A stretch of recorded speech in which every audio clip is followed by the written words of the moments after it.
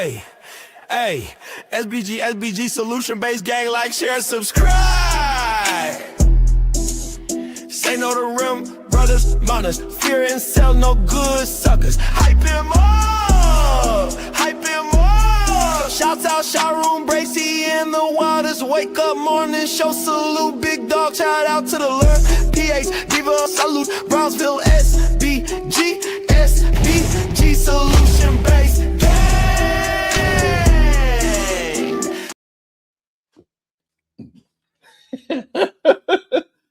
There you go. Let me get one more. Let me get one more water. Oh, we live. Let's go. Good day, everyone. How are we doing today? What up, Miss J? Good day to you. Thank you, beautiful. You got a lot of schoolwork today? Yeah. All right, we got to do a lot of schoolwork today. Good day to you, Miss J. Good day to you, Kim East. What's up with your platinum dose? What up with you? Let's go. We are wilding out on a goddamn Wednesday. And why so many people wilding out on my guys? What is going on with the internet today? Who that on the thumb there? That is No Captivity with Freezy. It seems like, Johnny, everybody wants to attack No Captivity with Freezy. It seems like Freezy is on the chopping block. Everywhere I go, I can't even watch the goddamn show because, we see Izzy Bands is going at No Captivity. We see 2K is going at.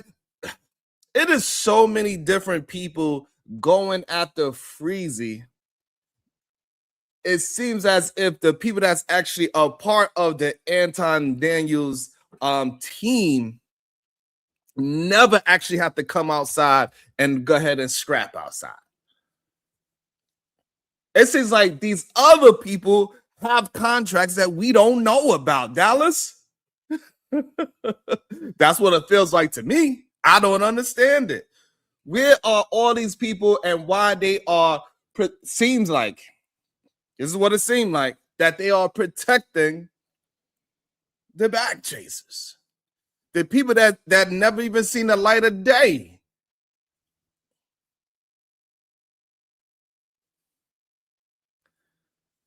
Never seen the light of day on that man's show. That's what it seems like, Ms. J. It seems like they are on some kind of contract that we don't know about. So who else I seen? I seen Izzy Bands. He's going at Freezy. I see 2K. He's going at Freezy. I see this young lady. Her name is, she go by the name of Messy Mashawn. I haven't had too many interactions with her, but she's going at Freezy. And it's just very interesting to see all these different characters and they all go with that Freezy. I'm not really understanding what's the issue. I thought the main issue was that, you know, Anton was moving the way how he was moving. Mo Business. He's saying what? I don't know. I think DJ Witch Doctor is somewhat neutral. I'm not sure, but it seems like he might be somewhat neutral in this whole situation. I do see Miss J. I stay up out of it. I see House of Hypocrites. He did a show yesterday talking about this whole situation. Dallas said Freezy is cool with him. Johnny said he cool. But I do find it highly interesting. So many different people, and all this stems from because Anton actually in recent times said Freezy's name. He also said, you know, Freezy might be in some kind of danger in a sense that he knows things about Freezy that other people don't know. He said, "Do you want me to tell you where Freezy actually works?" What's up, Lele? And also with that being said, he also said it in a sense where he knows what it seems like, he said he knows Freezy's relatives, he know where he work, he know where they work, he know all of that about that. And so Freezy took that as a threat. And I think most people would take the way how Anton framed it as a threat. And so and with that being said, when Anton was going at Freezy, he also went at Jazz Noel as well. And possibly even, he didn't say her name, but the way how he was communicating what he was saying sounded like he was going after the messy conservative as well. Yes, Lele, I could shout you out, Lele. What's up? Can you send me a 99-cent super chat, Lele? Oh, Layla. I'm sorry, Layla. Shout out to Layla. I sent you a shout out. Now send me a 99-cent super chat. I appreciate you. So, hey, thank you, Layla. I appreciate you. And so now, with all that being said, it's very interesting to see how this thing is going. What up, No Cap 22? What's up, Corinne? So it's very interesting how this whole situation going. Like, hey, listen, maybe Freezy, either he's going to die a hero or he's going to live long enough or stream long enough to become the villain. Yes, baby? You should have done your show because we posted. What we got to do? You should have done the show because we posted watch Zootopia 2 today. All right, I got you. We'll watch Zootopia 2 as well. I got you, baby. It was for night, so. Okay, we're going to watch it tonight. Yeah, after we do homework, we get to enjoy some of the sunlight before the rain comes tomorrow, okay? Mm-hmm. All right, so it's going to be raining today, but it's like not like right now. Okay, I got you. Can I finish my show? Thank you. I appreciate you. Hey, BMU, all I'm saying is that we're going to have to be careful because a lot of people's going at Freezy. They saying Freezy is a clout chaser and that he don't mean nobody any good and that he only could do content on Anton. And hey, listen, if that is the case, I don't understand. Is it that y'all disagree with what Freezy is saying about Anton? Because if that's the case, then okay, disagree with what you say, disagree with the narrative or anything that he's painting. You could disagree with those things and not actually attack the man that is delivering the message.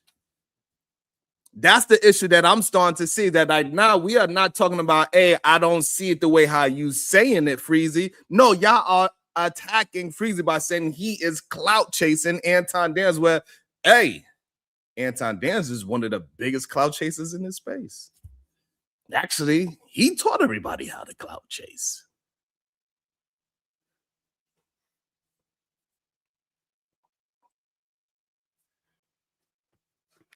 So I don't understand why we act like we don't understand that. Shiesty.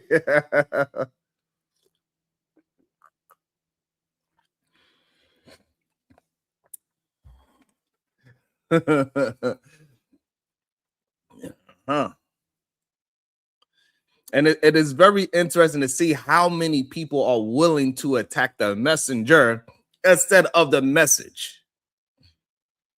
And for some reason, this has been going on for a very long time. Right? Make sure y'all hitting that like and the share button. That's how we start whooping ass. I need my people. I need all of my solution-based group. We need to get better at grinding with me. I need y'all help. I need y'all help with hitting that like button. I need y'all help with hitting that share button and tag me. That's how we get deeper into the algorithm. We have to do this as a collective. All the goddamn people that they got their goddamn team. I need y'all as a team. I can't be fighting by my goddamn self. God damn it.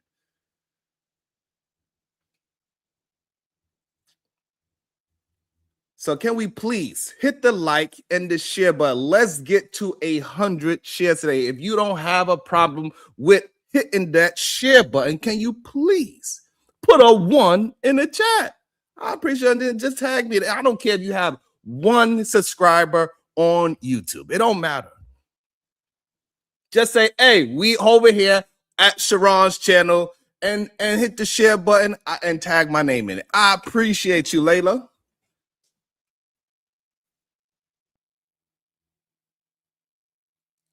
Because one thing I do know for sure, that people come to my channel, they don't mind dropping names of other people's channels on my channel, which is very strange to me. But those same people, when they at other people's channel, they never say anything about Sharon. I need y'all to do the same. I need some reciprocation.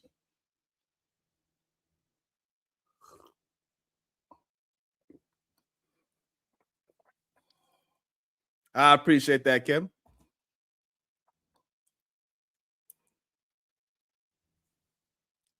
No doubt, Miss J. So what you do is you go to share, you hit YouTube, you type in at Sharon or at whatever my tag is, and then you hit share to your YouTube audience. And that's it.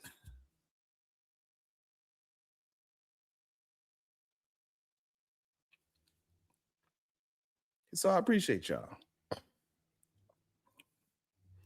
And so one of the things I just wanted to know, if you ever notice how the internet treats people who expose something. Because at first, they like Harriet Tubman with a ring light, right? A freedom fighter with Wi-Fi, a revolutionary with a YouTube login, but give it 2 weeks. 2 weeks. And suddenly the same people who were cheering are like, hey, man, I don't know, something about them seems off. Why they blinking like that? Why they talk so much? Why they got a hoodie on indoors? You know, I'm like, because they stress, Brenda. God damn it. They find the Illuminati from Motel 6.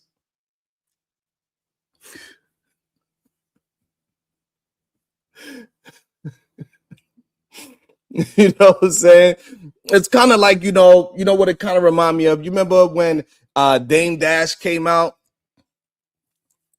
Right, when Dame Dash came out, he first started talking about Jay-Z. Y'all remember that?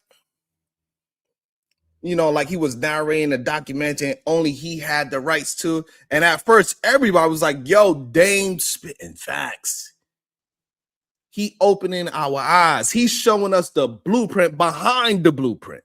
And then 2 weeks later, Dame is bitter. Dame is loud. Dame need to chill. Dame need therapy. And Dame, he was just like, I've been telling y'all the truth. Y'all just got tired. And the internet said, yeah, but you yelling though. Then we also got people like Jaguar Wright, right? We also got people like Jaguar Wright. What up, Uda? She came out swinging. Like she had a lifetime contract with the truth. She was naming names like she was reading a goddamn attendance in hell. At first, people were like, yo, she exposing the whole industry. She's brave. She's fearless. She's a warrior. Then the internet got bored, because the internet always get bored. And suddenly, she's crazy. She's doing too much. She need help. She need to sit down. But the crazy part, y'all wanted somebody to get up and talk about all these negative things that is happening in these industries, or what's happening to people. And now people are mad that she didn't whisper. And so now we got this whole Anton Daniels cinematic universe, right? This one right here, that this one is like watching a Marvel movie where everybody becomes the villain by the end. People close to him started talking. And at first, the internet's like, finally, the truth. The mask is off. We got the receipts. And then those same people got attention. Views went up. Subscribers went up. Super chats started flowing and like holy water. And the internet said, oh, you enjoy this too much. You must be lying. You the real villain now. And I'm sitting here like, damn, y'all turn on people faster than a light switch in a horror movie.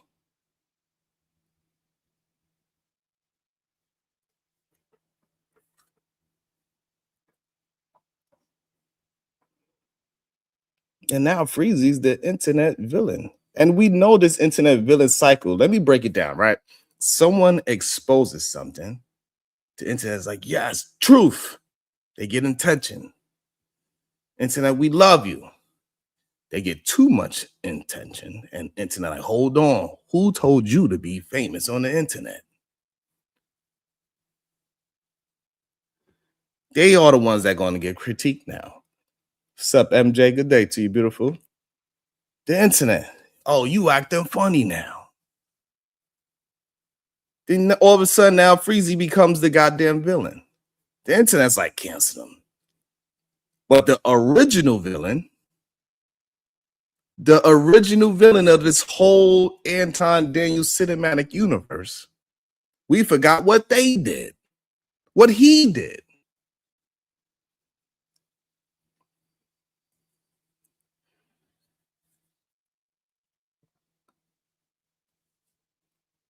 And it's like watching people fight a house fire, and halfway through you start yelling, why are you using that hose?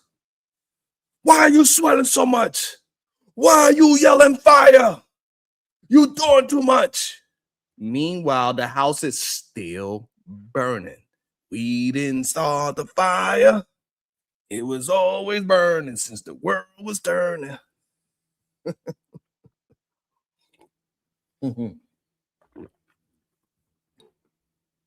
What's up, baby Bubba? Let me see where we at. I ain't even check on my damn.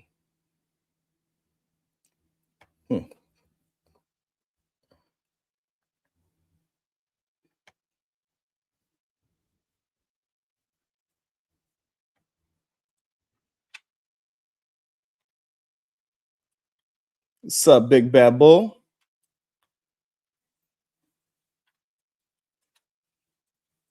I guess maybe my title ain't strong enough. Maybe I need to at some people, make it controversial for people to come and rock with me. Maybe everybody tired. Maybe everybody's still asleep. Maybe that's why they're afraid to hit the link. Maybe that's why they're afraid to hit the like button. Maybe that's why they're afraid to hit the share button. I don't know. Maybe I don't have enough, what they call it, clout.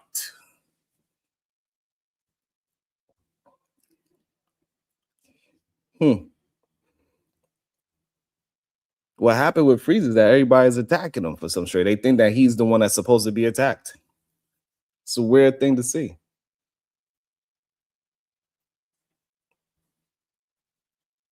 What's up, Beachy? Good day to you.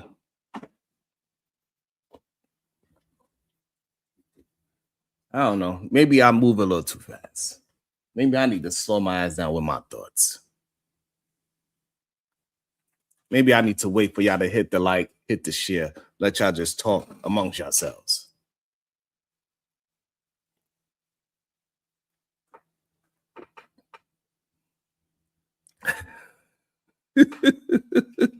That's why I usually wear long sleeves, Natasha.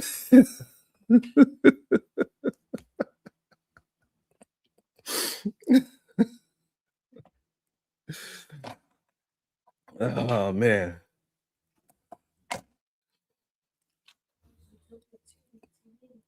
That's why I usually wear long sleeves. Let me see. Where we at? Man, this is crazy.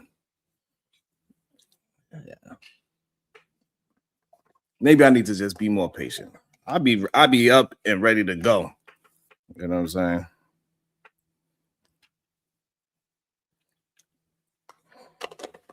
Maybe I need to slow down a little bit.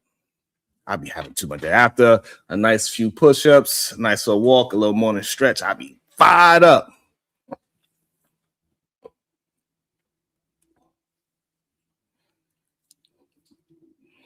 I could be able to get 20 likes. Nah. Insane. Also, I'm asking for likes and shares. That's it. However, we could get back into my whole thought process of this whole everybody's attacking Freezy situation. And for some reason now we don't want the truth exposed. So now we get so distracted by the messenger. Right now, we are getting so distracted by the messenger. And I never really understood that. What's up, Love Wisdom? What up, Kills?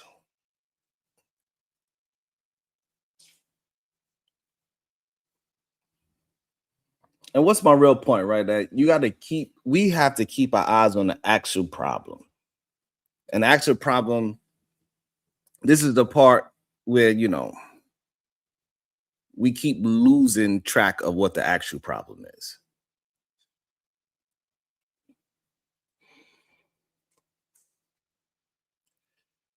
See, the problem ain't the people exposing the truth. The problem is the people who don't want the truth exposed. We get so distracted by the messages that we forget the message. We start analyzing their tone, their clothes, their past, their eyebrows.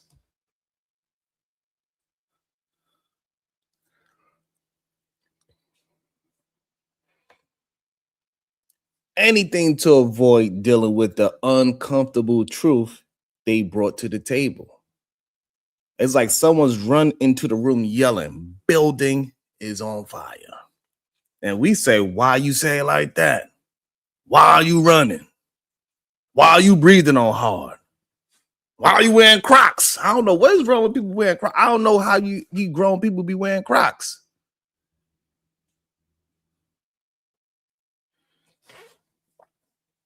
Big bad boy, he crazy as hell. Big bad boy, you crazy as hell. What your ass talking about?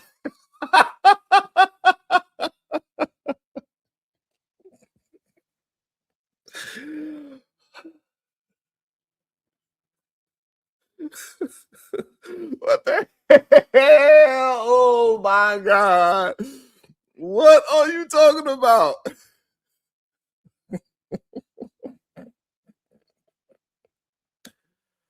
Oh my goodness. I had no idea what Big Bad Bull talking about right now. That was crazy.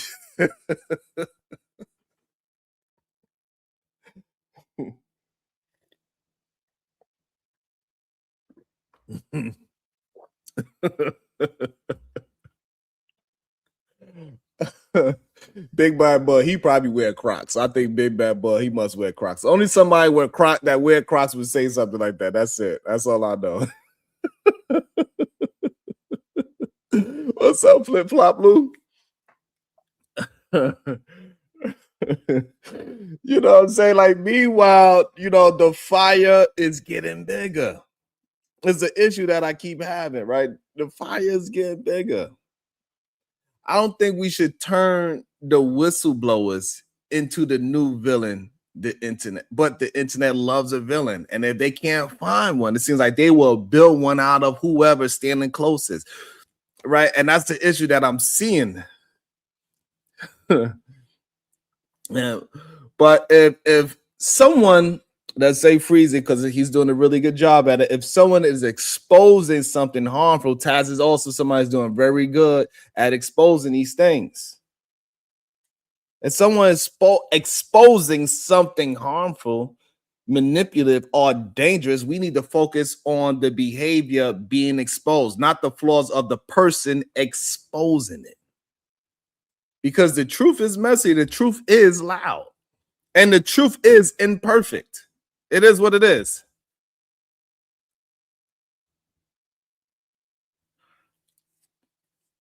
And the people who carry it, usually are too.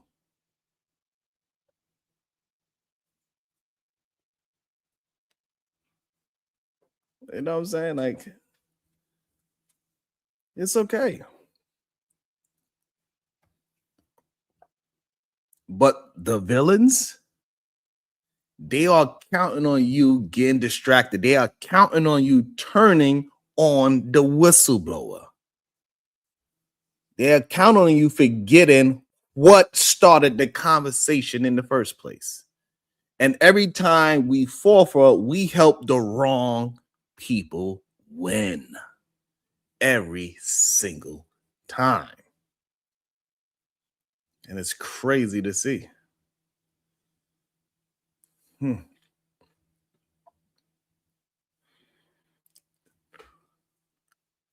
do this. About to be a situation. Hey, hey, hey. Shout out to Kululasi with the father. If you attack the people that are exposing Anton, you are defending Anton. It's funny, people who are attacking Freezy have friends that are cool with Anton Daniels. Shit. Shout out to my girl, Conversation with MJ. About to be a situation. Hey, hey, hey. They are not attacking Freezy because of Anton. They know they daddy did it to let his kids eat. They attacking him because he exposed the game. Very interesting. What up, Otis? Who? And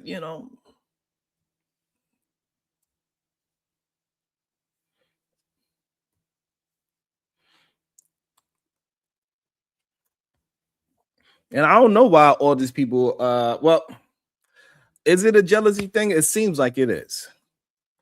Because the very thing that they really, what it seems like they have a problem with is that a person like Freezy is getting more attention on the same type of contact. Thank you so much, Johnny.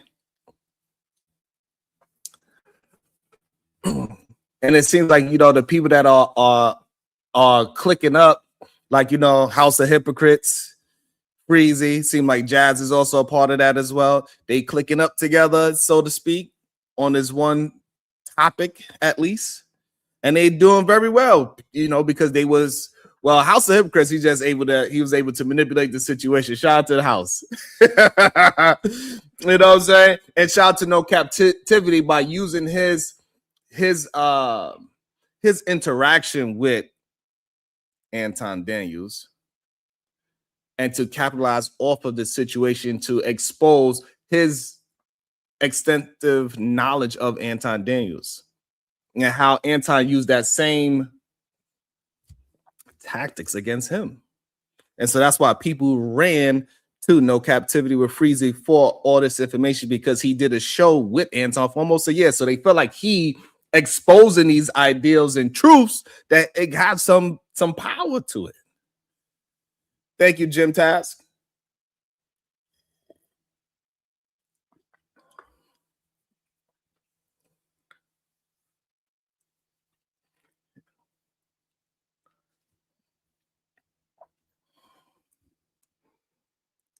And it seems like 2K was the only one that really is going out to bat for Anton like that for real. We don't got 40 likes. Wow. Maybe I don't like the content. Maybe I need to stop this stream and do something else. And I don't understand. Like, I see Messy Michonne on her thing, she was calling Freezy a BAN. I don't know what they issue is, what their situation is. Why are they beefing so hard? Damn, they said they calling him too gay. That's crazy. I don't know the man enough to know why y'all call him too gay. That is crazy. But you know what I'm saying? I don't know what their situation is. Why is Messy Michonne so upset at Freezy? What did their situation is? What happened between them two? I have no idea what happened between them two. Big bad boy, you lie. Big bad boy, that's a lie. I don't believe you, big bad boy. You ain't suffering for nothing.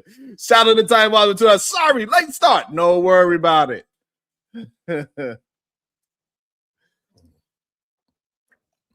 And I don't know why, maybe 2K was the only one that have a big enough platform to jump out on the ledge for Anton to do some back and forth with Freezy. They say, hey, give me the list. And this is why, Freezy felt like he was attacked and his family was attacked. Messy, you mean two hats?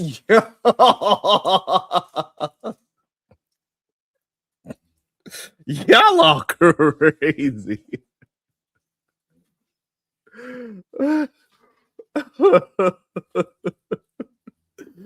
Why are you calling that lady two hats? Y'all are crazy as hell. Hey, listen, I don't want to get beat up by Bessie Michon, all right? I don't know. Mate, y'all calling her two hats. That is crazy. That it is funny, though. That was kind of funny. I ain't gonna lie. I don't know. They calling her two hats. I don't know what her issue is with Freezy. I don't know if they have some behind the scenes situation. I don't know why he's such a BAN. I don't know what their situation is. I don't know Freezy to be a BAN. As far as I understood, he was always good. He was always holding it down. Did he clout chase Anton? Maybe, possibly, but does he not deserve to do it? He was next to the man for a very long time. He should have the right to go ahead and jump out the window. Be disgruntled, goddammit. Welcome to the show, Kulu Live. Good day, sir. How you doing today? Why are so many people now turning their back on the messenger? At first, he was so a refresh, like a breath of fresh air when he was coming out and saying, hey, all these things about Anton, but now they are attacking the messenger instead of the message. Good morning. To answer your question, I think a part of it is jealousy. Damn. I think a part of it is views, content wise, and I think that the people that are attacking Freezy specifically and House of Hypocrites, they don't really have other content or good enough shows on their own. So now they have to try to create a story or a beef with Freezy or House of Hypocrites to keep their content going. And so like in my super chat, if you have friends that are cool with AD, if you have mods, in similar audiences, and you're attacking the people that are exposing Anton Daniels and the whole situation, then you're compromised. There's a motive and agenda that you're trying to do, and it looks like you're defending him.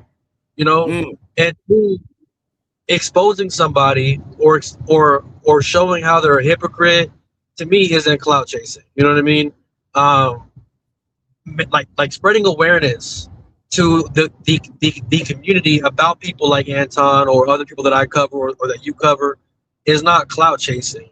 It's making the community aware to stay away from these individuals, because these individuals will claim that they're real, will claim that they're that they're legit, but in reality, it's all a grift. Like, it's all a scheme. It's all a scam to get more views and more money and more subscribers. So I don't think it's clout chasing at all. And I think that Freezy, whoever's doing Anton Daniels content like Taz, continue to do it. Don't stop, because they want you to stop. They want you to move on to stuff that's not important, that's not going to get you the awareness to expose these people. And I think that Anton and a few others are like the last so-called thread of the manosphere or this type of space, and it's over with. And if you get rid of Anton and a few other individuals, type of space is done. And I think that they're trying so hard to protect Anton, and and so now you believe they trying to protect Anton. All the people that's now attacking the actual messengers, they are trying to protect Anton. Do you believe they are attempting to protect Anton because then somehow they are protecting their own negative thoughts and negative views? Yes, for sure. I think it's that, and I also think it's that it's like I've seen spaces that started and then spaces disseminate once the main people who created the space get exposed or move on to do something else, right? So people that I've seen that are going at Freezy, for example, they don't want to make it look like they're defending Anton because they have a position of, I don't like that he does this, I don't agree with him on this. But if you notice, those people have friends that are cool with Anton, that defended Anton, and it's like they're trying to go at Freezy in a way to get Freezy to stop talking about Anton, which will stop talking about this whole situation, and more information, more evidence, more video footage that has been coming out since people have been covering it won't come out, and it'll just go back to normal. You know what I mean? To where people will start watching his videos, start like believing in the bag chasers, and they move on to something else. If that's what they want, is they want people to move their attention away from the whole Mika, Anton being fake, him being a so-called player and not being like a real Christian, to whatever it is that Anton wants it to be. I like that observation. And it is a very interesting one because, hey, a lot of those people, like, for example, 2K, he has a close relationship with Anton. So he has a big interest in keeping Anton able to be disrespectful and popular at the same time. Like, hey, this is all just content all of a sudden. Like, even though he based his whole content on being one of the realest N-words alive, and being that his lifestyle and who he is as a person, that we all need to be following that type of man. I believe that Angry Rim, he came out and say Anton is the standard. So now, is it Anton as a individual is a standard or not? And sadly to say, the person that's going at Freezy a lot, he do have a very close kinship with the Angry Man. I apologize. So it is interesting that what you bring up, that hey, these people are close to people that are close to Anton. That's an interesting point, Kulu. I'm glad that you called out, and there's nothing wrong with people just bringing out the truth, exposing it. Stop trying to act as if that is taken away from what he's exposing as a character flaw, regardless if Freezy himself have character flaws. That don't have nothing to do with saying what he is saying. You know what I'm saying? Everybody, I think that's the real issue that we are seeing. Also, let me welcome into the show Izzy Benz. He might have something to disagree with. I'm not sure. But Izzy, right now, we are having a conversation about people seem like they are attacking Freezy and they attacking the messenger instead of the message that he is pushing out. And it seems like you are somebody that is in the forefront of attacking the messenger instead of the message that he's saying. So what is your thoughts on that? Why are we attacking the messenger instead of his message? So it's not, that's not at all what it is in my case. I can't speak for nobody else because, you know what I'm saying? I'm cool with other people in the circumstance situation. I don't care if Freezy do a million videos about Anton. I've defended that. Do your thing, run it up, get the bag. It don't matter to me. I could care less. My issue with Freezy was personal. I tried to reach out to him behind the scenes. He had a smoke show, and I told him, yo, fam, this is not necessarily about Anton. Do your thing. I think you should make a million videos. I don't care. I could care less. Yo, bro, but when you was describing this, it sounded like you were throwing shots at me, which it's been confirmed now he was throwing shots at me. And so that's what my issue was. My issue was him personally. Then to double down, now you said, Sharon, that we should have a standard, and the standard should not be doxing. Freezy doxed Kojak 3-on-3 the Great. Now I know that you don't like Kojak 3-on-3 the Great. He don't like you. Y'all have y'all thing, and that's fair, right? But the problem is you can't go and do the very same things or worse things than you're accusing somebody else of, and then try to have the moral high ground. That's the problem, right? He doxed Ko. Ko don't get up on no panels. Ko don't anymore. Ko don't show his face or whatever. Ko don't expose his name out there like that. So putting that brother's name out there was wrong. Then he lied on Ko and said Ko didn't never send him no emails, which Ko did send him 2 emails. And then further went to say, well, I didn't get the emails from this, but I got the emails about this particular individual. And out of respect for your show, I won't say his name. I got the emails about this particular individual doxing him from Ko. And it's like, what? So then further, he put my daughter in the midst of his beef with Anton that had nothing to do. My daughter is not a minor child. My daughter was a grown woman. It didn't have nothing to do with none of that. So my problem with Freezy is personal and has absolutely nothing to do with him and Anton. Do your thing, but you can't go from asking me a question. I answer the question honestly, which you say, yo, did you ever know me to lie on Anton? I said, well, I haven't seen all the videos. He said, well, from what you seen. I said, nah, I haven't seen you lie on Anton. And he said, well, that's Chedo right there. I said, well, no, listen, bro, I ain't seen you lie on Anton, but I seen you paint a narrative about this particular situation, which was the absolute truth. So it's amazing, right, that one person can be honest and tell the truth and tell the situation, but another person can't. And it really, in this space, it depends on who people like at the time that they like them. And that's all there is to it. It don't have nothing to do with what's right or what's wrong. So I do understand the personal grief with your personal top mod with Cole. And I believe, I'm not sure, you could correct it if you can shortly. Did Freezy apologize for Doxxing's name, and did he retracted it? I didn't hear him apologize, but I did see him retract it. Yeah, but he retracted the brother's last name and the brother's credentials, but left his first name up. Okay, so all right, so that's kind of fair. That's him like recognizing a mistake that he did. And so what I'm saying is that at least from bare minimum, he did leave his first name up, but he did retract his full name when he realized his mistake. And I think that got to be noted as well, is that he is somebody that is, yes, he made a mistake of doxing this man's full name, but also he retracted it as well when he realized that he did make a mistake. People in the chat saying that he did apologize. Maybe me and you both didn't personally hear it yet, yeah, but you know, that's neither here nor there. Hopefully he did apologize for doxing the man's full name. So that is somebody that is at least recognizing his mistakes and not allowing it to be doubled down on. That's number one. And so number two, what it seems as if all these people that are just acting as if he's just clout chasing for exposing the hypocrisy in Anton. I think that is not fair as well, because a lot of people call him a BAN. I believe you are one of the people that calls him a BAN.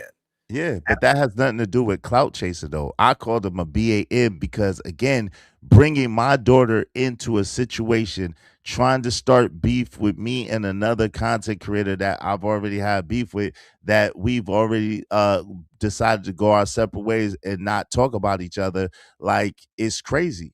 So okay, so now with that situation, right? I don't believe he was attempting to rehash y'all two beef. So what I think he was attempting to do, from my point of view of when I watched it, right?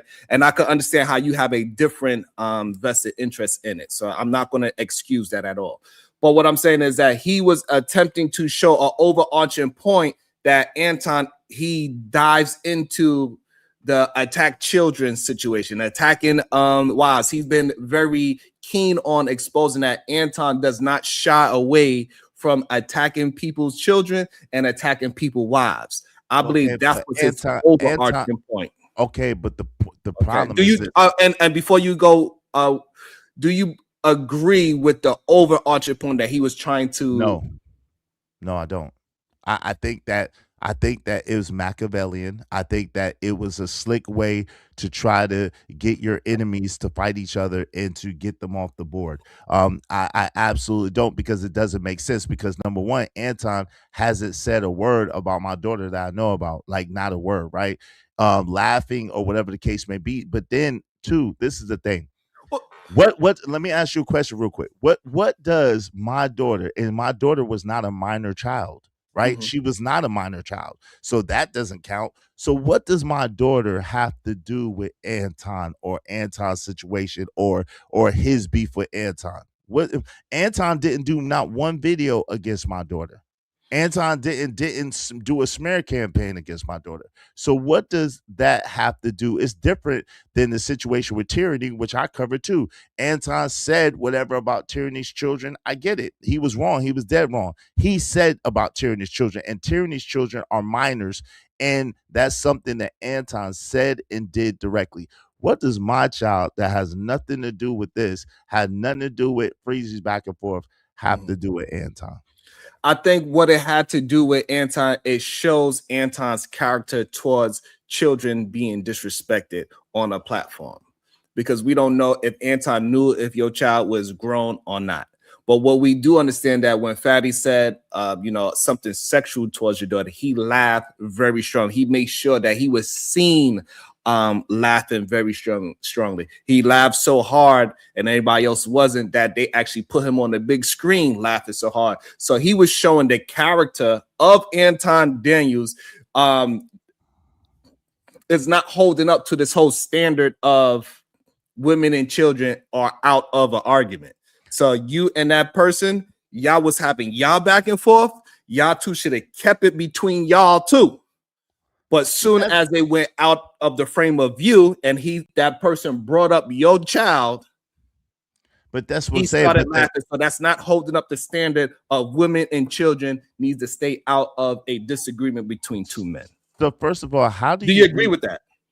Yo, this is the thing. Like, but I can't. No, because the premise is off, right? No, I just want to make sure. So just no, because the premise is off. How could you possibly, right? How could you possibly sit there and make a moral argument while relitigating and rehashing? Because this is the thing. When I went up there to talk to Freezy, because I had tried to call him, I tried to get a friend of mine that is a mutual friend of his, allegedly, to reach out to him, to tell him to get in contact with me because I couldn't find his number. I tried to DM him and message him and ask him the questions that he never answered. So I went behind the scenes because I had Freezy's number at one time. So I went behind the scenes to try to get in contact with him privately to figure out what's going on.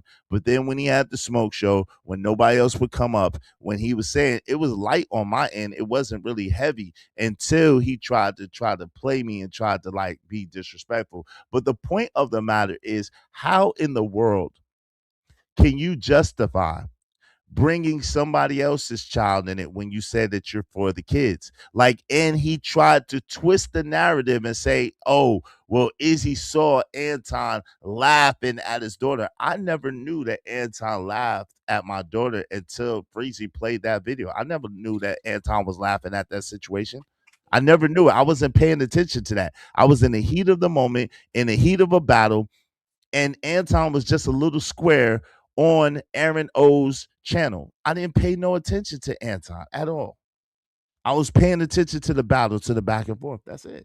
So it's crazy that you're painting a narrative and trying to include me and trying to include Big Boy and painting narratives about us and painting narratives about this and that, but you're allegedly going at Anton.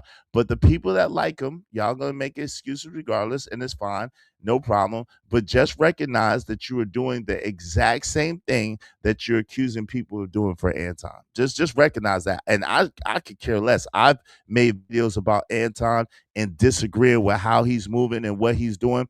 I don't agree at all with what Anton did. I don't think Anton was moving right at all. It's epic. Me and AM been going back and forth about that shit because I don't agree with what Anton is doing. But yet and still, when it comes to y'all favorite content creators, you make all kinds of excuses, all kinds of justifications, and you show your hypocrisy, and it's fine. Okay, so now with that being said, is it not hypocrisy that a man that when he got his wife and children attacked, that he said, hey, women and children are supposed to be out of it? Also on Anton, he had that women and children are not supposed to be in the argument for a very long time. It wasn't like this is a new tenement of his character, right? This is something that Anton been saying for a very long time. Women and children should not be involved in two men and their disagreements.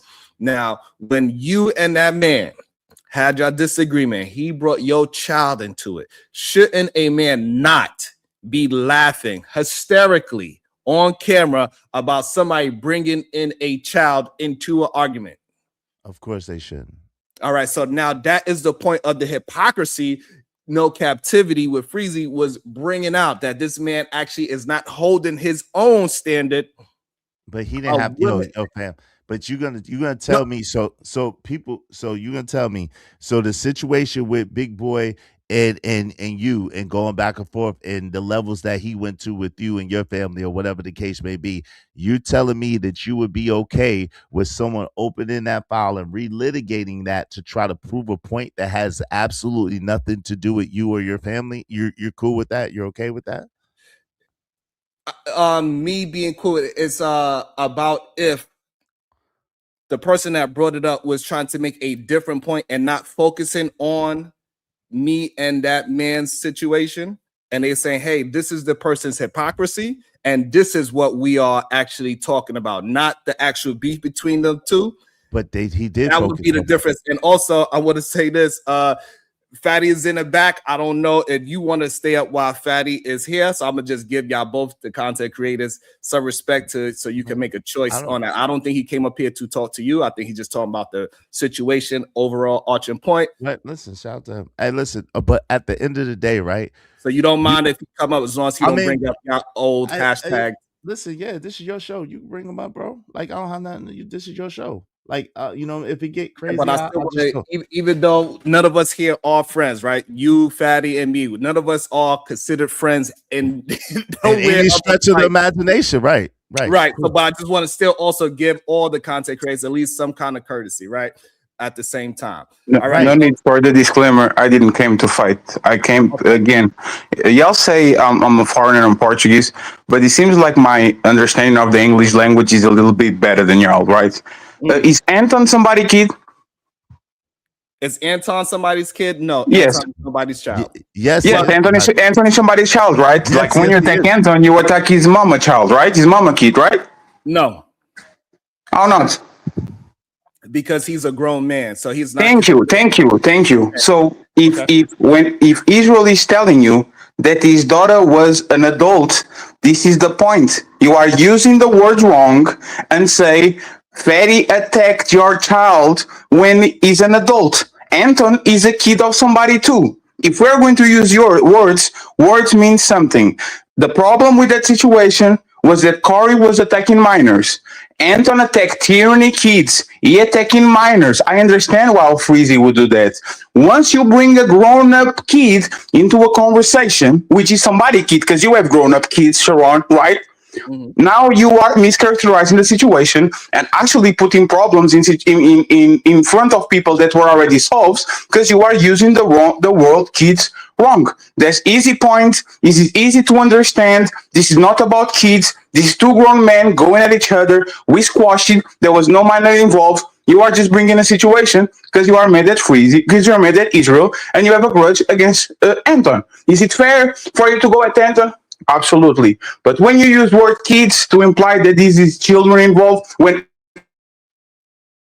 the commission was adult, this is when you actually fall into some BS. Do you disagree with that, Sharon? Okay, so I can understand. I don't know if I disagree, but I understand that gripe that he's using the context of kid wrong because it was a grown person. So when you say women and children out of the argument, for the most part, most people look at it as minors. And so the fact that at the time that we are talking about somebody that could take care of themselves, so to speak, at least at the age limit to take care of themselves, that's where the misunderstanding is, and you feel both of y'all feel as there's no misunderstanding. There's no misunderstanding at all.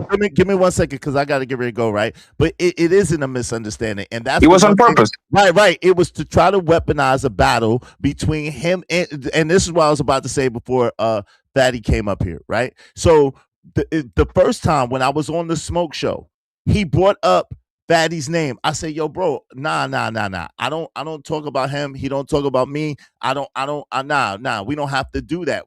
Don't bring that up. He tried it on the Smoke Show. So what he was trying to do is the same thing he tried to do with Daryl and Co. But them to weaponize it and weaponize a battle between us while he falls back and sits back on his laurels and points fingers at Anton. So it's really, and I don't know the status of Fatty and Freezy's relationship. So we cool. Okay. There's no disagreement. But cool. Okay. But it's trying to get rid of two enemies, me and Anton. You know what I'm saying? While you know what I mean, basically throwing Fatty underneath the bus at the same time. Really? You know why there was no misunderstanding?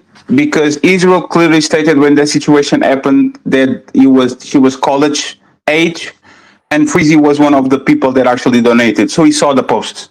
There's no way it's a misunderstanding because he mentioned that she was college age, she was out to college, and that motherfucker donated. So respectfully, let's not do the misunderstanding shit. No, he was on Freezy, purpose.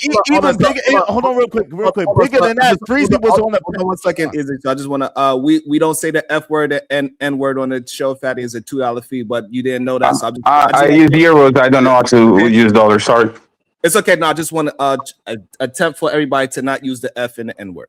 Yo, Freezy was even better than that. Freezy was on that show when I got the news. It was me, Angry Man, Beans, Freezy, and Grinch. Mm-hmm. Freezy was on the show when I got the news. Okay, and I understand the misrepresentation that y'all talking about. That y'all feel like he made it seem as if it was minors, but yes, that's wrong. And so I understand that part of it. However, it's still that's wrong. And still, in all, good day to you, Uda. How you doing, Uda? But also, women and children should be out of the argument. Still, it still holds at the same time. That you should not be bringing in children and wives into a argument of two men. And that's why we defend the tyranny. We said that's uncalled for because you don't like that shit. So I'll send you $3. I don't like that stuff to actually be used against you. But the problem is, and once again, is the hypocrisy of y'all. And I'll say y'all, you and Freezy. For example, when I did Lotion Gate, right? Mm-hmm. And I threw that man under the bus. You have people on your chat that literally faked a breakup with him and tried to attack me and say that they were sue me because I literally threw that man under the bus and show who he really was. Right, MJ? And instead of actually attacking the person, they came and attacked the messenger. Every time I do something on this place and people don't like it, and it's not just me, instead of y'all focusing on the demon and the midget, y'all go and attack the person that actually is doing the message. But now all of a sudden, y'all are defending Freezy and saying, oh, he's going at Anton and all that. Respectfully, me and Freezy don't have no problem. He has all the right to go ahead and to do 1,000 videos about Anton. There's nothing to do with me. But don't pretend that y'all respect the messenger when I've been one of the biggest truth tellers on this place, and y'all every time, instead of making it about the message, y'all making it about Fattby. So that's all I wanted to say. Once again, thank you very much. And Sharon, I heard you did the show. Be careful with the PDF shit, please, because that was before I was a content creator, and you did 40 shows with me before you actually got kicked out because of that karaoke shit, okay? So be careful with that shit. Don't play along. I have a massive... Sharon, we squash it. I don't have a problem with you. So please, be careful with that shit, because I had a massive show about you, sir, and your past, right? That I didn't do because I thought we were good. And now you're bringing that shit up again. I will say it, and please follow along. If I'm not talking about you crazy, don't talk about me, okay? Leave me the fuck alone, and I'll do the same. Have a nice day. I don't have no problem with none of y'all. Please leave me alone, okay? Is that fair? Hey, listen, I'm not bothering. So what is fair is that that you don't. What is fair is this, that what I did was compare your jokes with Corey Holcomb jokes. Sure. That's what I did. Okay. Yes. So I said the same way how we are going to be upset at Corey Holcomb for his jokes in the past, we got to be upset at your jokes in the past. That's not true. Because Corey Holcomb said things that actually were factual. I was in Finland, and these 14-year-old girls, I have some stepdaughters jumping on my bed while I was naked. That's not fatty at all. Respectfully, that's not fatty at all. I didn't do nothing on those things. Don't compare those things with the jokes I did. You said that a man being pegged by a woman was not gay, and I didn't bring that shit up to do a show about you and counteract the shit that you were saying. Stick for the facts. Let's not be crazy, please. I am out of your way. Please don't do the same shit that you were doing, I don't know, many years ago, because now you're not even trying. So that's fair, Sharon. That's all I'm asking. That's fair. I'm about to say, I don't. Yeah. All right. So wait, be careful with threatening me, because I don't know what that threat is for. Hey, no, my threat is leave me alone. I'll leave you alone. Is that fair? I'm just letting you know. Neither one of us is afraid of each other. So absolutely, but I'm good at it. You're not. Wait, let me say this. I want to make that part clear. Neither one of us. So we be clear. Nobody up here is afraid of anybody up here. I understand. So all right. Hey, before you go, Fatty, Yo, one thing that I think that you gotta honestly give me is when we said we was going our separate ways, you said you was gonna do your thing, you said you was gonna do whatever you was gonna do. I said I was gonna go my separate way, do whatever I was gonna do. I never did not one video. If I was clout chasing when you was doing your thing, you're doing your thing, you got all them people, you got all those views, whatever the case may be, wouldn't I have came after you? Wouldn't that have been the real thing to do if I was clout chasing? I don't think there's no clout chasing involved on your part on this one. I don't see it. It's not, and that's on this situation, I don't see it. You do smoke shows, people have to come with the smoke. You can be offended when people pull up with smoke, and now you're offended because people bring smoke. It's literally a smoke show. That's literally what they did to me when Anton pulled up on the smoke show and he started talking about Tommy. If it's a smoke show, there's going to be smoke. You can be using that shit against people. It makes no sense. Facts. Well, you know, Facts. And PS, everybody cloud chases in this space in a way or another. So people pinpointing who cloud chasing is the Spider-Man meme. 3 Spider-Mans pointing at each other. Everybody cloud chases everybody on this space. And it's actually what you're supposed to do, because that's what Anton says you're supposed to do. You should cloud chase out of people that are bigger than you. There's no problem with that at all. Okay, so now both of y'all do understand that Fatty and Izzy, y'all gonna have the issue is that y'all are actually kind of close to Anton. That Anton have a somewhat of a friendly. No, we're not. Anton is a piece of shit. We're not close to him at all. What are you talking about? Like, this is so ridiculous. No, Israel literally went at war at Angry Man because of Anton. What are you talking about? Y'all like to make narratives. For what? Anton is an asshole. What's the point? The point is that for whatever reason, he's comfortable going to Fatty's show and having great words with Fatty. Because I'm better than y'all. He will also have easily go to Izzy channel where, you know. Nah, don't get mad because he don't been a while. It's been a long time. Don't get mad because he don't mess with you. I'm not saying that is a narrative paint, but it ain't. It is. So let me hold on. It's observable. So let me explain why, Sharon. So this is the thing, right, Sharon? Yes. I am in peace with Anton being an asshole. I'm on his Patreon. I'm okay. Anton is the villain of this space. It's okay. It's fine. But you know what? He comes on my show because I'm better than y'all. I have a future in this space. Sharon Gracie doesn't. He's just a gossip queen. Matter of fact, who is more pro Anton, Israel? Me and you that come from Fight Club, and we kind of have a back and forth with Anton, but it is what it is, and we cool with it. Or Sharon Gracie that went to his meetups, introduced his wife to Rita, introduced, I think, his kids to like Sharon, you are through a back chaser. You were on the meetups. You were taking pictures, kicking and cacaing and do all these things. Only when he stomped you out, when you said, oh no, I'm against him, just because he stomped you out. If he wanted on his nuts, he would be on his nuts. So he's the back chaser. And you mad that he didn't come on your show. Let's keep it real. That's what you're mad about. Hold on. Israel Mills, hold on. So again, that is narrative painting at its finest. Oh, so you didn't went to the meetups? Right, I went to the meetup. You didn't shake his hand? Yes, you're not mad that he didn't your wife to his wife? Hold on, let me answer all these questions. Oh, damn. Wait, you ain't mad that he ain't come on your show? That's really what this is about, because you keep mentioning it. If Anton was to pull up in your audience right now and come up on your show, you'd be like a giddy little schoolgirl. Stop. Like he does with Tommy, like he does with the white people. Sharon is a fake op. As soon as these ops pull up, he smiles and he says, what you have to say, Tommy? Talk with us.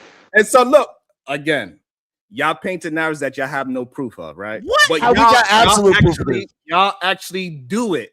You get giddy. Fatty gets giddy when somebody big comes to his show. Anton offered me a contract on the 3rd week, sir. Hold on. And it is okay that you get giddy. I'm not like you, Sharon. Recognizing you, right? So that's why you want to try to paint me against you. But guess no, you take blood money. I don't. Hold on. I'll let you talk. Even though you're talking negative about me, I'll let you talk. Sure. So, and again, y'all be the one that is giddy. You are still in that man's Patreon. You still want that handshake from him. You want him to come to your show. You are the one that is somewhat fighting for your life for that man. You don't How? actually give a Prove damn it. about No, prove it. situations. But for some No, reason, prove it. you act as if you and Israel are some kind of moral police. Get the F Nah, out of here. I'm not playing no more police. That's I'm not fine. playing no So more now police we're at not all. trying to I paint. have a Hold on, we're not personal trying to paint. Hold issue with please. Freezy. Why you keep shutting Control me up? yourself. It's okay. I'm being controlled. Why you keep shutting me up when because I'm I'm talking, right? And I'm You trying to wasn't talking address when you- somebody. What you say? You asked the question and then I spoke. You asked the question. I'm answering your question, the statement that you made, and Yeah, now but you're I'm trying to say but you was while I'm talking. talking is the problem, right? I do not interrupt y'all. That's So all only I'm why asking I for the didn't same do it. thing I'm giving y'all. Like I'm giving y'all that respect to not overtalk y'all and hit the mute button. Hey, Sharon, I have 30 seconds. I have 30 seconds. Sharon, I have 30. You fatty, you are an example of you are on the Patreon just because your ass don't live in America. If you was, you'd be his #1 fan going to everywhere he goes. Fair. You probably would have been in Mika seat instead of goddamn her for all Okay. we goddamn know. So So, don't Sharon. try to act as if I am chasing something that I'm not. I'm in my own space, rocking my own show, grinding on my goddamn own. Crying I accept crying that. that Anton hasn't Okay. come over here. Crying I accept Anton that. So, hasn't come over. so what I want to say, Sharon. So what I want to say is this, right, Sharon? First of all, I follow like 20 something Patreons. If the information is good, I take it. Right? That's just it. It's not personal. It's business. Second thing, Sharon, and once again, this is different between me and you. I refused a deal to work with Anton and to have a show with him. Okay. You accepted the deal to have a show with Daryl Long. We're not the same, sir. Thank you very much. You're welcome. I didn't accept no deal with no Daryl Long. But I know that's the narrative that people want to paint about it, but I did not. Well, he's not involved. But listen, this is the Yeah, thing. he's not Sharon. involved at all. And Right. I just want to Wait, say, hold so on. like that's Hold on, beautiful hold on, how hold the on. narrative be painting, right? Somebody paint a bullshit narrative that I was at because we met before, that all of a sudden I'm some kind of Antonite. That is wild, ridiculous to say.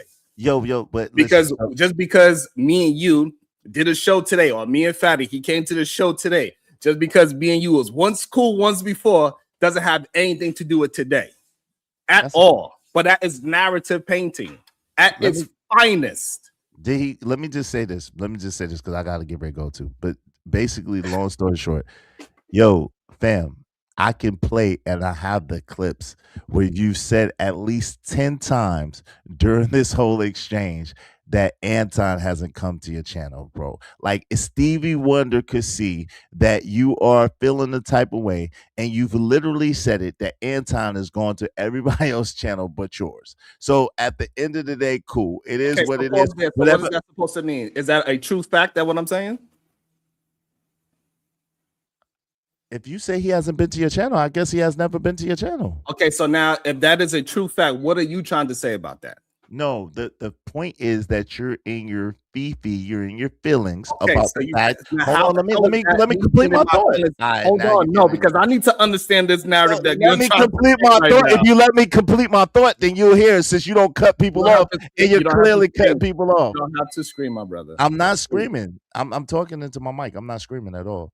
But All the right, funny, so you don't have to overtalk me on my own show. That's what I'm trying to say. I'm not, Let me yo, just navigate the way I could understand you, not just you want to communicate the way how you want to communicate with me. yeah, I got it. Okay, so we could. You said you don't cut people off, but you literally cutting me off in the midst of my sentence And I'm multiple times. explaining to you why. So this way I could have an understanding. So this way we could both be an understanding. So you know that I'm not cutting you off to silence you. It's not what I'm attempting to do.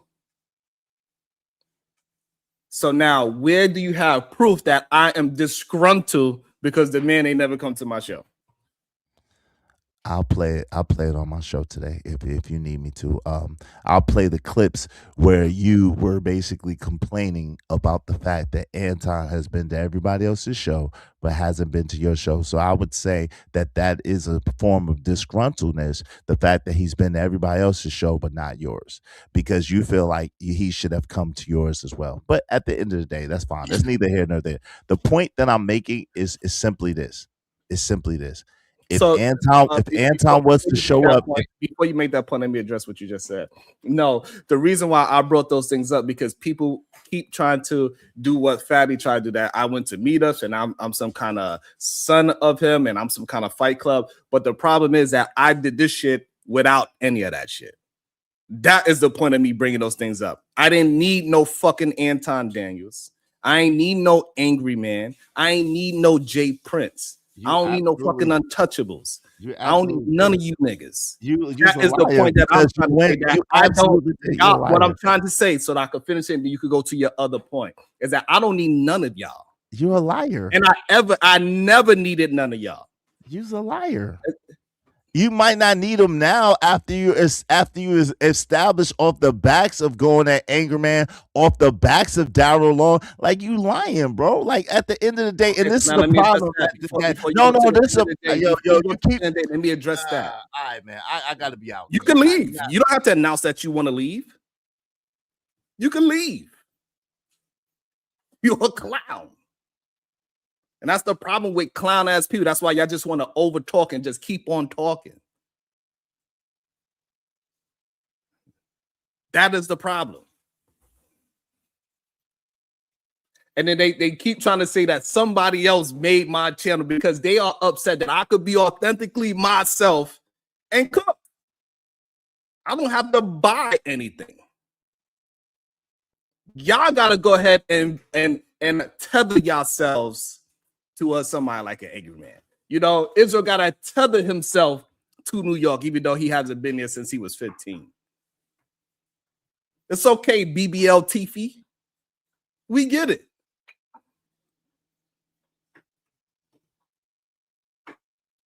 We understand that, you know, y'all gotta have all this theatrics to have a conversation. I don't need none of that. I grind on my own. Y'all got cooked, BBL TV. It's all right.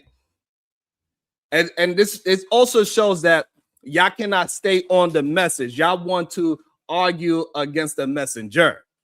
So yes, once upon a time, I went to a meetup. But guess what? I didn't need Anton to build up my channel at all. No need whatsoever. Y'all need that. Y'all need cosigns. Because before I got to the internet, I was who I was. All of these old beasts that happened from 5-10 years ago, y'all got to keep bringing that up from other channels. Y'all got to talk about all the beasts that y'all had on Fight Club, and y'all have proof of jokes that happened on other people's channels. I wasn't a part of that. The same thing when you and Fatty and Israel, all of a sudden, when y'all was having y'all problems, that was on somebody else's show. I wasn't a part of that. A lot of the nonsense that y'all was a part of that people bringing up from 4 or 5 years ago, I wasn't there. All this Fight Club footage that people say they know me from, where am I at? Y'all need that shit. And that midget that you're talking about, he begged me to be a part of my show, a part of my motion. And he said that on BBL Tiffy's channel. He was going to whatever school he was going to. He couldn't really maintain and keep up with his show. So he wanted to be on the show so he could still do his streaming while he's going to school. And I said, okay, fine. But we never had no business anything. The same way how you hit the link, he had to hit the same link. He didn't have no personal link. He couldn't just pull himself up. I don't have to make no fake ass breakup to get some engagement. Is Ilkan Lee untouchable or is he touchable? I don't know. I ain't have to make him no goddamn fake ass breakup.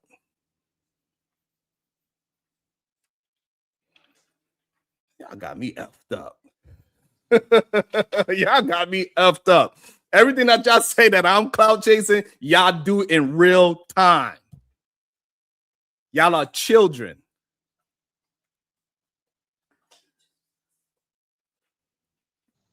Let me read some of these goddamn super chats. Hold on. Let me also.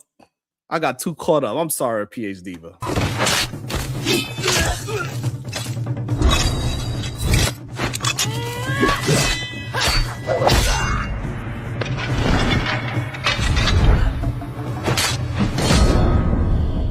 My bad, Diva. I got too caught up in these fake ass narratives that they painted. I'm not sure. It's all good. All right. Corinne Mackey, $2. Oh, I got $1. The Real Prism XO, $10. Team No Captivity with Freezy. Jealousy is a hell of a drug. Big Bad Bull, $10. I applaud Izzy's love for Kojak. All these years in support I have given, no content creator has ever spoke out on other folks' Channels. Channels. Okay, channels in defense of me. Clearly, I can hold my own, and Kojak can as well. The Real Prism XO, $10. Wah! Crybaby. I can't stand a weak male jealous over someone being great. Boo-hoo. Big Bad Bull, $5. What's hilarious to me is how much effort y'all have to hate watch to even give commentary on content creators you supposedly don't fuck with. Hypocrisy. The Real Prism XO, $10.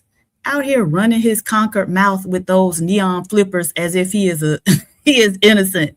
Hashtag Wildest Wake Up Show and Team No Cap. Shadow the Titan Wasps, $2. Language. Be better, sir. What's up, Jabba? $2. Untouchable Empire support. Otis Who Network, the Handsy Grabber, $2. Great content. No means no. Kim East, $2. For Fatty. See you. All right. The Real Prism XO, $10. We are glad that Swap Meet Rick Ross isn't over here. Damn. Y'all are so desperate for Anton attention. Mika is going to pull up on him. Shadow the Titan Wasp, $10. Sharon, fine. Thank you. I appreciate that, Shadow. The Real Prism XO, $5. Oh, and let me correct a lie. Freezy is married. I spoke to him and his beautiful wife. Y'all just be lying. Damn. It's kind of crazy to see people try to paint a false narrative in real time. That's crazy. Welcome to the show. Shout out to Time Wobbs. Good day, sir. What's your thoughts? Miss Diva, that language was not my language. Other people were cussing on the show. I was just trying to be better, ma'am. I take your advice. And you're gonna have to show, ma'am. Your own language before the show over. So cut it out. I guarantee it. No, I guarantee it. You're not wrong. And I just said that wasn't for me. Oh, okay. It's called trying to learn, ma'am. And I think it's hilarious, Diva, that but I appreciate it. They really show how much they really admire me. That, Fatty came up here and said, Sharon, you just mad because you don't got enough. What? You don't sit your stupid ass down. Who the hell you think you is? All that clout chasing you did. And it's fine. Like, I don't even give a damn that you clout chasing. But don't try to act as if you built that channel off of your talent. That is not how you built that channel. You built that channel off of other people's so-called YouTube celebrities coming to your channel. It's crazy to me. And I don't understand why you think we don't see it. We see it, and it's fine. That's how you did it. That's how you did it. I ain't never said nothing about it. But for Izzy and Fatty to act as if because they got the fact that they using the fact that Anton came to their channel and not mine's as a way to push their argument shows who got integrity, who don't. You want to try again, bring up something from 5-10 years ago. I don't give a damn. I'm not the one that said a woman or a man, I should say, that have a BBL body looks better than 90% of all women. You said that. You could get fooled by that, not me. It is what it is. So as long as that man has a BBL, you willing to go. Hey, it is what it is. I'm not willing to go. Maybe I should bring up Malik Yoba, because maybe Malik Yoba and Fattby has a lot in common with each other. And they don't understand the difference. Long as that man have a BBL and it looks better than 90% of all women, hey, he's willing to pull that bra strap. As long as he hit it from the bike. That's how you say it, Diva? From the bike. And the funny part about it, they think that he threatened me about exposing something old is going to actually put some harm to me. All it's going to show is that I've been holding my same integrity for all these years. I've been the same person every single day. Well, at least they pulled up, at least. I don't think they got what they think they got out of it. They believe that because both of them are very good narrative painters, and they are somebody that could just throw in some words, and they believe that people could just run with that. So it's very interesting to me. I don't know. Welcome to the show, The Random Gentleman. Good day, sir. What is your thoughts? Yeah. All right. So are we back on the topic, Sharon? Yes, sir. Okay. Cool. I'll be quick. Good day to you too. I would say at this point, on my end, from what I'm seeing, I don't think Freezy's becoming necessarily the villain more so than just. I mean, it's becoming a nuisance at this. My whole thing is once we saw and heard that his wife is totally down with the whole play, what really is there to talk about the dude? Now, about which dude? Anton. About his hypocrisy, about how he is not holding to his own standard, his own words. Yeah, I mean, I get that part. All right, okay, that part, the hypocrisy part, I can get you on that part. But is he really still standing on all of that after this has come out? Like he still does try to preach he's such a Christian and everything else, because from what I've seen, he's kind of chilled out on that, and he's really been on quote unquote demon time more so, if you want to give it for lack of better words. I ain't been hearing them talk nothing about no family stuff or anything as of late, ever since that Corey Holcomb show. I have not. I've heard nothing for real. Okay, so you're saying that he's holding to what people are saying, and now he's holding himself accountable. You're saying? Yeah. I think he's leaning into it. Yeah, and I think it's another grandmaster play that he's about to make, leaning into it, and I think he's going to catch a lot of people off guard with what he's about to do. I mean, he is going to catch people off guard. I'm sorry. I was reading the chat. Hey, Ms. J, this is what we're gonna do. Make amends. And you want to keep on talking ish about me for whatever reason. Like I don't even understand some of these people at this point in my life. But make amends. You better be careful, tread lightly. I don't understand what your gripe is. But you better be careful because hey, listen. People in the chat, they got that. So you better calm your clown ass down. No, that's go ahead, random gentleman. Go ahead. No, I mean, I'm basically good. I don't want to hold the floor up too much, bro. I just wanted to say that basically, yeah.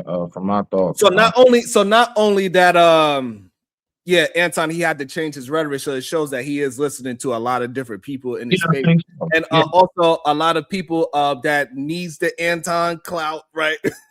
We understand who they are. The ones that is bragging and boasting that, yeah, he came to my show, he didn't come to yours. We know we could hear y'all. Like all of a sudden, we act like we don't see what we see. I mean, yeah, I'm just saying my thing is you know what I'm saying, Mr. Zell, we act like BBL Tiffy didn't harp his whole career on that. His best friend is the angry man. I knew him in real life. I get you on that. I mean, I get you on that. You know what I'm saying? That's just me personally. My thoughts on it to land it is that I actually rocked with Freezy for a while, and then it's like I just stopped watching because it's like I'm so Antoned out, bro. Like, damn, you don't got nothing else going on over there, and to me, it's becoming very redundant. And it's like, why you? It's like, damn, okay, bro, you done been over made your point. We get it. I don't care So what. I think the issue is, Mr. Seven, it shouldn't be that we are calling Freezy out for continuously to bring out the hypocrisy and the character of somebody that everybody act as if he was a standard, that black people should be following him, and that we should have a new culture, and it should be like some kind of Anton Daniels type of culture where that man himself is degenerate and he is a part of the whole black culture is trash situation. If that really was to work, Sharon, the only way that possibly can work is if he truly had a cult following of just absolutely brainless individuals, folks who do not think for themselves. Because anybody who So you think BBL Tiffy and Fattby? You so damn stupid. Hey, don't do that. Come on, Sharon. Don't do that, bruh. Hey, You so damn stupid. my mic is muted. My mic is muted, bruh. My mic is muted. You good, Sharon? Go ahead. Go ahead. I'm good. No, I really want to understand. You really believe that those two brothers? I don't know nothing, bruh. I digress. My mic is muted. Go ahead, Sharon. I'm good. Thank you. So this become the issue when people like BBL Tiffy, right? When we know that he based his career, his YouTube career, on looking like Anton,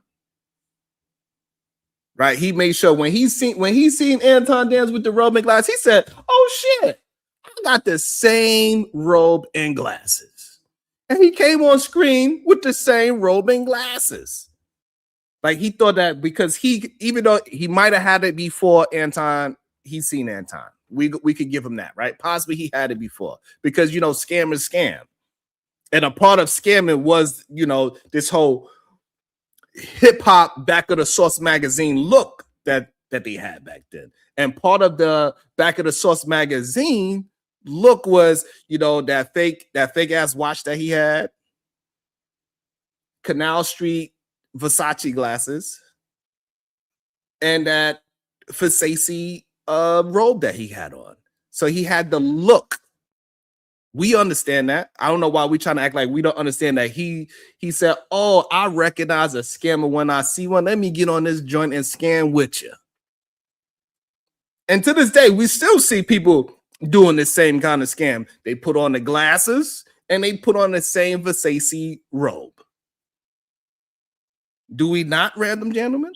Sharon, what I see with that more so than with anything is that, look, we know as black folks, it is like for some reason, we love to listen to the person who looks like something. And you could be a piece of shit. You could be a total piece of shit. But if you're able to look like something, then then people are more likely to listen to you. Now, I do believe from how I was raised, image is to a nice degree important. When you're going out for a job or anything, you should look and present yourself a certain way. I'm with that, but I'm just letting you know the over the top, the Versace and everything else. What does social media, what does everything promote now, bro? So all he did was just simply lean into what it is again that he knows that people are into.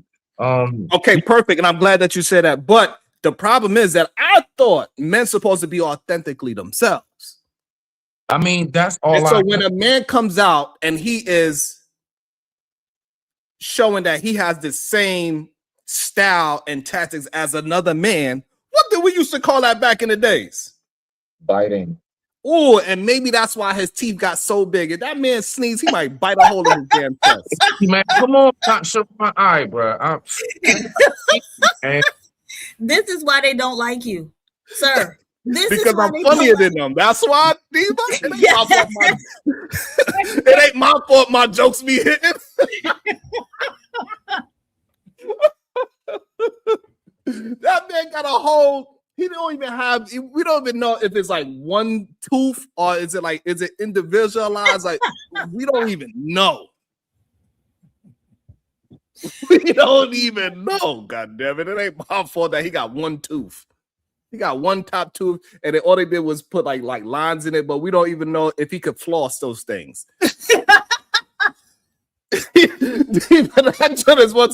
it got the line to look like it, sir, but he can't put no goddamn floss in between those damn things. That shit is one tooth. He got two teeth. Damn. Teethus. BBL teethus. I'm a brother. You be doing the most, Mo. I be You be doing the most, bro. Shit. I'm up here thinking I'm answering a random ass question. This nigga, you got me on that one, bro. You got me. You got me. And No. this is why when you go out, you come back to the house all scraped and stuffed up. This is why they turn you every which way but loose when they get you somewhere else. Yo. Oh my goodness. That shit is man. Because it's not a prohibited word, Sharon, you ain't shit. I hope you know that. Hey, listen, they could talk it like they are some independent men, but they not. They depend on other men to push them through the algorithm. I don't. Literally. Literally. Team Fatty got big off of the man that he cried about. I don't know what's up with Team Fatty and men crying on that man's shoulder. I don't know what's up with that. But somehow the men that is around Fatty, they tend to cry on each other's shoulders. I don't know why. Maybe, I don't know. Go ahead. Yeah, that I think the main reason is that your content isn't just dating content. You know, you do like politics, culture stuff. You do some dating like some dating content, like true crime when we talk about it. So their content is only just red pill, just dating content, and that stuff has been dying out. It's on its last limbs now. So I'd be mad at you too, Sharon, you know, if that was on my, content. And the fact that they think that having Anton Daniels on their show means that they're somebody shows you how much they think of Anton Daniels. You know what I mean? And and I remember that show that you spoke about that. Your main point was that he wouldn't come on your show because you would dissect his talking points and his line of thinking. You know what I mean? So it's not that you wanted him on your show. You were saying that that he wouldn't come on your show because of you dissecting his talking points. So, man, I just find it funny how these dudes hate watch, and then now they want to hop on your panel, and then after they get off, now they want to go live with your name in the title, with your photo, and they're blacked out.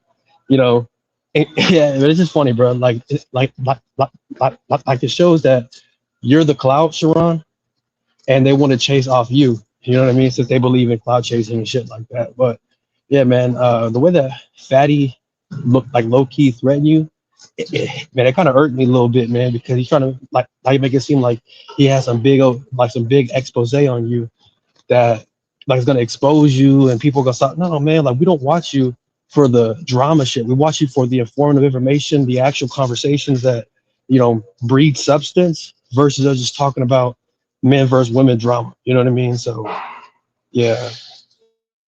Thank you, I appreciate it. Let me also shout out to the cat that it says Mouthpiece Izzy. Goddamn. It said Mouthpiece Izzy and the Diary of an Angry Mixed Man. Lord have mercy. That is diabolical. Diva, not the Diary of an Angry Mixed Man. Is he Irish or is he black? I don't know. What? I don't know which one is he, Diva. Is he Mexican, Irish, black? We don't know.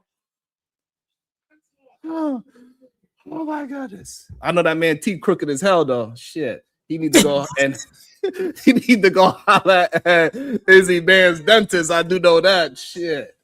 When Jay Prince roasted his ass and was talking about how he be eating up all the children's fruit snack, I still holler.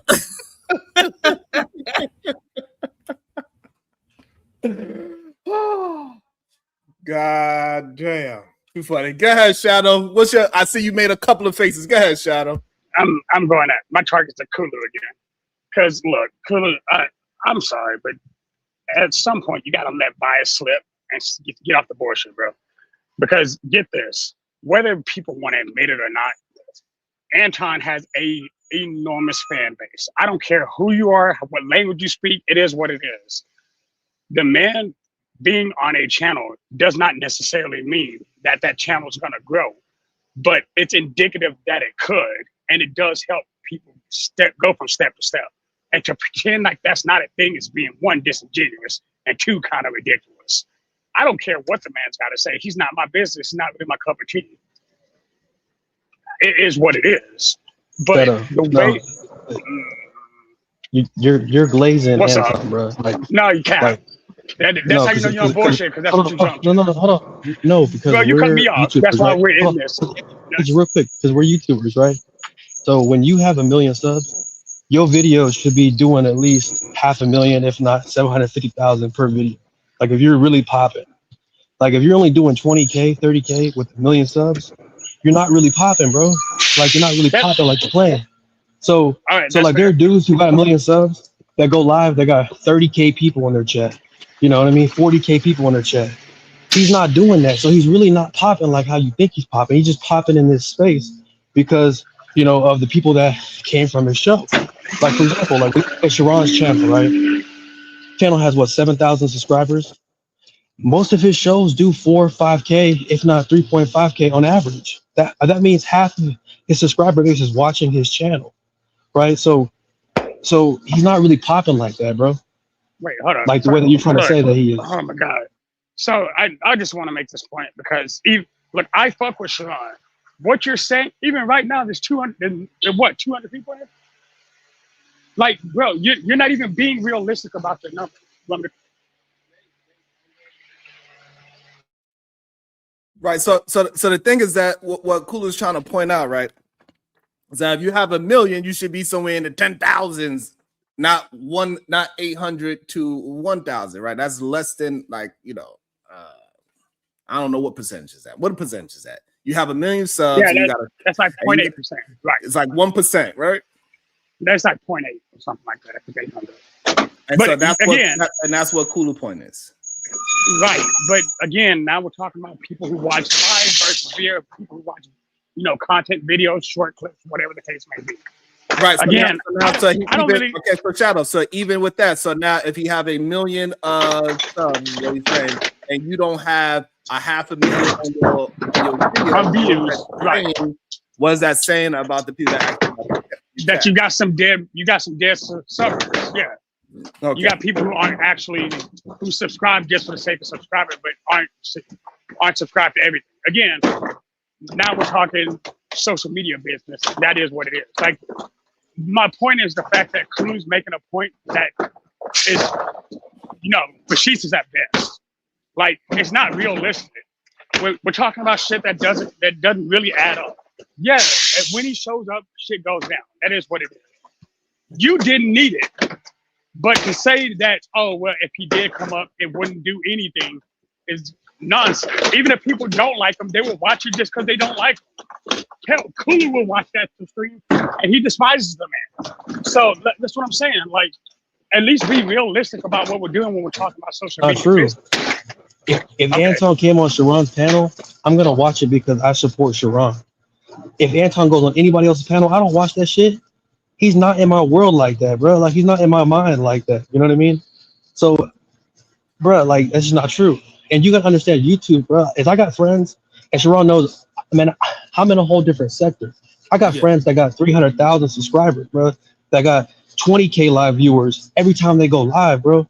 But I don't be flying and flexing that shit, and I don't be trying to, you know what I mean, say that these people are big because I understand the bigger universe of YouTube, bro. Like Anton is not that big like you claim. He's big to you, Shadow. He's big to Izzy and Fattby because they came from there. They built their channels off there. But in reality of YouTube, they're like, he's nothing. And so he should have way more views for his sub. Have that conversation. Fine. But get this. I'm speaking from what I actually understand right now. I get you saying, well, you got friends that are bigger, yada, yada, yada. Bro, I'm telling you, I understand where you're coming from, but you're saying the dude ain't shit. And clearly he's got real world following. Again, we can have this conversation and be realistic about it. I don't have to like the nigga to understand his accomplishments. And I'll send the money because you know the deal. What accomplishments? Like, what he actually done in the real world? The man literally has. Bro. No, the nigga really has real life meetups. What the fuck are you talking about, bro? Like he's not Bro, just on the fucking computer. No. Bro, He has actual 10 to 15 people Clue, coming stop to meet fucking talking is and not let me nothing. finish. Bro, every time I start a goddamn sentence, you cut me off. So if you want me to explain myself, let me fucking explain myself. Like real shit. We're better than that. Let's not play that. Oh damn, my bad. I didn't even know I was muted that whole time. I was cussing your ass out just now, Shadow. What? Oh. Cussing me outside. Shadow, finish your full thought. Go ahead. Yeah, so like I'm saying, like I understand. I'm not saying that what he's even saying is relevant. It's not relevant to my life at all. You're not gonna catch me at a meetup because I don't fuck with Anton like that. Like I barely. But there's a lot of shit that he says that I can see where he's coming from because I'm also conservative. But most of the shit he says when he's talking about culture, yeah, I don't listen to that shit because I don't believe it. But again, I can separate apples from bananas. You're saying, oh, well, this nigga's just trash. No, bro, you're glazing the opposite direction. Like you're just fitting shit. All right, hold on. If you just like the man, just hold like on. With your damn, go ahead and swing the damn garbage cans around. God damn it. So the problem that you are missing, Shadow, is that he's bigger. He's the biggest in this section of YouTube, is what Kulu is trying to say. He's not big on YouTube itself. So, and that's the difference, because if he was big on YouTube, his live count and his channel numbers would be more compatible to that. And yes, he is doing very well because he put out a lot of content and people do rock with it. The people that he do have, and he's making a lot of money. So nobody's negating that part. However, to Fatty and Izzy, we understand that they want to be where he's at, and that is fine. There's nothing wrong to aspire to make the money that he's making. Fine. But but in the sense of YouTube, he's still very small. That's why he got to go to somebody and be so happy that he made it to Tasha K. And not the other way around. Because she's bigger than him. That's the difference. Exactly. And just because Anton has 20 people that meet up at different locations, it's not like there's a bro. Like for example, right? Still 20 people. Still 20 people more than what most people are doing. But not really though, because like so for example, right? Hold on. I don't know what's your argument, Shao, that he is doing better than what? Than Izzy and Fatty? And yeah, we agree with you. I guess, yeah. Okay, so we agree that he's doing better than Fatty and Izzy. And yeah, we can. I guess he's doing better than a lot of people on YouTube, but that's neither here or there, I guess. Like again, I don't give a fuck about Daniels, like real shit. But I understand. My thing is, I understand how sensationalism works. I understand that certain things generate certain reactions, and those certain reactions are what bring the hype, bring the numbers, bring a subscriber here and there. Like I get what y'all are saying, but here's what I don't like. It's the same thing we have this conversation about Trump. Yeah, y'all can not like the man, but then not dump all his accomplishments. Anton's the same. There's certain shit that he's just not good at. People. Yeah, but like telling the truth. No, he's not good at telling the truth. Even better. Let's go to that. He's not good at holding his own standard of what a man's supposed to be or what a Christian's supposed to be. He's also not good at that as well. But get this. I can swallow. Hold up. Wait. I can swallow that. I can swallow that pill. But get this. I do like what he says a good man should be. Even if I don't care that he doesn't practice it, I like the fact that he can at least preach it. He can at least talk about it. Hold on, before you move forward. The problem is he also says that he is the living embodiment of that thing. He says that. But we all know that's bullshit. So I don't have to listen. Therefore, he is what? A hypocrite. Okay. And bullshit. He's a hypocrite. No, he's a hypocrite if nothing else. And he's bullshit. Fine. Let's agree with that. Somebody say, hey, this is the best way you should live, but I'm not going to do it. It's hypocrisy, bro. Like that's hypocrisy by definition. So therefore, he's a bullshit artist. And anybody else that put on those glasses and that same Versace robe was a bullshit artist as well. And that's why they put on that robe. That's why they put those glasses on. And that's why they put those goddamn fake teeth on. That's why they like women or men with a BBL. It doesn't matter. because they like bullshit. So therefore, a man that likes another man that has a BBL, hey, we understand what that is, but we try to act like we blind to it. Okay. Hold on. You and that BBLT thing is causing me to pause. Look, I get it. He can't even. Here's the Shadow. That man can't even floss his teeth. He got one teeth on the top. He can't even put a dental floss between that Jones. Cephas. It's just Shadow. You're not a content creator, so you don't really understand like what's been going on. Hold Bro. on, wait, reset that sentence. Because again, you don't know. But I've been in the social media YouTube world for 15 years. Please don't mistake those two things. Oh no, I do but now. do you have a channel? No, I have a new channel now. But do you make Look, content? hold on. Again, bro, my entire job. Anyway, we'll have Just yes that or no? conversation. No, I'm not saying that you're not a nobody or anything like that. No, that's not what I'm saying. Yes. Okay, fine. Deal. Cool. Okay, so let me know what I'm Please saying, make right? your point. Thank you. So people with Anton Daniels talking points when it comes to manosphere, right? Women, right? They always have to subsidize the rest of their followers via white supremacist talking points or MAGA movement.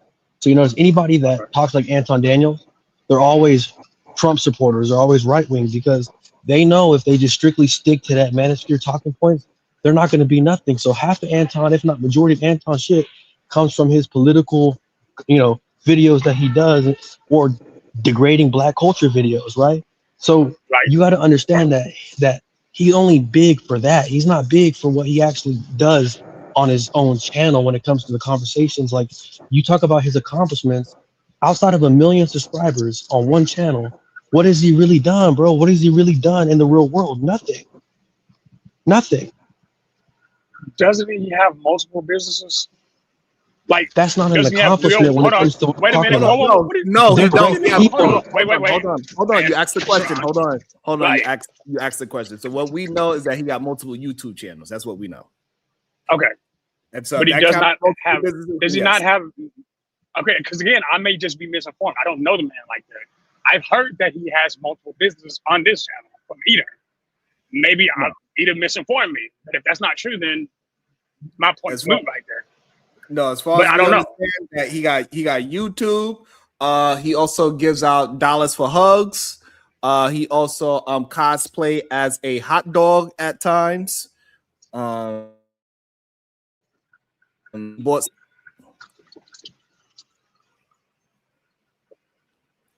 You know what I'm saying? So, Can you still hear me? Like, for example, right? Yes. Barely. Okay. I'm just. So did you get that? He also cosplay as a hot dog. If he actually has any real business. I heard all of that. Yeah. What part did you didn't hear me at? You heard me at? No, I heard it all. Sir, I don't talk about cosplay with you. Me and you fight about that. And we're gonna have to throw blows. So I got you. No, I'm just saying, he cosplay as a hot dog. You know what I'm saying? So To be fair, I've also seen somebody cosplay as an inflatable dinosaur. I mean, hell, last weekend we were at a club in Dallas, and look, people choose some interesting things nowadays. Right. So like, all we say is that be a unicorn horn. All we say is that that man is very good as playing a character on YouTube, and he was able to move traction, and also he able to play into the weakness of black brothers out here and go into that conservative lane, and he's able to garner viewership off of the remedial rhetoric of being a MAGA supporter, a Republican, and black people as trash as a black person. And we know he's not the only one that's able to get some traction as being a black person talking down on black people, especially black women and black culture, especially when you focus strictly on black women and black culture. So he's not the only one that got this kind of clout at the same level, because he's talking down on black women and black culture and being a MAGA supporter. We hear them all the time. And because I didn't want to completely keep talking long, I actually just Google searched the man. Yeah, he apparently does have legitimate real estate businesses. He has real world, free world businesses. So I guess that's the thing. Yeah, but it happened. So the problem is that I didn't see the timelines, so Yeah, to you be know. fair. Okay, so Like, right, hold on. That's why I stopped myself because right. I So, read a book recently that talked about how going from paycheck to paycheck to being a CEO, and I feel like Anton might have read that book because it's talking about it right now. right, but what I'm saying is that that's what's called a social media plug. Right. Shout out to that. Shout out to that person that wrote that book. Shout out to Sharon Bracey for writing a goddamn book on how you can turn your paycheck and turn into a goddamn CEO. Shout out to that. Thank you, Shadow the Titan Wiles. But what I'm trying to get you to understand is that before he have the fame that he has now, right? We was all hoodwinked. We was fooled. We was bamboozled before because he didn't have those things beforehand. That's the problem. He started a Millionaire Morning Show before he was a millionaire. Right. But again, I'm not even speaking of what his content is. Because I know a lot of people who make content on BS that they don't actually believe. Like I know it for a fact. Like there's people but the problem is that when people start calling it out, people have an issue with the goddamn message. Like, hey, that we gotta stop allowing people just to fall for the okie doke all the time just because they look the part. Are there people who are mad that he's being called out for being a hypocrite? Yes. Even though he himself. Yes. Izzy and all the people that came up earlier. Nah, I thought they were just mad at the fact of whatever the scope of whatever conversation was going on. So again, I'm not privy to the conversation between Sharon and the fuck is his name, Fatty. Fatty, I don't know y'all's beef. That's the history I don't know about. Mm-hmm. But so in the conversation that was going on, he was just kind of running his mouth, and I didn't understand where he was coming from. He's like, "I've got all this negative dirt on you." I'm like, I mean, if you're gonna put it down, put it out. But since he didn't, I'm gonna just take that as lip service. Well, I've seen Izzy here enough because he cloud watches you consistently. Mm-hmm. So he clearly doesn't have that big of an issue with you since y'all keep coming in together. Mm-hmm. I don't know if you've been to his channel, or I know you go to other channels periodically, but outside of you being here, I don't know. So the thing is that people like Fatty and Izzy, they try to act as if we can't see that they are tethering to other men. But how does that affect you? Because you don't do that. Because they want to have some kind of way that they want to tether me to another man. But I have they cannot tether me to no man. Right? I'm authentically myself, whether that's a good or bad thing. I'm grinding and I get my thoughts out there and we run. I am the difference between me and them. Right? I create content. Right. They are content creators. Right? And the difference is that today, for example, I created this whole conversation off of my thought. No video, no extra anything. Just me talking, and then whoever come to disagree or agree, that is creating. Right? We're creating the chaos in real time. While they have to wait until I say something, and then now they got to comment on the content that I created. So they got to create content after I created. Now they could content create. So now he could go to his channel and say, "This is what Sharon," and then now he gonna play the video of what I said versus what he said, compare and contrast. So he have to content create versus me. I'm creating the content. So you're the source and they're just the expert. I'm the NFL and they the commentators. They are Stephen A. Smith and whoever else. I'm the NFL and they are the commentators. Oh, okay. Well, I assume there's different roles for different people. You just give people the content that they need. And it's okay for us to understand who's the NFL versus who is Stephen A. Smith, somebody that can't actually play basketball. He's always talking about basketball. Has Stephen A. Smith ever played any sport? He played the New York City streets the same way how other non-professionals did, that he couldn't make it. So since he can't make it on his own, he had to talk about the people that can. Okay. Stephen A. I don't know shit about him either. He also played some college ball at Winston-Salem. Oh, okay. Welcome to the show. But, Welcome to the show, NT. God damn it. Look. Let me introduce you at least, God damn it. Go ahead. Welcome. No, I just wanted to know, but he also, I think he averaged like 1.5 points or something like that. Right. Yeah, it wasn't much. He was on the bench. He made 1 3-point shot. Yeah. Go ahead, NT. What's up with you, I man? appreciate you. No, what I was going to say is, look, it's levels to the thing when we talk about just businesses. Some people would consider a business like a sole proprietorship, kind of like Anton has going on. If it makes more money than it kicks out, then of course it's successful. Most businesses in America, probably 85% of them, really don't do anything but make a living for the owner. When you factor in overhead, that being payroll, operating expenses, taxes, all of that stuff. There's like 80% of the revenue generated, 85%, sometimes more than 100% of it. Like they end up acquiring debt. That's most businesses in America, right? So what's left is just a living for the owner. And then when you factor in the cars and the clothes and the lifestyle that owner needs just to be able to come in and look like the boss, that's when you see him operating as a loss. So like I say, it's levels to that. You got a lot of people that have businesses like that from the outside looking in. It looks like it's successful. And then other people believe that, hey, a successful business is the one that you don't even have to be at every day for it to run. So when you see things like, AntonDaniels.com and the Anton Daniels show and all of that stuff, hey, it's cool. Nothing wrong with that as far as the sub count goes. Yeah, bro, you're successful. You're doing your social media influence thing. Cool. But do you really have a business as far as that's concerned? Because if you cease to exist tomorrow, you have no more business. It's over. You can't pass that down to your daughters, your wife, to your daughter, your wife. You can't sell that. It's worthless without you there. Like, it's worthless. That's you know what I'm saying? Like the kernel could pass away, but KFC chicken will continue to be sold.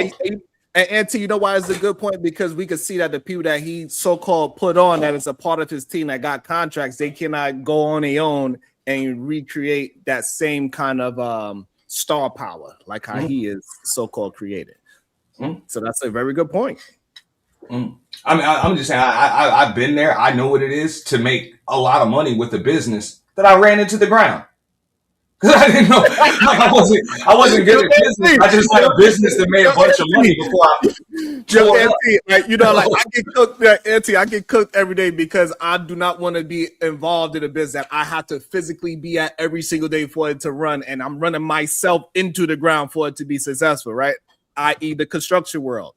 If I'm not physically doing it all the time, when I step away from it, I have a lot of issues that I got to do, and I'm attempting to handle them via like this, but it's very difficult. And I don't even know if it, you know what I'm saying? And I'm trying to transition myself from out that construction world into this world. So I know for a fact. And also with this being said, we don't know or believe that this show would probably do good without me personally as well, right? So I'm still substituting one that I need to physically be there for another one that I physically gotta be there. But if I could create a network and I don't have to physically be there, now I could be ESPN. That's a whole different story. No, and that's what I'm saying. It doesn't mean that he's not. I'm not gonna say that he's not successful or whatever. I'm just not gonna call a hobby or just a decent paying job, because that's really all it is. I'm not gonna call it a business. You know what I'm saying?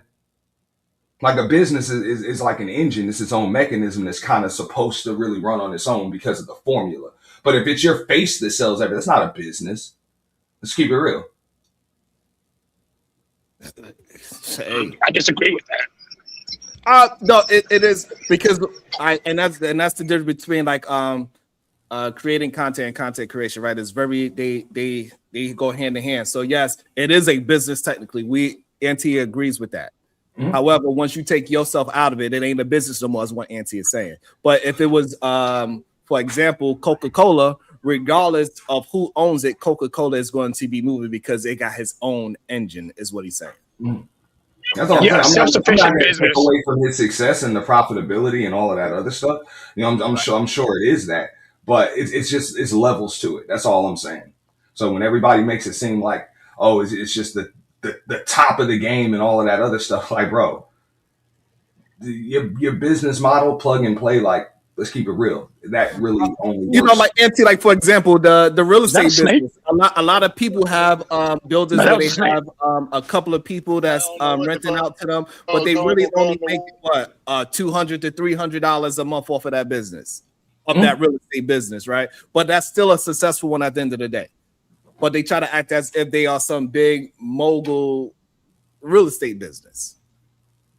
You know, like, hey, like it's levels to the shit. Like you own the house and you getting that whole $3,000 a month. Hey, okay, that's a little different. But majority of people that's in the real estate business, they making $100 to $300 flip. Like for example, you got even channels on YouTube. I'll use like a Gills Arena just as an example.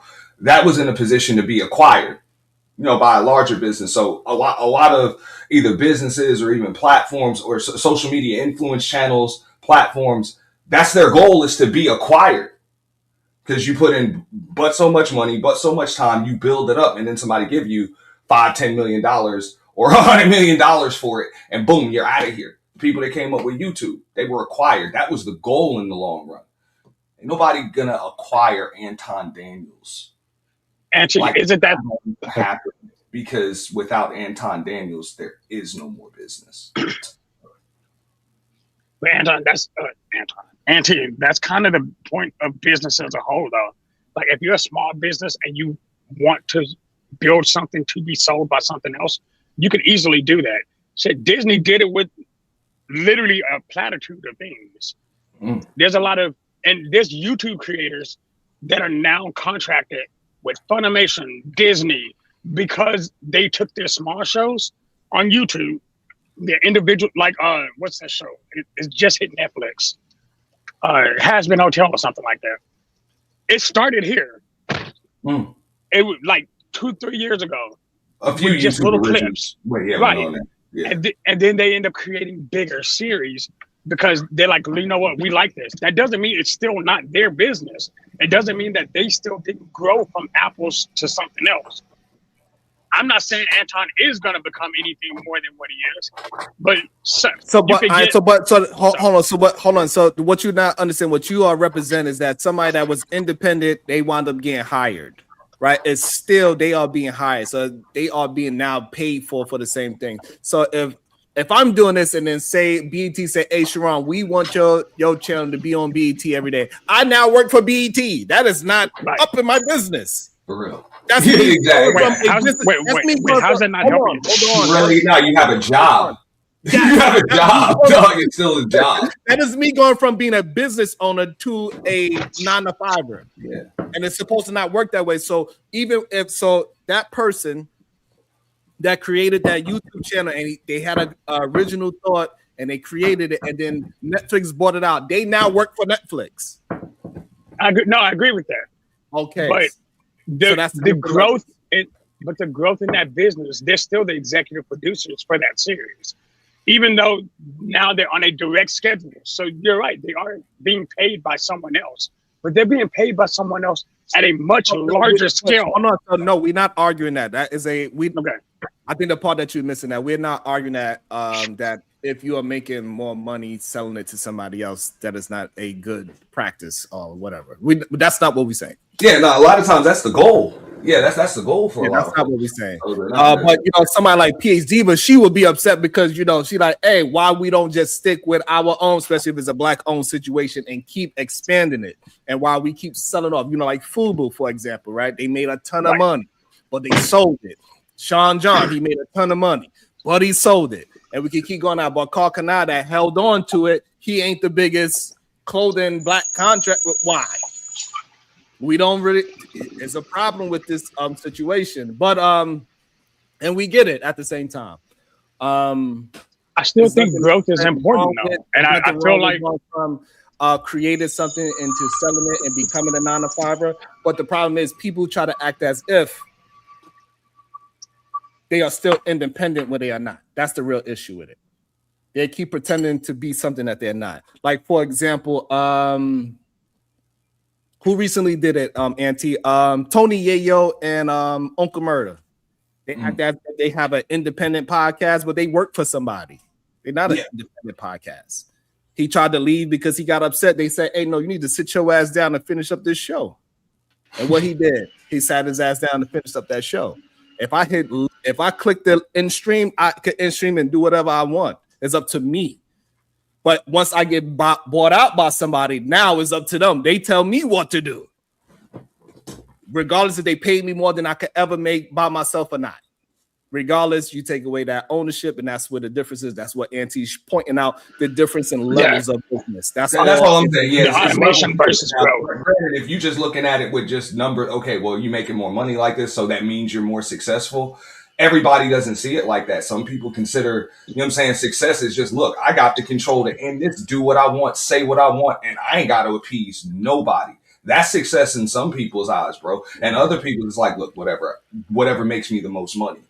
That's the success. So that's why I say it's just levels to it. So let's and also I want to build off of, so when we say it's levels to it, right? And this is why people like Israel and Fattby try to like ship on my level of it, right? My level of it is I did everything on my own. I didn't need no Angry Man. I ain't need no Anton. I ain't need no J Prince. Right, but they argued that those big people came to them, and because those big people came to them, that means that they have talent.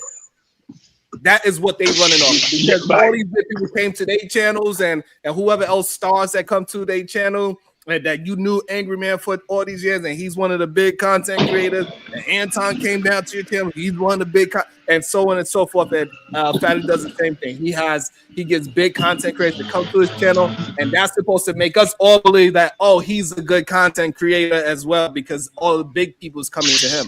Well, I don't need that. And then when I say those things, they act that I'm salty about it. A real fact.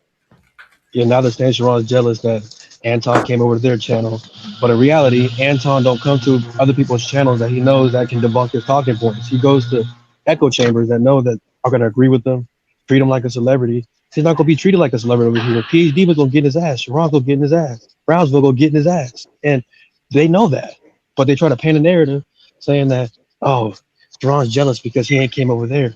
That means I'm better. No, it does not mean you're better. Like, that means that he made y'all and he knows y'all. He's familiar with y'all. So that's the argument that we're making, Josh. I know that's fair. Hey, Sherrod, you got super chats, sir. Oh, my bad. He trying to put Diva to work. About to be a situation. Hey, hey, hey. You there, PhD Diva? She might be on her walk. She might be taking her shower. You know, I don't know. I'm gonna give it some time and patience because she cusses me out when I'm rushing her to, you know. All right, Big Jaws Fab with the $5. You should get on Anton Wednesday show. He moved from Monday. It would be entertaining. Thank you, Big Jaws Fab. At least Big Jaws Forever see that and respects my thoughts. Shout out to you, Big Draws. That's a crazy name. Shout out to Time Wilds for the 10 ball because he said he know he gonna be acting a fool. Shout out to Natasha Busy with the Canadian $9.99. Sharon, I think we want an Ernie, Clarity, Yoda, Josh smoke show. We of the chat are not amused and want reparations for our ears all these months. They put the money down and stop talking about it. Kim Peace with the $5. Josh wants smoke, I see. I got time today, you booty warrior. Solar flare, let's get it. Get on the hit that link and come talk shit. Fuck everything else. With MJ with the 20 bar. Not me catching strays unwanted again. Shake my head. What should a poor defenseless woman as myself do? The obsession, shaking my head. I fear for my life. The emotional distress, shaking my head. Shout out to the confessions, though. Did somebody shoot a shot at MJ? Yeah, Fattby shot a shot at MJ. I mean, his opinion doesn't really matter, so. You know, and it's kind of interesting that when we do have these conversations, Auntie, that they don't want to necessarily really move forward for real. Because at this point, all of the people that is saying that we need to have a male standard and Anton is the male standard, they don't even show that standard on their own platform. They will find the excuse to continuously to push out somebody that is a negative for their own channel. It's a weird thing to see, in my opinion. And I really don't understand it, Auntie. Maybe you have an understanding of why people want to keep on pushing out somebody that is constantly getting his own channel struck because of the negative things that he do to people and to what he do to women and children. Because it bumps up the numbers. That's a weird. That's what people look at. You know, they look at the numbers rather than the content and the substance. So that's the game, bro. And don't get me wrong, it's a different game than a lot of other folks are playing, but it's the game that a lot of folks are playing. So I get it. And I just think that it's weird that anybody that is still running with he didn't do it to me. Hey, I don't even know what to say about it at this point. You know what I'm saying? Like, hey, it's only a matter of time, clearly, right? Because everybody said that same thing. We all start off believing in the goody two-shoe part of it because he was good at acting that part out. Said, no, I'm just doing it because I'm getting attacked. And we kind of like, oh, that kind of makes sense. Yeah, you got attacked, so you went to hell because they went to a certain place. But at some point, we got to say, hey, this is now your MO, and it ain't about you getting attacked or not. That's But I mean, even still, again, he can be a hypocrite, but his message can still be a good message. No, you can't. No. So once if a crackhead is going around saying that don't smoke crack, at some point we got to stop listening to that crackhead. I mean, am I going to start smoking crack because I see him smoking crack? Or is what he's saying, don't smoke crack, still a good message? No, it's not a This good is why message. this argument- Right, so it's not a good message coming from a crackhead anymore once you continue to do crack. If you say, hey, I once was a crackhead, and I'm telling that you shouldn't get involved in crack because of all the things that it turned me into, right? That is fine. But once you say those things that I think being crack is whack and you should not do it, and you continuously do crack, we cannot listen to you anymore. That is wild work. That's not even how math works. Sharon, let me get this straight. If you told me it's not a good idea to go and slap random people, and I, who enjoy slapping random people, say, you know what, you should probably not go around slapping random people, but we're giving the same message, I'm just not following it.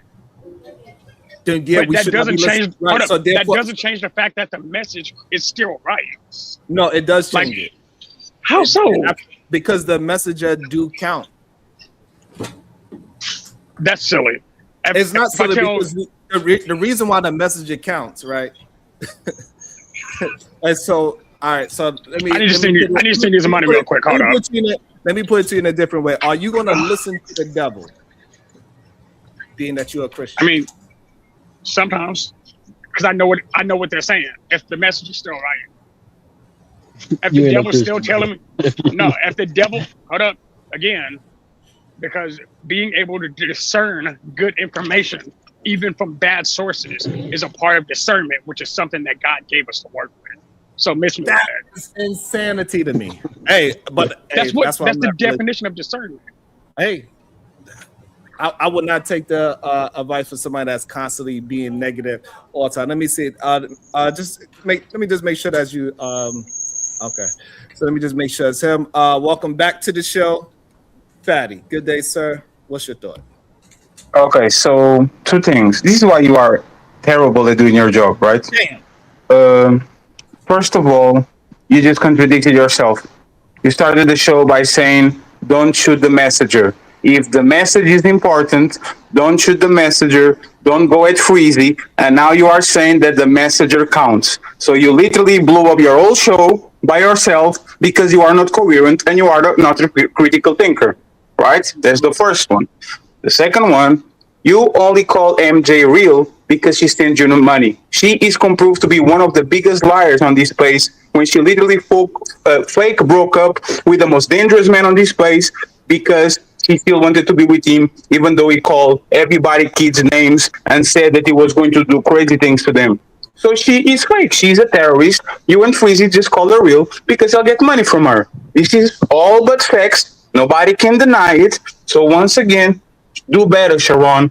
We're tired of these lazy arguments when PH Diva and Brownsville literally made their channel. Shout out to PH Diva. Shout out to Brownsville. If he wasn't y'all, Sharon will be doing a drag still.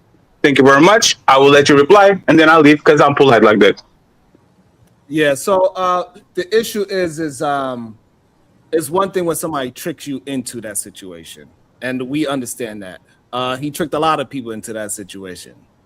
He was very good at tricking people into that situation. And so we are not going to act as if that man, the midget, was not good at making people believe that he was the righteous one. So that's number one. Number two, the messenger versus the message is it has to have nuance to it. When the person is doing the right things and they are calling out truths, and they are being truthful to themselves, then we could look at the message. But when the messenger is also doing the very same thing that he is talking against, then we could look at the messenger. So it is levels to it, and you got to be able to have that nuance, that discernment that Shadow was talking about, where you could say, hey, your message doesn't match up with who you are as a person, and then now we could look at the messenger. Hey, Shadow, did you just let him do a back pedal? Wasn't he saying just like when he was talking to you that the message, if you are a crackhead and you're still doing crack, no matter what message you give, it doesn't matter because you are a crackhead all of a sudden? I can find out on Freezy 1,000 of hypocrisies of him contradicting himself and doing things that he accuses Anton of doing. For example, the family thing. No, example, the family thing. Hold on. Let me just clarify. So now if you have examples that what his message is, and he is also doing the same exact thing, and then now you will have an argument that the message and the messenger is not in correlation with each other. Then you have an argument there. You know what's funny, Sharon? I'm going to repost the debate we had in a few days, so people can see how bad of a debater you are. It's a person that you are a content creator. What did you say? It was kind of poetic. Can you repeat it again? I'm going to steal it. What did you say? You are what? I said I'm the NFL. Y'all the commentators. I create content, and y'all content create. Okay, so just for curiosity, what do you do that we don't? Just for clarity, that's a great quote. There's a slogan. Yeah, we are content creators. You do content. What do you do that we don't? I don't know why you misunderstand it. So, I create the content, and sure, like the NFL, right? The NFL, they go out there and they play, and then the Stephen A. Smiths of the world, then they go and commentate off of that NFL. Sure. So can I ask you something, Sharon? I didn't got big because of the people coming on my panel. I got big because big content creators started reviewing me. I have 3 to 5 big content creators that think my content is so dope that they review me on a daily basis. Who is reviewing Sharon Gracie since he's the one making content and I'm just a content creator? Can you tell me? Tell me one name, one big content creator that is reviewing Sharon Gracie on a regular, so he's the content creator and other people do content. And don't say Israel Mills, please. Go ahead. So the problem is that, like, that's how you base your success of, like I said, you base your success off of other men agreeing with you. I don't base my success off. That's not what I said. Yeah, you said because other content creators. I asked you a question. It will be polite for you to respond, right? What content creator, big content creator reviewed you? You have to let me answer. Big content creators reviewing you, and therefore that makes you feel as if you made it. And that is no. That's what you want to base it on. So if you want to base it off of that alone, then yes, you are a better person to stir up a situation where other content are reviewing you. And I have no problem with that. That is your lane. Sharon, whatsoever that you have bigger content creators paying you attention. Sharon, I'm very. You already got other big content creators that come to your channel so you can get light to your Sharon, that is I'm fine. That's just not my lane. My lane I'm is very careful. My lane is to Hmm. shout my experiences that I have and speak. Okay, so let's do it again, right? I'm very careful and a very good listener. You said you create content. We are content creators. People review me, not Angry Man, not Anton, not Tommy. They review Fattby and Ali. They put us on thumbnails. It says, oh, look at this show on the super panel, the ladies first. We have to react it. Per day, I have 2 people, 3 people review my show from smaller creators, from bigger creators. Like, I do it, right? So I'm going to ask the question again. Okay. If you are a content, if you create content, tell me one big content creator that reviews your show on a regular. You have moments of tension, you have fights, you have all these exciting things. Always reviewing you that is actually a noble person that we respect. Right. And I have nobody that is doing that for me. So the difference is that right. You saying that's not my argument. That's your argument. And the problem is that you have to do that with other people. So they're not actually reviewing you, they reviewing your channel because you have other people around you that they want to talk about. And that is the difference. This is what I'm trying to get you to understand. What is the difference? You got to have a panel that people talk about your panel and about Black women, and that is fine. We get that. Me, I don't have that same situation where you talk about Black men. What's the difference? I talk about Black women, you talk about Black men. So the difference is that I am having my own content off of my experience. Majority of men do not even disagree with me. They try to disagree with me, like even like you. You want to disagree, but you really don't at the end of the day. So you gotta create a panel of disagreement about relations that you cannot even garner yourself. Hold on, that you can't even garner yourself. That's the difference. I actually have real experience in life.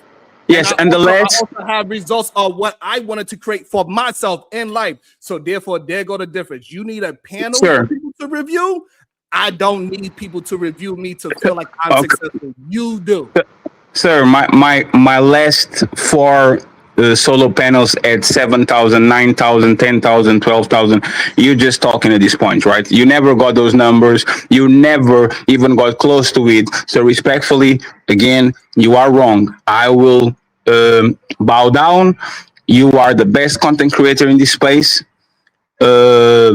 Make sure you don't lose the morning show boat, because I'm on you. Okay, I'll see you later. Peace out. See you.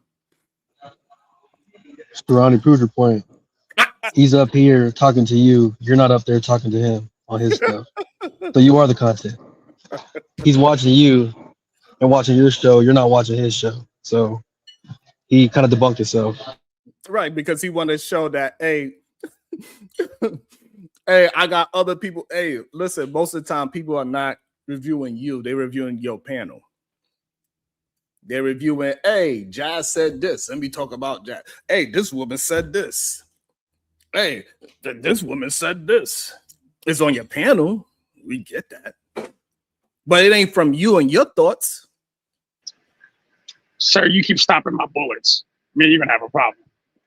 You said low one. That usually your low ones, you got to put the name on it. My bad. Sometimes, hey, listen, y'all gotta understand. Sometimes I be into the conversation like y'all be. Y'all gotta know that sometimes I be really into the conversation sometimes too. God damn it! So when you because I went like this and you were like, wait, I'm like, niggers. Strong. If you gotta use curly things and fake breakups to have people come to your show, like that's not creating content, bro. That's just fake shit. Like if Sharon and PH Diva did a fake breakup or a fake back and forth beef, there would be thousands of people in the mug, you know, or Brownsville, there'd be thousands of people in the mug to see it. That's easy work. But to actually create content outside of just man and gender war content is hard, and that's why he doesn't do that.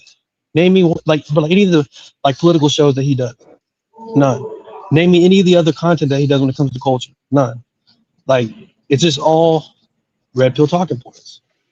Wait, isn't that dude outside of the U.S.? Yes, exactly. His commentary. He's mooching off commentary America. on America wouldn't matter. Hold on, let me address the Cash App. It says Fatty buys views, subs, panelists, and commentary. That's a statement. So, and again, the real reason why these so-called bigger content creators, they try to act as if they don't pay attention to what I say or what I do. That's why they don't jump out the clouds, right? But when I go somewhere else, what happened on Saturday when I went somewhere else? All these people came out to want to try to address me because they're afraid to hit the link here because they understand that remedial rhetoric that he tried to just push out there and say that I had to face my success off of what he considered himself successful off of. Because other bigger content creators is reviewing his panels. They're not actually reviewing him on what he is saying. Right? And that's the trick bag that people like Fatty narratives, people that paint narratives like that they try to do. I have bigger content creators reviewing me. No, they're not reviewing you. They're reviewing your panel on what some women said.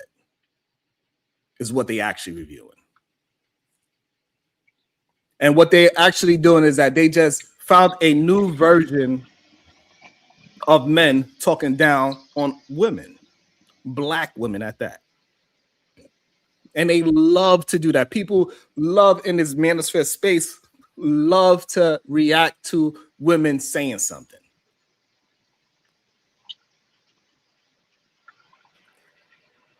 You think I can't make fake narratives? I just don't deal in falsities. I don't do that. And even the same way how he tried to make it seem like I was being a hypocrite about the message versus the messenger, he didn't realize that how stupid he sound, right? Because I said if the messenger and the message are not in alignment, then therefore you should not listen to the messenger anymore. Isn't that what I said, Shadow? Look, Shadow's deep into the goddamn to the chat now. I know. It's because Kim East is a joke. Now you know Kim East is a bad joke. Hold on. Yeah, So what she's I'm a bad saying is joke. this. Hold on. So what I'm saying is this. So even though he thought he caught me in a contradiction, what he didn't realize is that I'm separated. That if the messenger is saying a good message, but he's constantly doing the very thing against his own message, that's the messenger I need to kick out. And I specifically said that. But Sharon, I made a point, like in that comment. It's if I tell you, hey, if you pimp, you will get 15 to life fucking with the feds, right? Because I've done it. I'm giving you advice to keep you from choosing to make the same mistake. That doesn't make my advice any, because keep in mind, it's people who don't do it that tell you should. So you see what I'm saying? That's why sometimes right. So what I'm saying is that, the wrong message. So what? Okay. So now what I'm saying is that it comes to a point when you got to start not having a crackhead a part of your circle giving you goddamn advice. Hey, that's fair. Don't smoke crack. If you see him smoking crack, I ain't fucking with you no more. No matter how good. That's where the nuance come in. And for some reason, somebody that do not have life experience would try to think that is being a hypocrite. Like, for example, I can easily say I'm a non-violent person. But if somebody was to hit me, I would get violent with that person. That does not make me a hypocrite because I'm willing to defend myself. And for some reason, somebody like Fatty, he cannot understand that nuance. He thought I was being a hypocrite on myself because I said if the message, you're supposed to attack the message, not the messenger. But once the messenger is going against his own message, then now you can attack the messenger. But he will probably take a small clip of that and make it seem as if I'm a contradiction or walking contradiction. Fine. Not because you probably don't have no real life experience. I mean, no, real quick, Josh. We had this discussion. It is a contradiction when you preach stoicism and then, you know what I'm saying, you kind of break that just to defend yourself when you preaching stoicism all of the Perfect. time. I don't preach stoicism. Okay. Now we had this conversation before. That's why I ain't gonna bring it up. Okay. You know what I'm saying? Y'all and all y'all was like, I just called that out. I'm like, yo, Yeah, because Browns is the one that do the stoicism, right? I don't blame nobody for defending themselves. Sometimes you do need to ignore it. Sometimes you got to turn the hell up. But don't tell me I'm supposed to be stoic all the time, and you ain't stoic all of the time. And who the hell should be? Sometimes it's time to turn the fuck up. You know? But go ahead. And I agree. Anthony, what was your thoughts on what Fatty tried to bring up this fake contradiction that I just did? Do you agree with the contradiction, or did I break down the nuance of when you can attach the messenger to the message? Is the language. Yeah. All right. So right there, I'm kind of indifferent to that because y'all are having different conversations because you have two different channels and two different ways of creating content. He was absolutely right about the way that, you know what I'm saying, he's been able to grow. Larger content creators are able to review it because of who he has up there, the disagreements, the back and forth. It's kind of designed, for that. Understandable. So if y'all are doing different things, like it's like comparing a football player to a basketball player. You know what I'm saying? Like you're both athletes, but you're not playing the same game.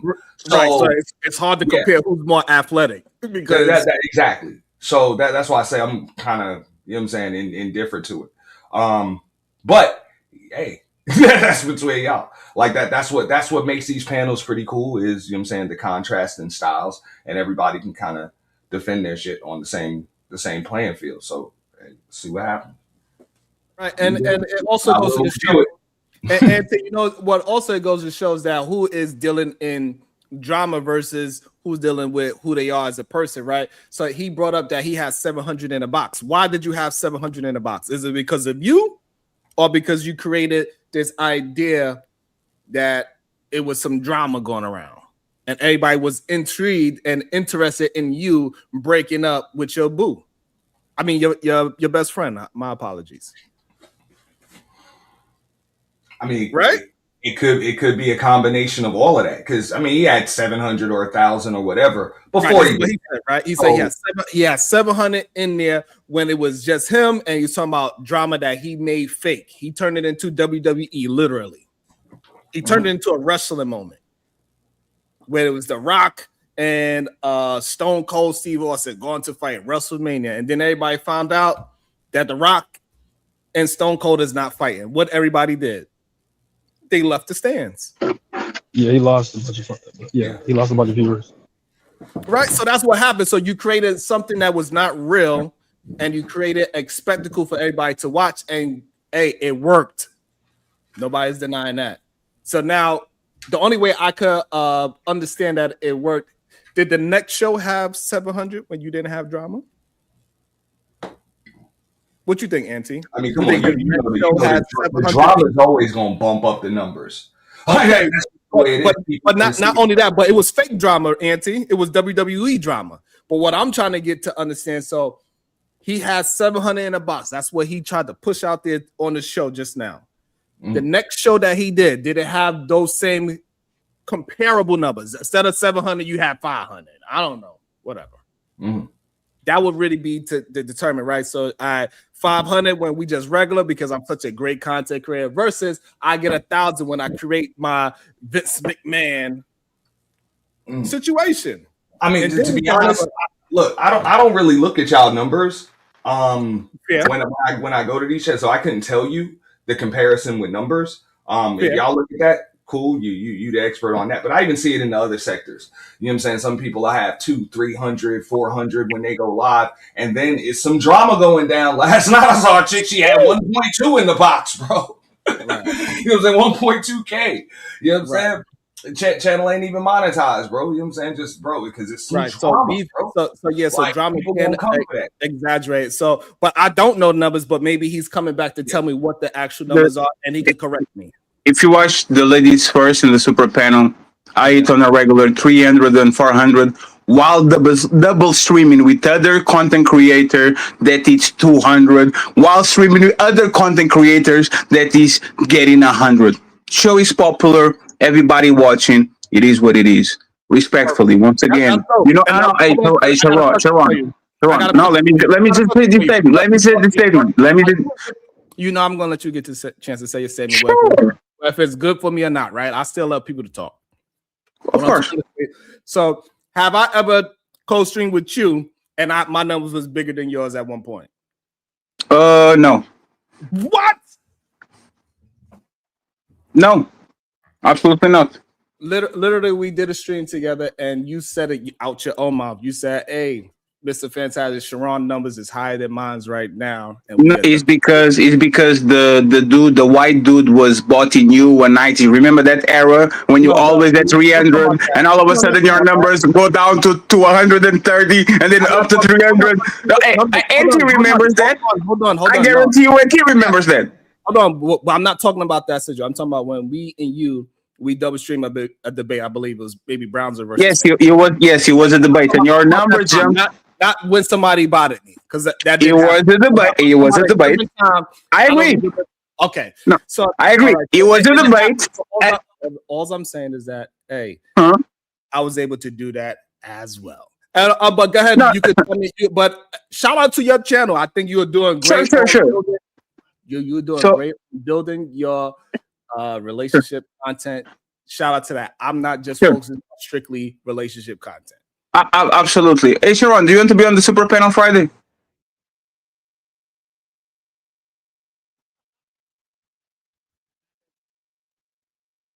That is hilarious. I'm asking. You want to be on the, is it true? I will not take it back. You have my word. Do you want to be on the Super Panel on Friday, Sharon? I'm not going to do a psych. No, I've saved my word on my family. Do you want to be on? Do you want to be on the show Friday, Sharon? On the Super Panel on Friday, Sharon? I don't know why you're laughing. I don't think it's hilarious. Hey, you want to be on the Super Panel on Friday, Sharon? Yes or no? I'll put you like, I don't know. I gotta think about it. We gotta have a conversation. No, I don't do conversations anymore. I don't do conversations anymore. Conversation with you. I didn't say because I understand you don't. I know you get caught up in private conversations and put them in public, so I understand that. So you don't even gotta tell me that. I'm not trying to have a private conversation with you. That's fine. We could do it. So you want to think about it? I would think about it. Is that fine with you? Yeah, you have 24 hours. Of course, you can think about it. And by the way, friends, I don't talk views. I talk ad revenue. Talk your shit. Okay, I talk AdSense. Like all the views and all the people having 150 people and nobody super chats. People crying because they're not getting support. Their Cash App goals not being met. Respectfully, I talk AdSense. You can talk about bots. You can call about fake. You can talk about the sisterhood, the brotherhood. I talk AdSense, and none of y'all made the money that I made or are going to make the money that I do. So respectfully, once again, friends, for the people that are on the back and quiet and I can see, do you have any problem with me? Because every time I leave, there's like this guy. I think he's the feminist dude. Is the red pill and manosphere and the right wing and all that cool or something? I remember this dude for like 2 years ago, right? Do you have any problem with me, sir? Because every time I leave, you start talking about me. You can address me. I'm here. No, I don't have a problem with you, man. It just seems like, for example, right? You come up to Sharon's show, he doesn't come up to your show, right? You just asked him to be on your show. Sharon never asked you to be on this show, right? So you are wrong. So I don't review Sharon. I don't review Sharon. Sharon reviews me all the time. Can I finish what I'm saying? Did Sharon ask you to be on this show today? Sharon is addressing something that involves me. Did he ask you to be on the show? Sharon is reviewing something that involves me. No, he didn't ask you to be on the show. So you are going to be technical. You asked me a question, right? If I am reviewing Sharon, and Sharon decides to pull up on my show, right? Is it fair to say that he has a right to go ahead and defend himself because I'm talking about him? Yes, but he's not saying that his show is better than yours or he's better than you, right? So that's the difference. What? Oh my God! Hold on. You're saying that you're the content creator and he's the whatever, right? No, but he said you're that, over not me. here. No. When you showed his channel and his show, what was it? A few days ago He when you had said that, not me, sir. You are not paying attention to the conversation. He said that, not me. Yes, he said that. But the problem is you had a problem with him saying that. And No, it proves he just. Oh man. Yeah, I'll let you finish. I'll let you finish. I apologize. Go ahead. okay. It proves the point that you're over here without him asking you to be over here, and he's not over there. Just a few days ago, when you had your fake fallout with whatever his name is, right? You showed Sharon's show. Was Sharon in the chat asking to come up? No. He super chat. Okay. He literally he cash at me. He literally cash at me. Literally cash at me. Hey Sharon, didn't you cash at me?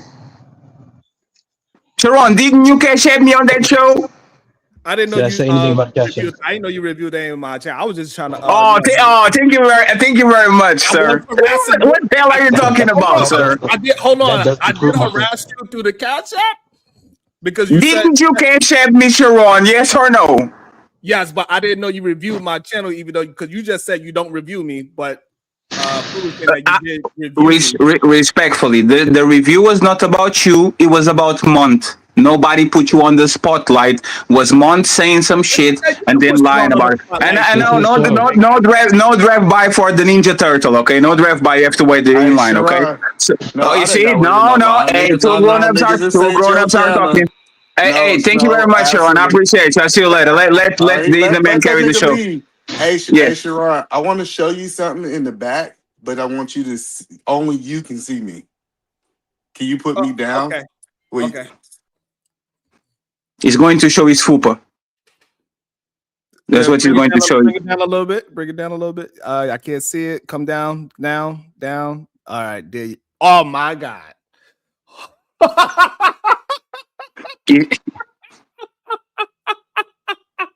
It don't got nothing to do with you at all, Fatty. No, it's not the problem. Is that this man was lying about me on another new channel. It's kind of funny. Yes. Oh, okay. See, I had something else going on. All right. But I do find it interesting that because people said, "Hey, Sharon," they mentioned your name, so I went over there and I went to harass you. But I didn't know that because you just said you don't review me, but Kulu's saying that you did review some part of I guess when Mont came up. It was when Mont came up, and once again. Hey, look, I have a content creator that is bigger than me reviewing me. Go by the name of Fatty. That was not a review. That was not a review. That was a live show. That was a live show when there was not a review. Any more problem, Mr. Kulu? No, man. You're just proving our point. I wasn't gonna say nothing about that. Teenage Mutant Ninja Turtles. Teenage Mutant Ninja Turtles. I wasn't gonna say nothing. Turn the power. Sharon, Fatty literally said, I invite people up here for controversy, so we have a different opinion. Either man, you balding already? Damn, what the hell is happening with your hair? That's crazy. Fatty knows that he be 33. Lying. He be lying. Listen, Fatty said it himself. Either man, you 33 and balding? That's crazy. Look at Fatty. See, listen, I learned with Fatty. Oh no. Fatty strongly, honestly. 33. He gotta overtalk you when he be lying. Hey, Donatello, I'll let you talk. No, I'll be quiet, Donatello. Let me mute myself. This is why all the jokes gotta come out. Fatty on this other channel, since he brought it up, because I thought that was over. Right, but obviously he want to talk about it, right? No, your airline is not so. You go to Turkey. Listen, who brought it? Paul Ali and get that Turkey flight. Sharon, I left. Paul Ali and get that Turkey flight. You need some bloods, brother. So since he want to talk, how you 34 and you look 40? That's crazy.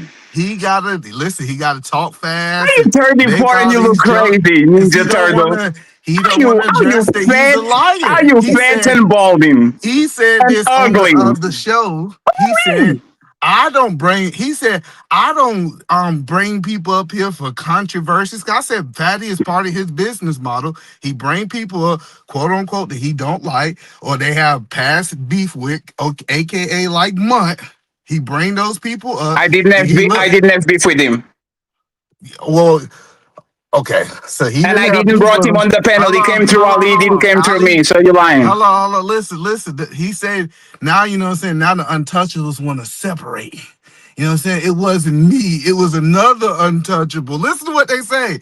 It was another untouchable did this, Sharon. So this is what I'm What? saying is. They said this out of their own mouth. Hey, we got past beef with Munt. We had past beef with No, Munt. no, no, They no, we didn't. There's a start, lie. There's a lie. There's a lie. they platform Munt, and they was waiting for a gotcha moment. There's a lie. They got the got you moment, and then they said we always knew Munt was this person. We There's a got lie. history. Hold on, they said we got history that Munt did X, Y, Z, and I said, hey guys, this is what he do. He typically bring up people with opposite points of view, and he typically try to prove that his point is right. That's part of his business model.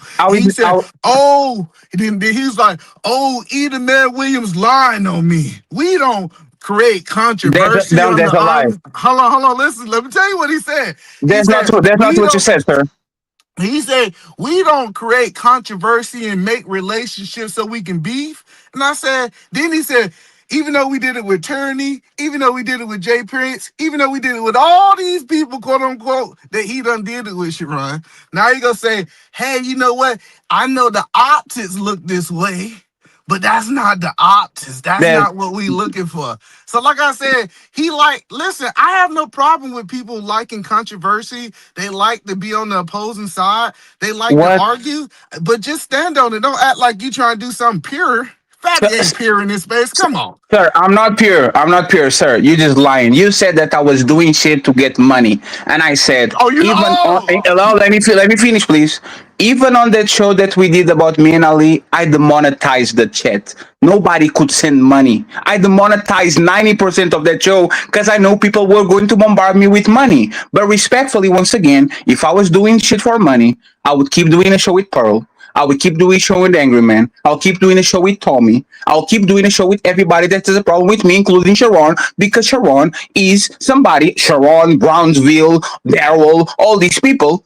And two, at some point of time, these people actually bring me money because it's planned opposition. Just because I get Tyranny on my show doesn't mean that I'm looking for controversy. Tyranny is an opponent to our thoughts, just like PhD is opponent to most men thoughts that come over here. Having it on our show is something that it needs to happen, because if everybody agrees and we have an echo chamber, everybody going to look like you, a motherfucking barrel. We're eating a lot and getting a little money. Now, one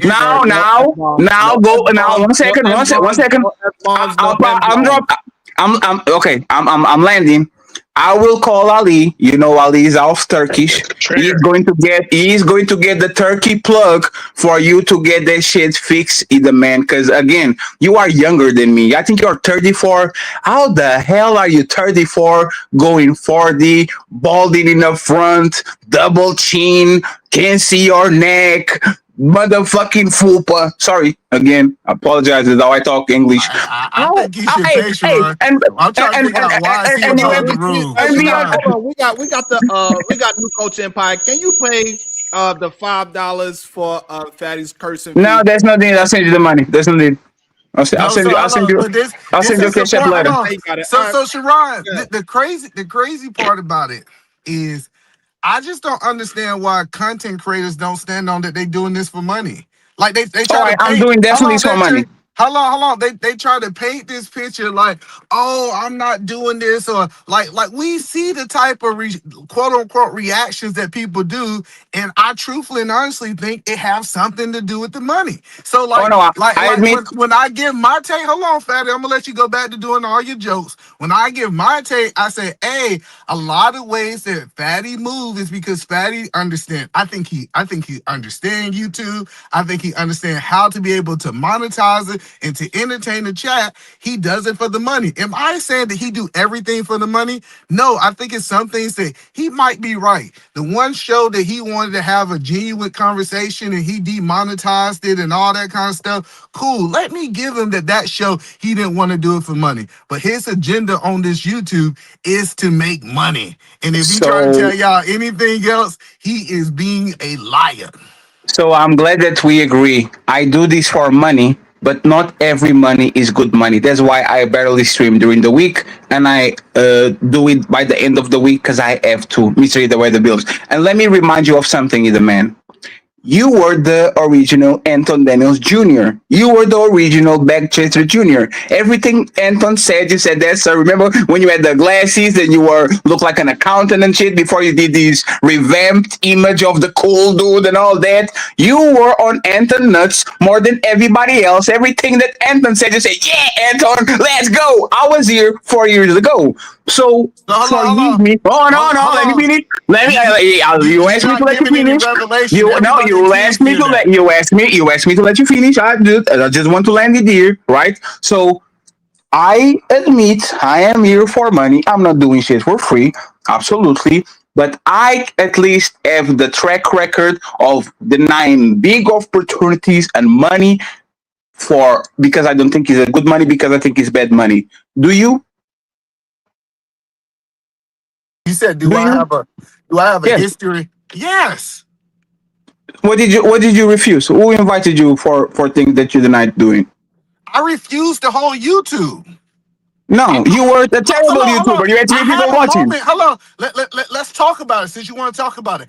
I had a moment that I could have ran when you and Jay Prince. I was the first to review that I said, "Hey man, check this out. Jay Prince is from in the back." I had the moment. I had the thing, and I said, "You know what? I don't want to be known in this light." That's why I stopped. You So were I denied monetized. it. So listen. So this whole point that he keep trying to say, oh, like everybody have these moments that they can literally take and run with. And I said, I can make money in the real world. Do I want to be this quote unquote content creator that's doing these things? So this idea that you was the only one had the moment because that was when you took your moment, bro. I decided the same thing. You So were you ain't. monetized. You were monetized. It's very easy to say no when you're not monetized. No. You don't understand. If you're not monetized, why you No, say yes? There's you're no not money involved. understanding. Once I did that review, I had Yes. the subscribers, I had everything. I literally just had to click the button and I refused it. How many subscribers did you have at that point? At that time, I think I had like right at over 500 or something. They had just changed it. Damn, 500. Hey, the man. Let's do this, right? Let me piece it up So to like, you. No, acknowledge I want to that make peace. point. I want to make No, peace. I want to make you peace. see how you want to change the subject. No, Now, no, come no, on, no. You can say what you need to say. I just want to piece it out with you, okay? Um, send me like remember when you sent $400 or whatever it was to Chocolate Foundation? Send that to me and we good, my brother. I'll go. I Hey, ain't sending your ass. But it's not for the I money. I have an told you, Sharon, listen. organization. You ever heard of a I'm going switch to build pitch? something Listen, with that money.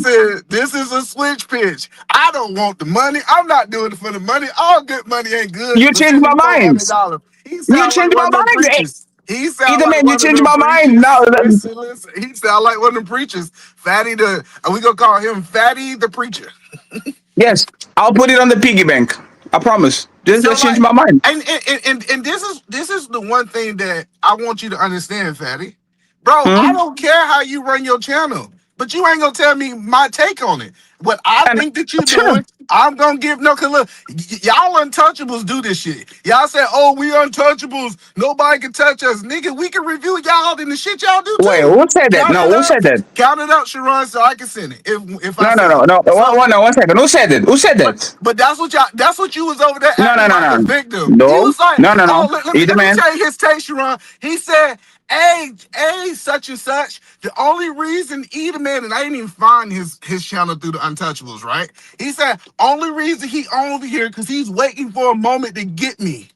I like he was looking, he was a victim. Wait, I ain't never what? seen Fatty. And he was like, he said, Edelman is waiting for the moment to be able to get a gotcha moment on Fatty. I was like, I didn't even know y'all was cool. The only reason No, no, I no. was talking, hold on, let's be clear. The only reason I was talking about Fatty because Fatty was the subject. Fatty Yeah, literally was the and because you are a subject. hater, and because you are a hater, because No, that's the I'm a thing. hater. No, no, Listen, no. They, let me go. listen to what he says. Let me actually say. Hey, let me tell you I'm this. a Right, one. hater because I'm talking about the subject. So Nobody let no calling no. him up. So let me prove this. Right, again, everybody has the right to their opinion, and I have the right to smack y'all back in the face for y'all having a shitty opinion. This is facts. I don't stop nobody from having an opinion. You just then when I pull up, you better motherfucking turn up because I will fuck you up. There's the second one. Sorry, Sharon. So now Either man I think Williams. he better spend that money. Oh no. Let's Hey, do this. Sherrod, I want Let's a do this. screenshot that he sent that money Let, because let Fatty be talking about he gonna send money and he let's do don't this. see it. Either man. Let's Go do ahead. this. Either man. Let's do this. The Sharon does a lot of BS for money, way more than Fatty. Does he do that? Actually, no. I think Sharon wouldn't ask for money if I went up here. Most of the No. time, So Sharon say, "Hey, people." Let me tell you what Sharon say. Sharon say, "Hey, people naturally gonna support the stuff they doing." I'm like, "No, forget that, Sharon. Hey, send that money." I'm usually the one over here that's telling people to support Sharon. Now, am I saying that Sharon is doing this for free? Absolutely not. But Sharon is actually just doing this because he genuinely think this is good content. So when Sharon led the other white woman he had on this channel just a couple of days ago come in and say, black women are jealous of me because at least I know my daddy. I And he didn't was see that weak. show. And he was, oh, you were here. And he was weeks I of was this. here. Yeah, because I reviewed that video. You were here. There was So weeks it was of a the. white woman. Hold on, we want to make sure. Hold There on, we was gotta get weeks. we Hey, gotta no, get the 1 second, the context. man. Hold on. We want to The get the man. context. Let me give you the context. There was weeks of the Torps or whatever, the daughter and the father coming on That the was 2 show, years ago. That wasn't going like on 4 weeks racist, ago. That was 2 years ago. tirades, and Sharon used to do no justice, no peace. Me, I don't know what's going on, right? So you are telling me once again, that And the I was on man that that panel. Hold on, lets I want you to stand on it. I was on that panel for 2 weeks. you know what, either It man. was 2 years ago. No, Hold on, I'll take 1 second. hold on. Maybe you misspoke. That was 2 years ago, not 2 weeks ago. Out there was none so they were on your so you were on a panel with them a couple of days ago, but this was 2 years ago, right? Okay, so what we're A going to do couple is days ago. So a No, no, couple hold on. no, days. now it's the same people. I'm No, just it's the trying to same get the people. story I'm right. No, it's the same people. It's the same people. Hold on, I'm gonna correct this so you understand. So I was interviewed, and yes, Ben and Grace showed up to the interview to try to disagree with me. And I was there. So No, that's but not didn't there. happen This is, between Grace and PhD, but that was 2 years ago. so either man, you are going once again. Tell me that the man that he said, I want to leave a drag to do this. And I can point out 10 situations where Sharon clearly put money over integrity, black community, black woman. Again, this is one of the simp gods. This is one of the men that defend black woman to the T. And he let a white woman go on a tirade multiple times saying, black woman envy me because I know my daddy and But he they didn't. don't. And So hold on. nappy head. You So are but telling me this man is not doing this for money? No. So that's the thing. Sharon have let a whole bunch of degenerates come up here. He let them come up because he says, I'm trying to have the conversation so we can be able to combat it in real time. And now you talking about something 2 years So ago, what's the right? difference? Hold on, Checkmate. Checkmate. hold on. No. You saying 2 years ago. I want to make sure I hear what you're saying. So you said 2 Checkmate. years. No, because you keep saying checkmate. That doesn't mean it's a checkmate. So the There's whole point I'm huh? asking, you said 2 years ago, Sure.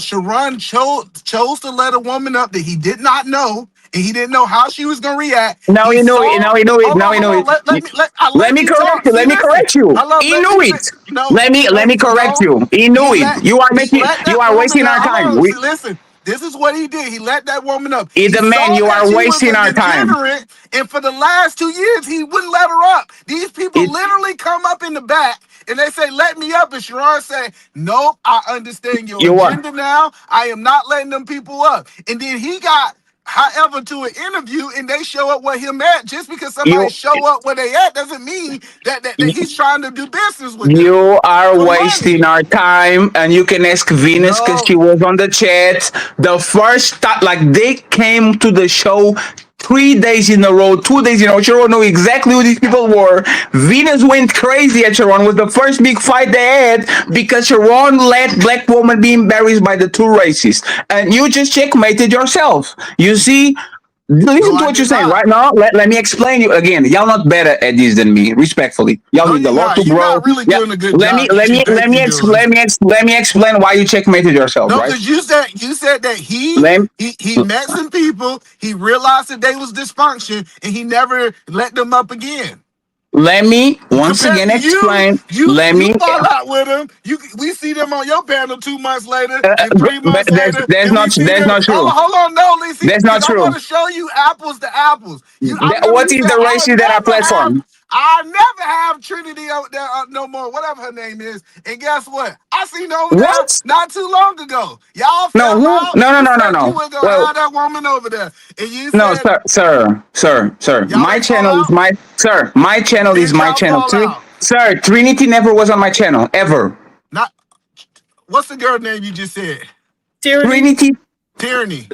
sir. Tyranny once again is not my ops. Oh, She's on now her she ain't her feelings. ops. Right, You respectfully, you said that she was your sir, ops. You said on that sir. other channel, you said my ops Sir, is can you this, stop? this, and Can that. you So you stop listed talking? her as an ops. Can you stop You talking? called me Can you as your stop ops. talking? I was Can you like, stop hey talking? Sharon, Can you I was stop like, talking? I'm the ops now. I ain't Can even you know stop I was the talking? ops. Can you Because I stop got an talking? opinion. He don't like No, people who have you opinions. have to stop talking because you checkmated yourself. Respectfully, me and Tyranny have a personal relationship. I threw baby showers for Tyranny. I threw birthday parties for Tyranny, and Tyranny doesn't talk crazy about black woman.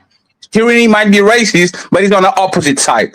So now he's the man. Do You you now let talk me crazy finish. about black women? Let me finish. Let me finish. You checkmated yourself because you Okay. started the show by saying that Fatty allows Tyranny on the show to bring controversy and all these things, right?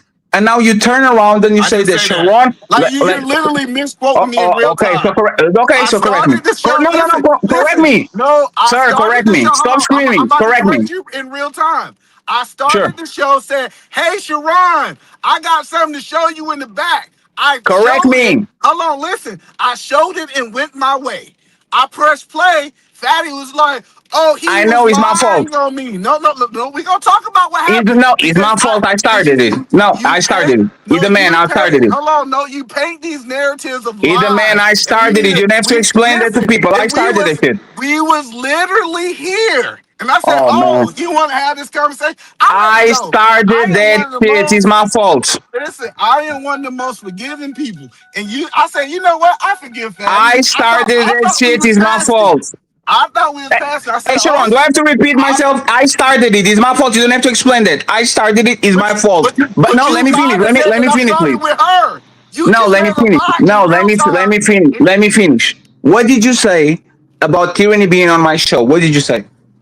You said I started the show with talking about tyranny on the show. No. I'm saying, what did you say about me having Tyranny on the show for money So or controversy? on that last What did you say? on the last show, you said these people are my ops, and we can go watch the video. You said Emmanuel was my ops. Sharon, I'm looking to the left. I'm looking to the right. I'm like, Fatty, when I became your ops. It Hold wasn't on, exaggeration. It hold on, wasn't exaggeration. hold on. You said It all of wasn't these people. exaggeration. It wasn't exaggeration. I take that back.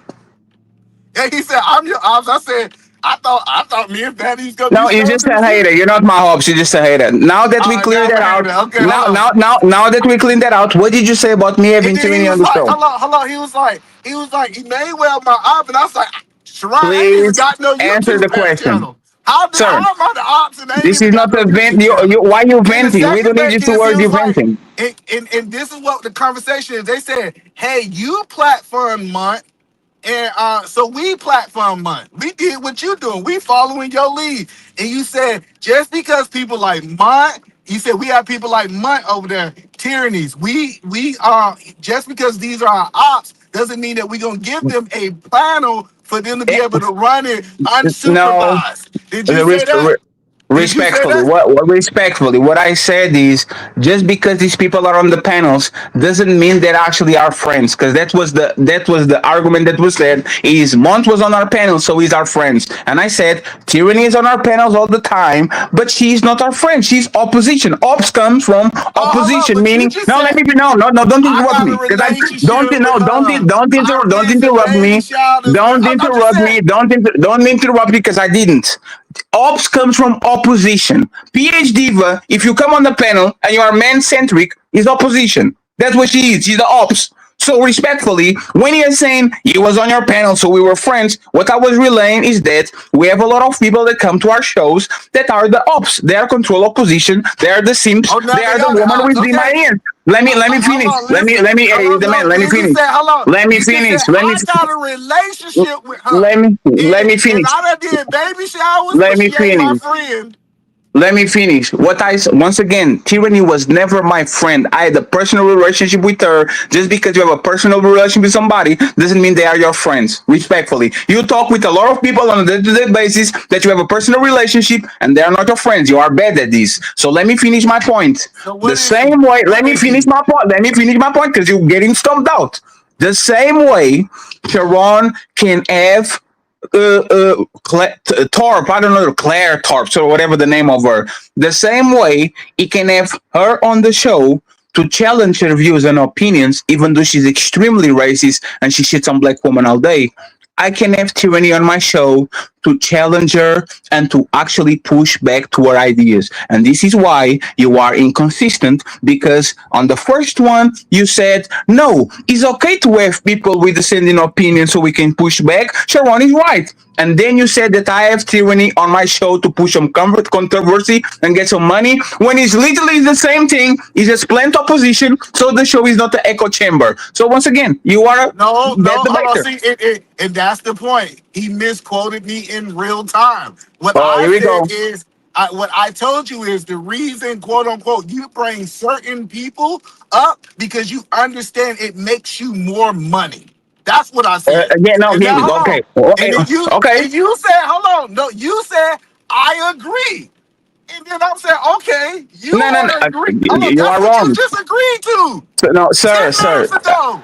sir. I tell you that not every money is good money. Pearl wanted to Yes, do what? I Let me agree. one second, please. Pearl wanted to do a weekly show with us about black fatigue and all that shit.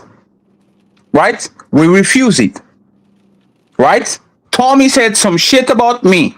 If you see Tommy around, Angry Man, same thing. If you seen him around, we multiple times, especially on this Pearly situation, we know that she's on a racist campaign. So as soon as she started that shit, we closed it out, even though it could make us thousands of dollars. Now, No, once listen. again, let me finish. So now, Yeah. just because I'm doing things for money doesn't mean that I'm going to accept blood money, racist money, money that I don't feel that is actually good in my pocket, because not every money is good money. But for whatever reason, you think that I do that. But when it comes to Sharon, that there's 3 years of motherfucking violations, now all of a sudden, I don't Another think one. it's money. I got you. I got you. So let me ask the question.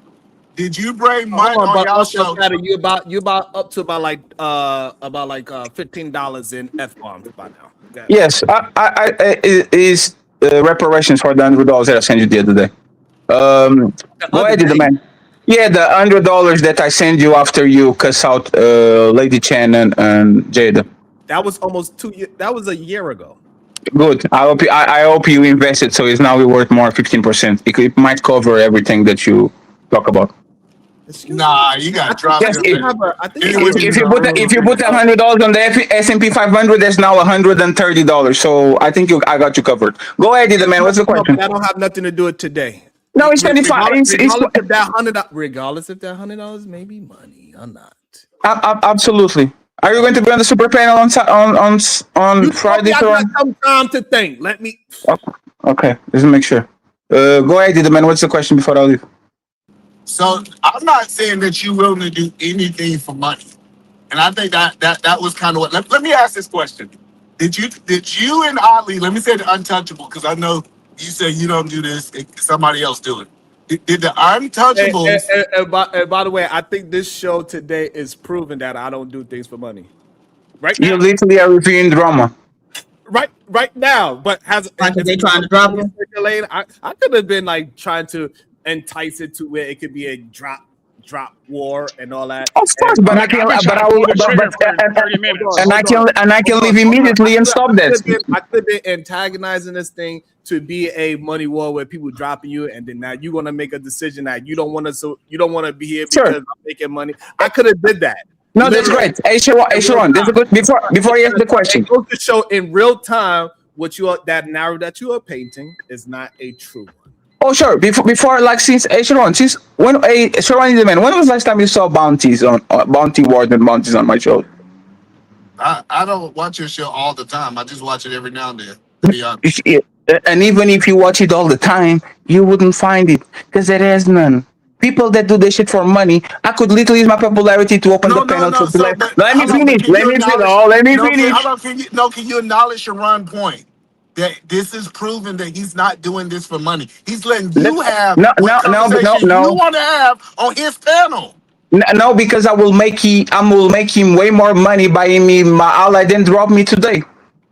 Like y'all don't see Sharon, y'all I've don't been see trying to Sharon pull the play. trigger for 30 Hey, minutes. how many years have you been on this place? Sharon is an opportunist. If I can make him money by bringing him around again, he will make way more money than just me doing the bounty today and leave. Because now he loses the access to Fatty again. What am I saying that is wrong, Mr. Iderman? Go ahead, Iderman. What am I saying that is wrong? Listen, y'all guys is having a whole nother conversation. Oh, so now you don't want to talk about it, huh? Hold on. You believe that the reason why is because I'm trying to have access to you? You love to be part of the untouchable sphere. Damn. Because it makes you money and it gives you views. That's why when I asked you, do you want to be on the super panel on Friday, you didn't say no. You said, I'm going to think about it. Think about it means that there's a possibility. And you know why? Because you love in the mid. You love to be next to the popular kids, and right now that's us, respectfully. So what? Fatty, you recruited him, right? Like you recruited him. Sharon. If I'm lying, correct me. If I'm lying, correct me. You can correct me. The delusion is crazy. This is why you have this misunderstanding of what happened 2 years ago and what happened 1 year ago. The delusion is wild. So you are not going to try to take advantage of coming on the show. Listen, what I'm trying to get you to understand. I'm at my own lunch. No, say that without smirking. Say that with a serious place. I won't do the show on Friday. Okay, perfect. Thank you very much. You're welcome. Like I'm at my own lunch table. To try to it's kind of like a small lunch table, like a kids table. Right, but to act as if I'm trying to do something other than just have my natural show, and whatever happens from my natural show is what happens. Sure. We don't, me and you don't, we don't call each other to try to set anything up. This argument is a real argument, regardless of whatever. Nobody planned this. For you to act as if I was trying to get access to you is a wild statement and is a horrible narrative. Absolutely. That was unreal. Okay. And it wasn't fair. No, life is not fair.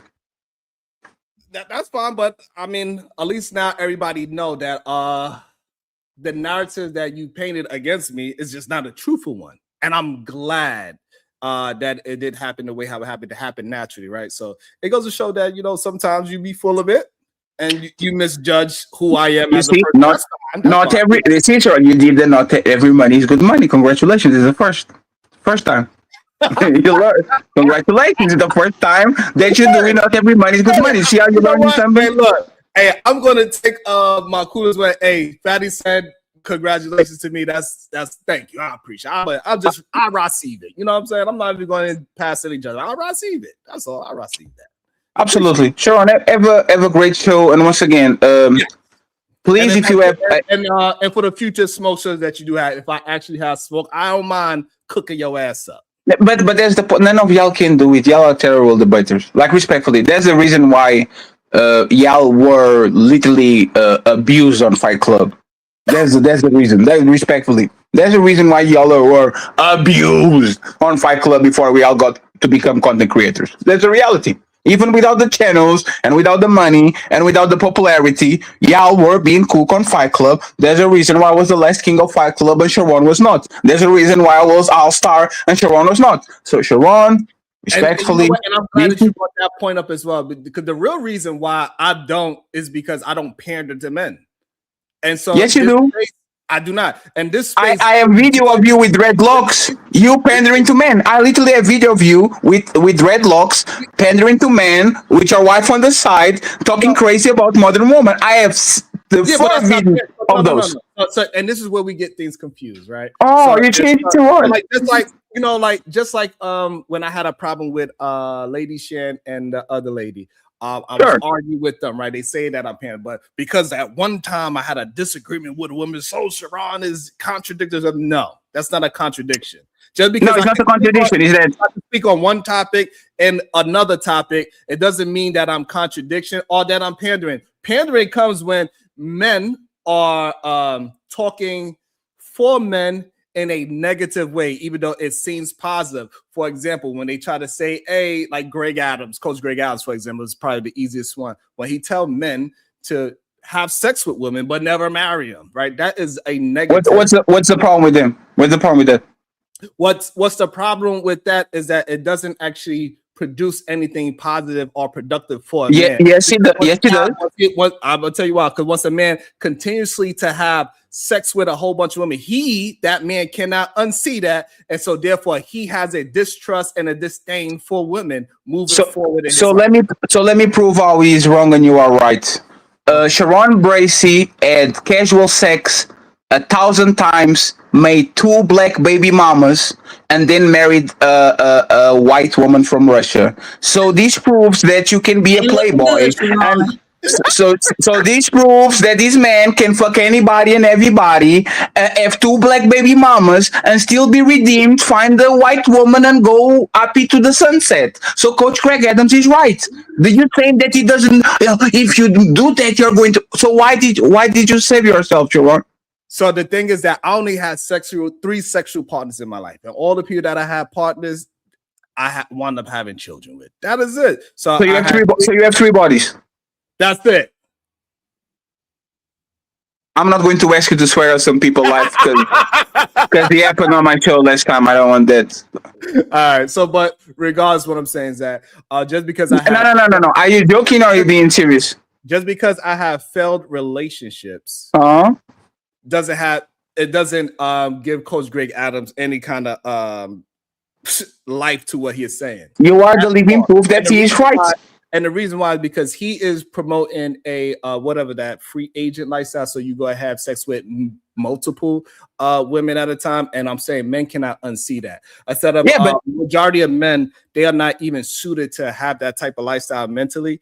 Majority of men are set up monogamously, not the ones that absolutely. But that's the point. If you did 2 baby mamas and then got saved by the bell by whatever because you decided, right?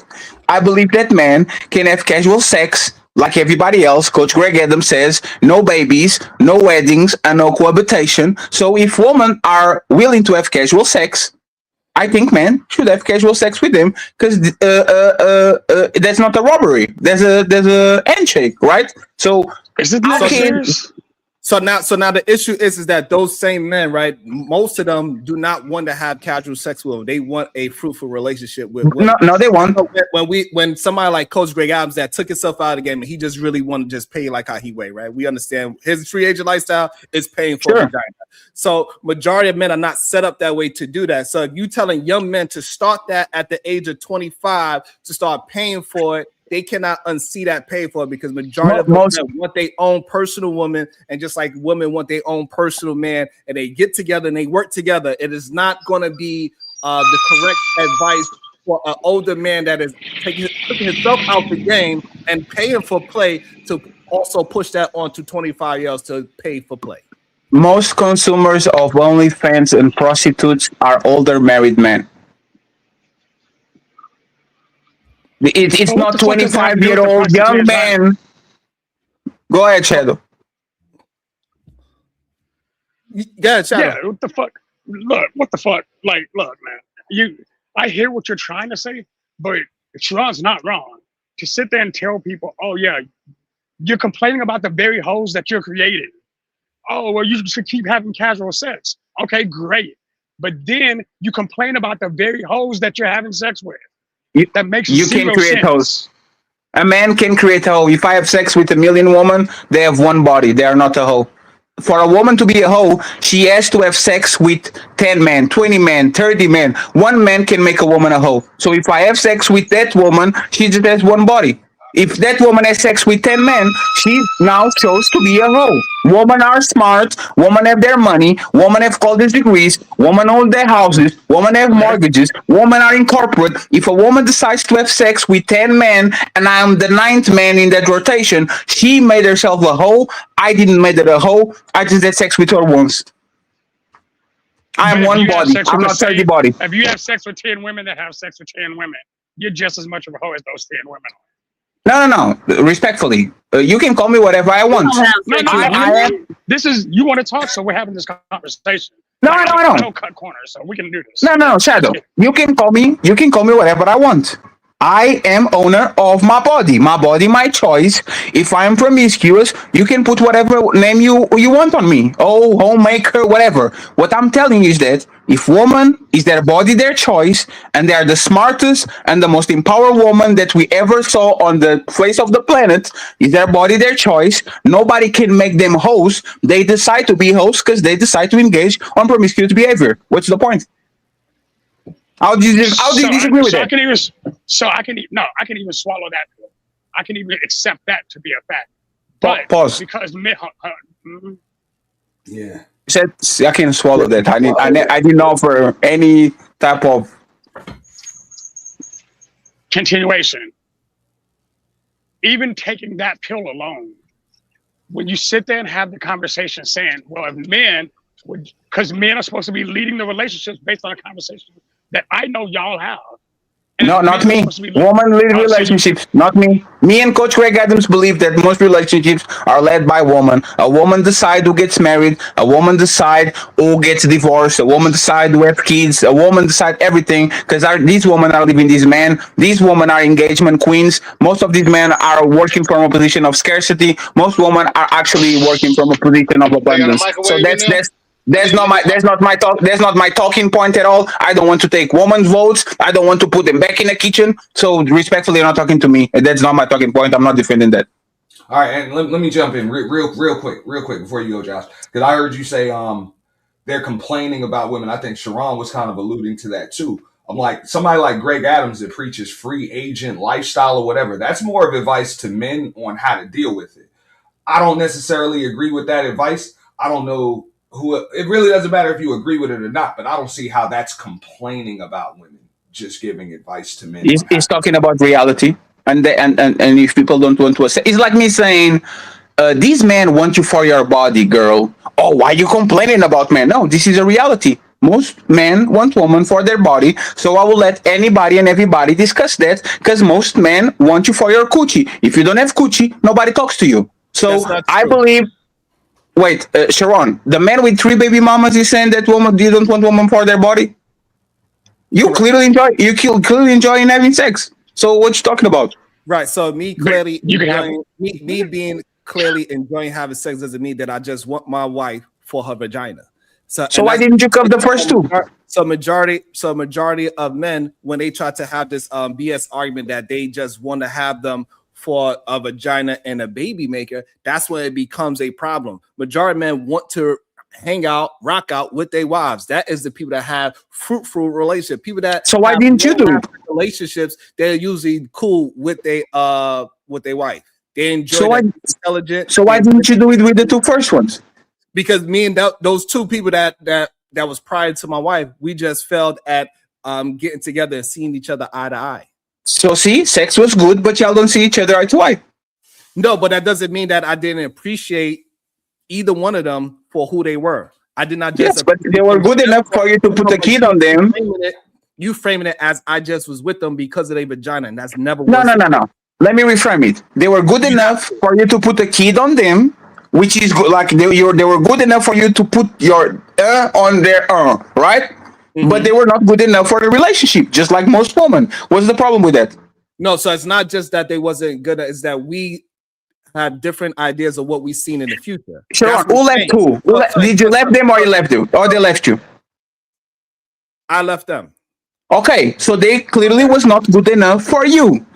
That's what we talk about on this space. Most women All are right, so not good enough for you, so use them like they need to be used. What's the problem with that? the problem with Because it's that is that retarded. I still so the problem is that I still we planned the future. Mine was looking different from them. And that's why Huh? we have to separate ways. So I did not look at them as just vagina, like how Coach Greg Adams is looking at women just as vagina, saying that, hey, you just pay for it until you can't pay for that person anymore. That is the difference, because majority of men are not mentally equipped to deal with so many women sexually and unsee those things. It's going to be a bad look for them as they move older in life. Totally fine. And if you're not about that life, majority and of if you're these not men, about that life, don't listen to him. If you are not about that life, because being like doing how it does, you have to be about that life. You can be attached to women just because they mount on you. If you are not about that life, you should listen to Coach Greg Adams. I agree with that. okay. And so the problem is that he do get people enticed into his rhetoric that is not a part of that lifestyle, that do not have that mental capacity or financial capacity to do the thing that he is doing. And it's not good advice for the general population as men. It's only good advice for older men, like how you said, the older men that's buying these OnlyFans, the ones that are whatever's going on in a relationship, is good for those men that are pretty much taking themselves out the game. His advice is good for them. Not Sure, for but nothing is good advice for the majority of population. The good advice. My advice is good for the majority of population. No, okay. So your advice? Do you advise people to marry before they carry? Yes. Are most women marrying before they carry? I don't think so. Are most women, the average age of marriage is 29 for women on the United States. In Portugal and Europe is 30. Are these women saving themselves for their husband at 30? No. So if they not, why should men go ahead and do whatever they, like you Sharon is telling them to do, and wait until that day to consume marriage when women clearly are not about that life? Why should men not actually be realistic and react to the market instead of doing this idealistic world where everybody close their legs before they get married? How does your advice work when it's not based on reality? Because first of all, my rhetoric is not based on virginity. That's number one. So it's based on what?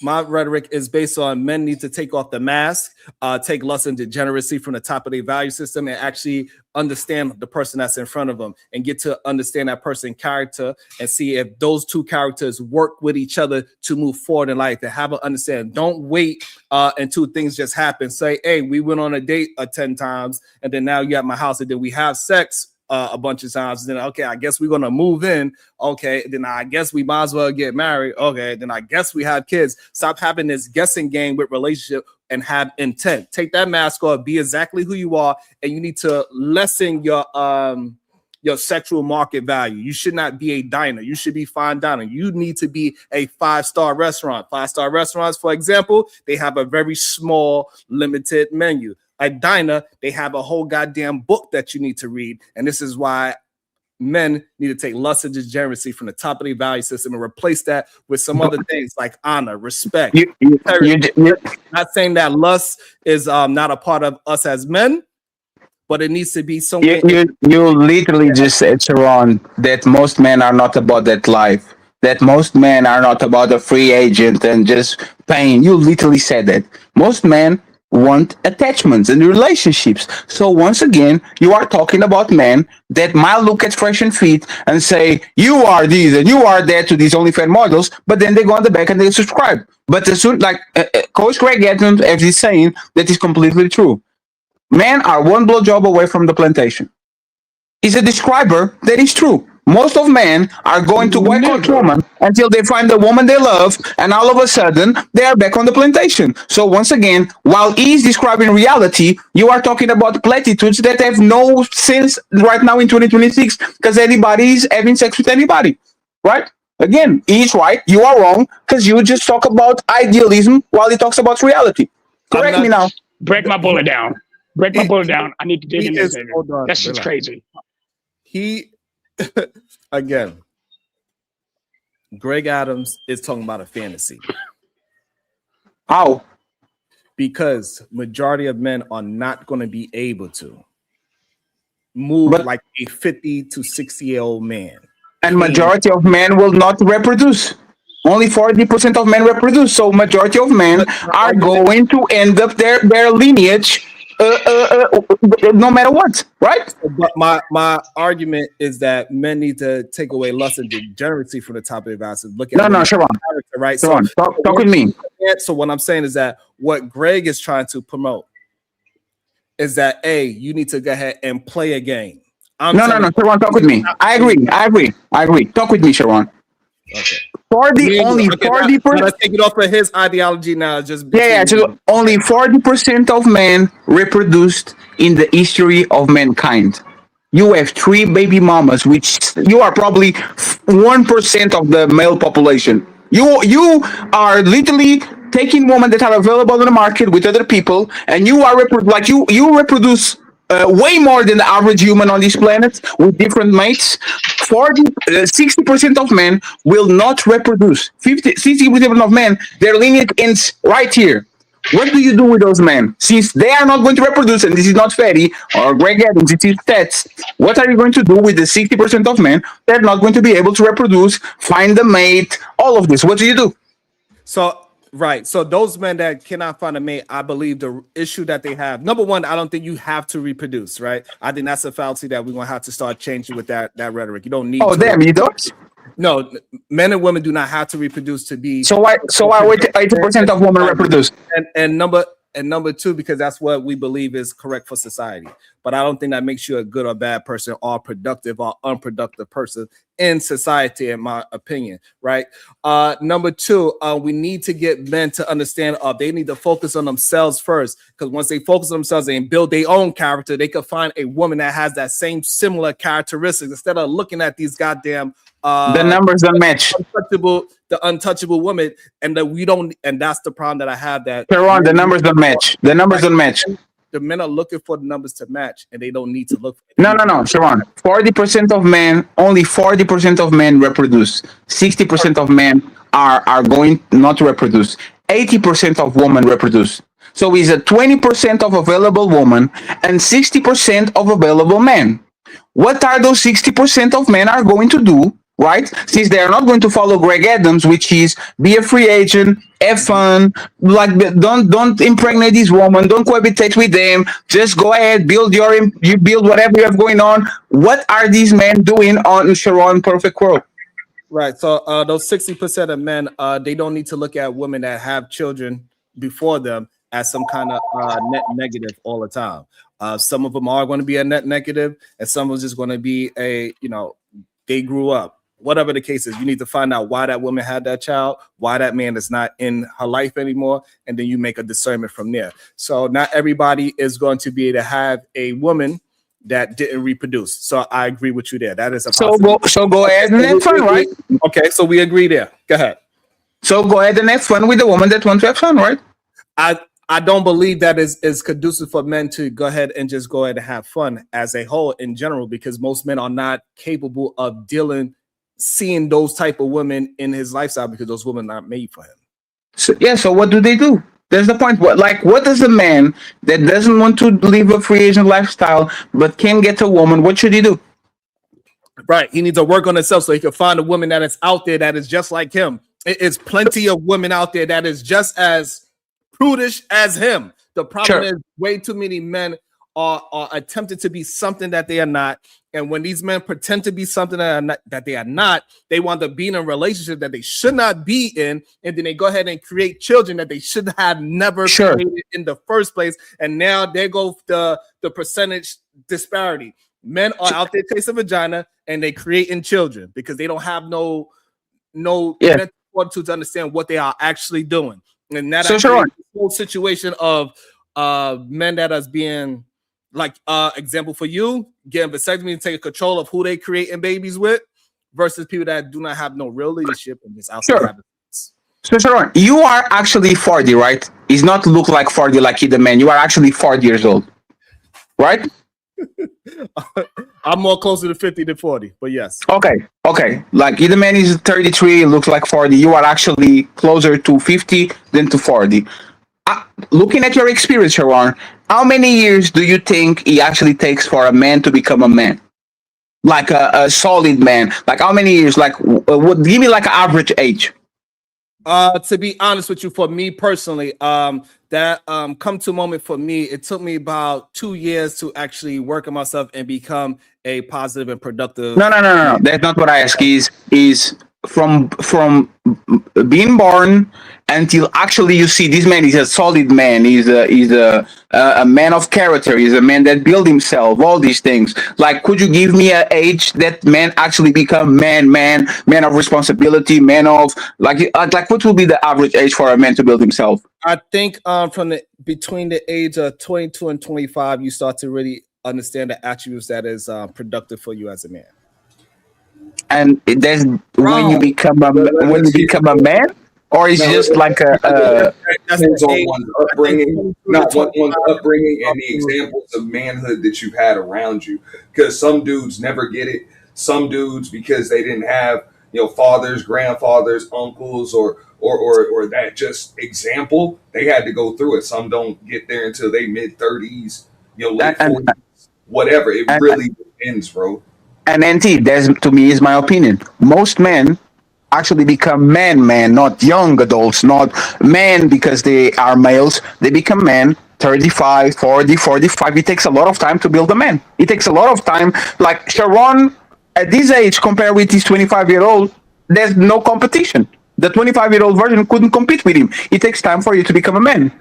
And the problem is, these men, you are telling these men to build themselves, right? They're going to build themselves. They're going to work hard and be promoted. Like, for example, Shadow is doing his hard worker. He's doing his thing. He's working and all that.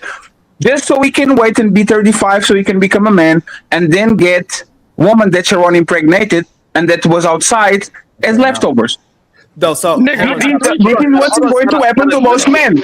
They're going to work hard just to get your own leftovers because he didn't want them at 20, but now I have to get him because I'm 35. Hold on, Shadow. It's not a shout at you, Shadow. He just referenced to you as a working man. So what I'm trying to get you to understand. So if we can get young men to start recognizing these characteristics earlier in time, they will also recognize a woman that is built for their character, what they are trying to build in time as well, instead of waiting until we are 35 and go through all these different life. You can't.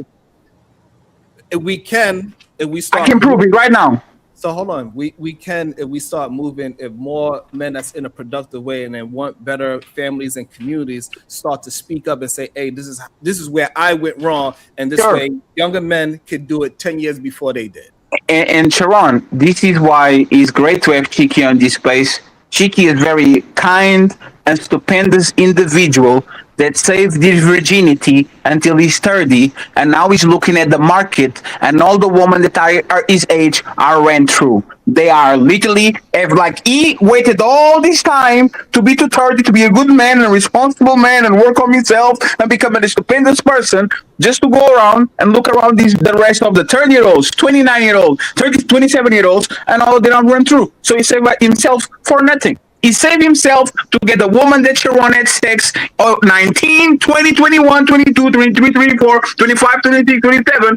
And now, here we go, Chiki. Here's Sharon leftovers. Be happy. They're not choosing to be virgins. They're be happy. I think the problem that is that like virgin doesn't mean that necessarily means that the person is no good or not. I think no. Chiki is a great person, and that's my point. What I'm saying is that she's not, and I get it. And this is the problem what I have with men going out there and just having sex with a bunch of women, because they look at women as being befouled once they have sex with that woman. So whenever they get their own woman, they look at that woman already as a net negative. No. Sharon, what is this counterpart? Sharon, what is this counterpart? And the reason why I'm saying that is because you even saying it right now that those women, because they had sex, that they are a net negative for Chiki. Because no. Where is his counterpart?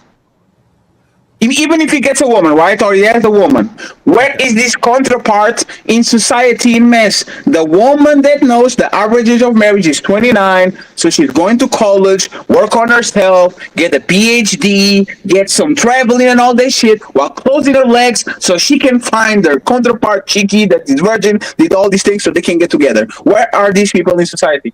Right. I believe they are there. I think most men overlook those women because they are looking at the wrong women to be the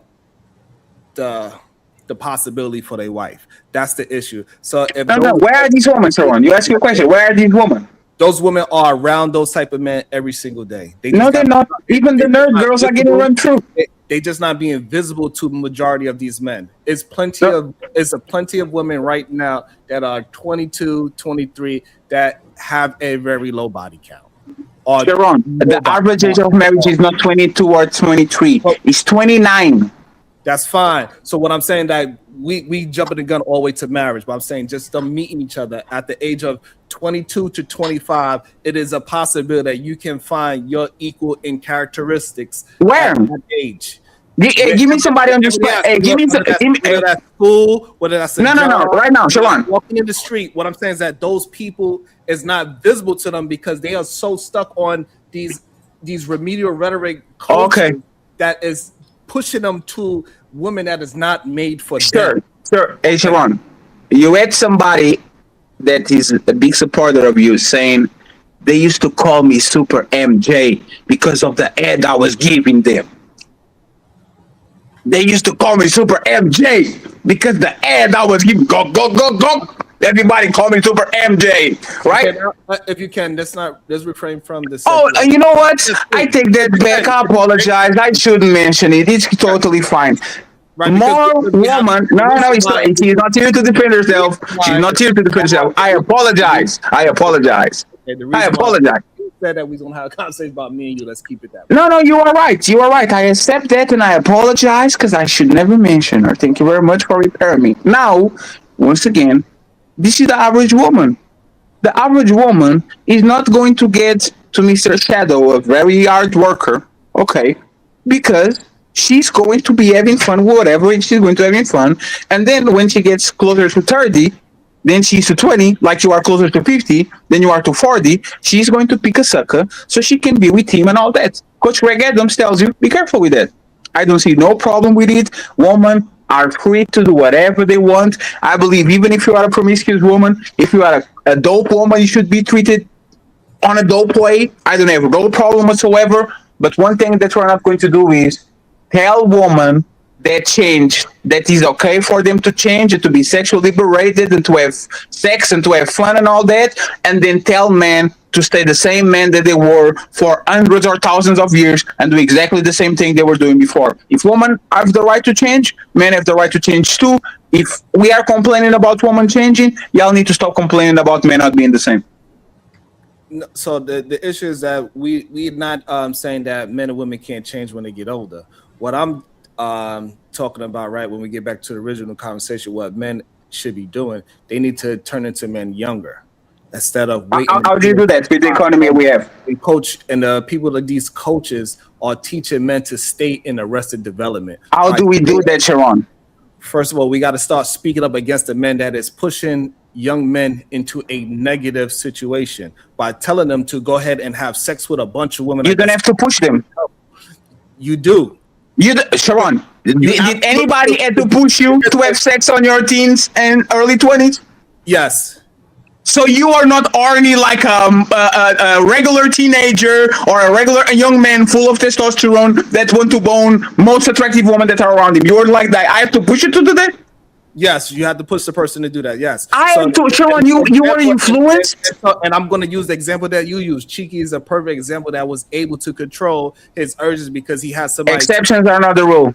That's fine, but we can have more exceptions, right? And then they could turn into the rule. If we could start men pushing that type of rhetoric a lot sooner than later. We need less men pushing out this remedial rhetoric of go ahead and pop it off every goddamn day and tell them, hey, listen, you need to understand that, yes, you're going to get horny as a man. You're going to see attractive women.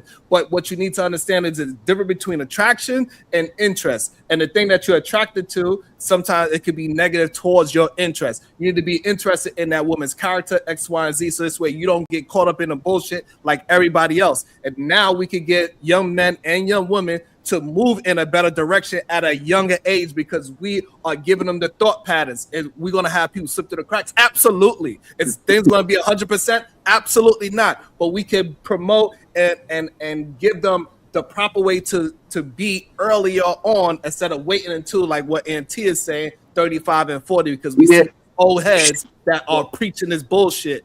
Hey, Sharon, I have to. Let me just say this, and then I got it right. This is why Sharon is not going to take hell nowhere. Telling men to stop having sex is like telling a crackhead to stop doing crack. You are not going to do it. For every 50 men that you are going to say close your legs, the other 50 men is going to try to get as much pussy as possible. It's the same thing as saying, for resolving these problems, you just have to tell this woman to close her legs. Most of them won't. Most of them won't. Most of them won't. No matter what you tell them, no matter how many times you preach chastity, no matter how many times you tell them to not engage into sexual relationships, they will do it because not me, not you, not Kevin Samuels, not Shira Seven, not Coach Greg Adams are going to do it. So once again, you living in the world of idealism where everybody does what they do. Try to get women to close their legs.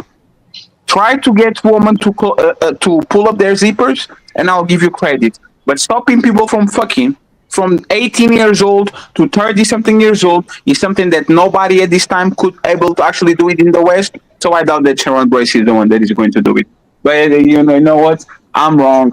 Y'all got it. Shout out once again to Sharon Bracy and all the fucking he was doing before he got his rights.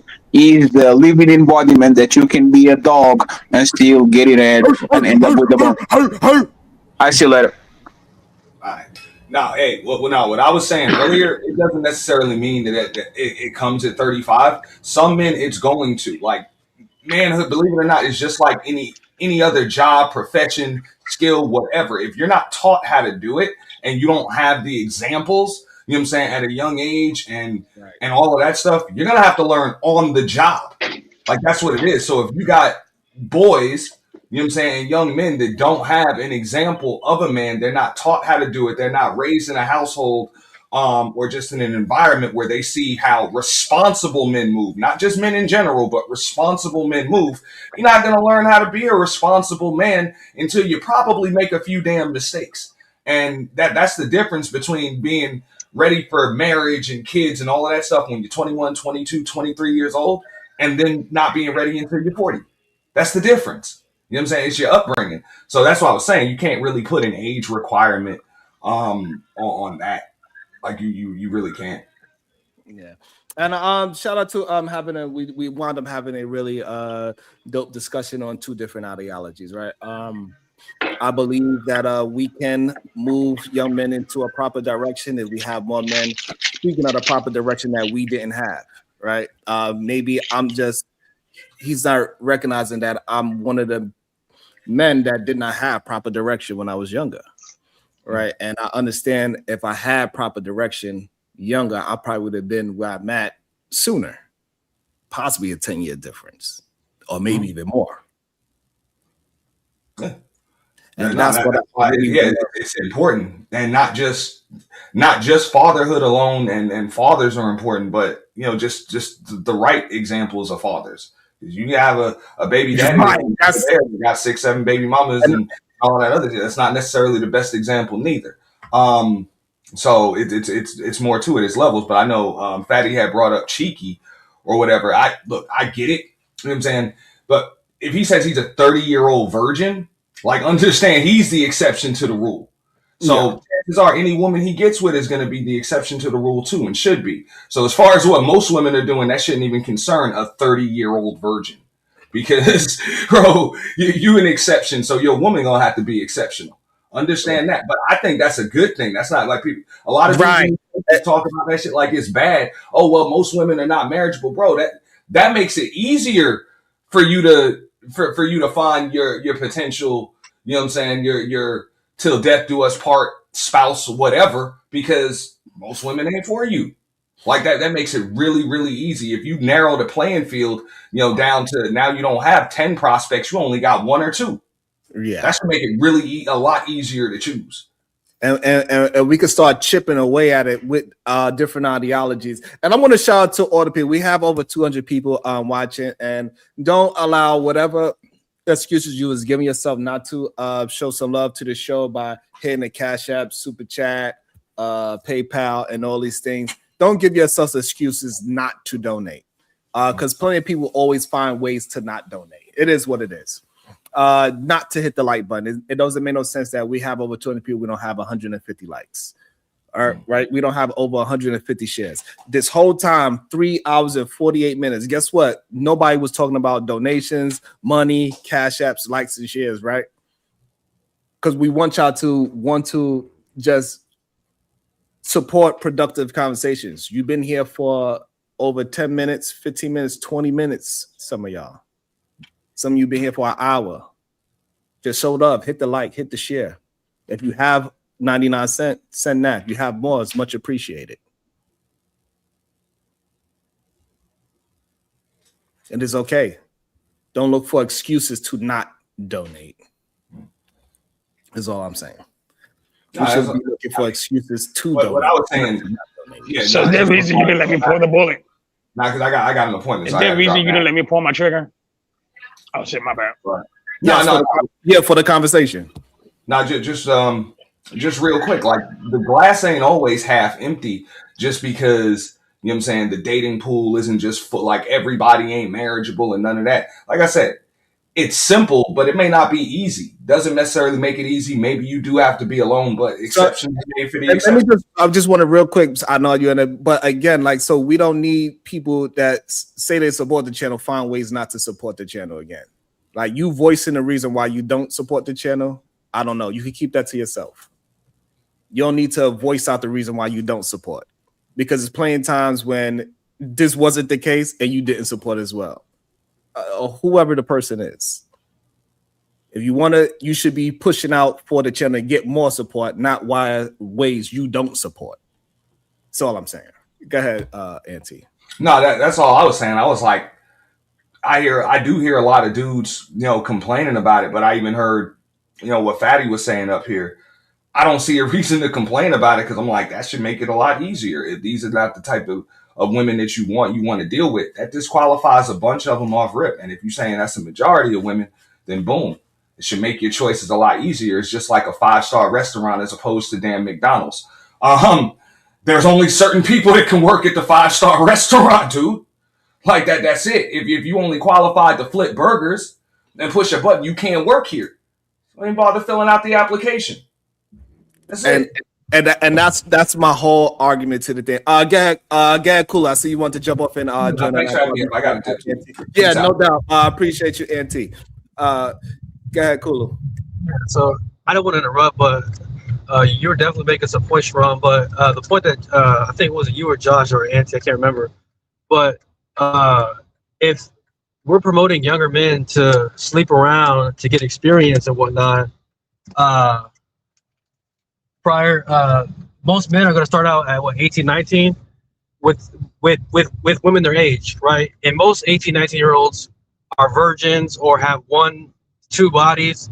So if we're promoting the younger generation to get younger men to get experience with their counterparts, then that means by the time that those women hit 30, that they're going to have the so-called bodies that Fatty's complaining about. So there aren't going to be any virgins that are going to be for it's a dude that he brought up as an example, and he brought up the statistic about 40% of men reproduce, or 60% like percent of men throughout history don't. That's history, bro. Like this idea that we're gonna get 100% of men or 80% of men to mate with 80% of women is just not possible. It's just never gonna happen. It's never happened before, right? At this scale that we live in today. So it's like so his point means nothing because it never has happened. But yeah, man, he just seemed like he was complaining about a lot of stuff, man. But he definitely reviews your channel, Sharon, like he's like trying to say that he don't. And it felt like he was trying to recruit you to the show, man. I'm glad you turned it down, because he was definitely going to use that against you and whatnot later on. So I'm glad you turned that down. But also, just real quick to respond to a point from earlier. Josh, are you going to take workout lessons from a guy that's skin and bones that don't work out? It depends on why he's skin and bones. Is he lean or is he he's just unathletic? Like no muscle? Are you going to take strength training from a guy that has no muscle, that don't work out, that's just skin and bones? No, but I might take dietary advice from him. Okay, so the messenger does matter. No, because Yes, that's also part of fitness. No, because you're not going to take strength training from a guy that don't got no muscles, bro. That that don't look the part. You know what I mean? So like the messenger is important. Like the reason, and you believe in Jesus, right? Is the reason why Jesus' message is so powerful to Christians is because he's perfect. You know what I mean? If he had any type of flaw or diminish, his message wouldn't be as powerful as y'all try to make it out to be. You know what I mean? So the messenger is the most important thing to the message. That's fair. No, that's fair. All right, we get somewhere. We got somewhere today. Diva, are you there, Diva? I'm not sure if Diva's there. She was in and out today. She had a couple of comments on my ass, but she was in and out. And I ain't read none of the private chat stuff yet. I got to read that as well. Y'all be having me. All right, Acid Bath with the 199. Believe in me. I'm your God machine. Shadow, the time wild. Bullet. Luffy, D Nuts 1 with the one eye. Sharon, you cooler than them. Thank you. I appreciate that. I rarely get any compliments. I appreciate compliments get you everywhere. Ronnie, PB 3XT with the 199. You left 2 BMs? Damn, dog. That's about with the 199. Those that can't can be sent to war. Shit. Kim East with the $2. What happened to being leaders? Yogi Fish with the $4.99. I changed my mind. Go on Fatty's show Friday. Great conversation between you both. Well, I appreciate that, Yogi Fish. I think I can have a good conversation with anybody. It's just that too many things get in the way of conversation sometimes. It is what it is. You know what I'm saying, Kulu? It is what it is. I'd be really one to have these conversations. The problem is that I'm able to have these conversations, but a lot of people want to try to use the fact that I'm willing to have conversations as a net negative. And, you know, that's just what it is. Yeah, like what he brought up 2 years ago, whatever. Like, right. Like you're the only people that I know that are in this sector that actually has legit conversation and tries to let everybody from all sorts of backgrounds and communities give their points. And the strongest points survive, you know what I mean? Or they get bountied out. And it just seemed like with him offering you that, like, was all part of a plan that he was trying to use against you, because the point that we were making is that you're over at Sharon's channel. He didn't ask you to be here. You're listening to him, and what we're saying on the panel, he's not doing the same to you. So that proves our point. But if you were to go over there, then he could use that against us, you know what I mean? And say, oh, Sharon, come over here, you know, to my show and whatnot. But yeah, man, and the Edom man got his ass on the rope, and he would have moved on. Like, no conversation. But yeah, man, like, you can't use other people reviewing your content as a way to prove your popularity, because you're only using content because of the so-called woman being dominated by the man that happens on this platform. They're not reviewing your content because you're somebody. They're reviewing the people on the team that are at it that fits their audience. You know what I mean? Yeah. So that's not a way to judge your success as a content creator. You know what I mean? But one thing I would say is, you know, I'm glad that we was able to get down to an actual conversation. So at least shout out to that. So it shows he can have honest conversations. And we can have more of that. I think the space would be very beneficial of more real conversation, but maybe they have to be one-on-ones, right? Because it takes away from a lot of emotions in the conversation, right? We was able to just communicate, even though we disagree, right? And I think that's a trope that is a net negative also in our sector, that we have to have a heated argument for it to be a good show. No, we can have really dope ass conversations that's are opposing without it being some nasty salacious thing. And also, let me welcome into the show, Cypher. Good day to you. What is your thoughts? Hey there. Well, first of all, how's everyone doing today? We're doing well, thank you. Good.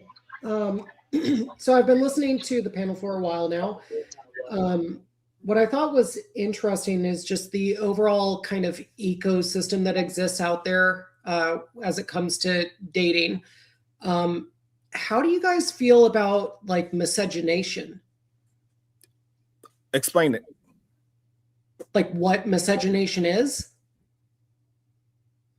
Oh, Yes. well, it's defined as the mixing or blending of race in marriage or breeding.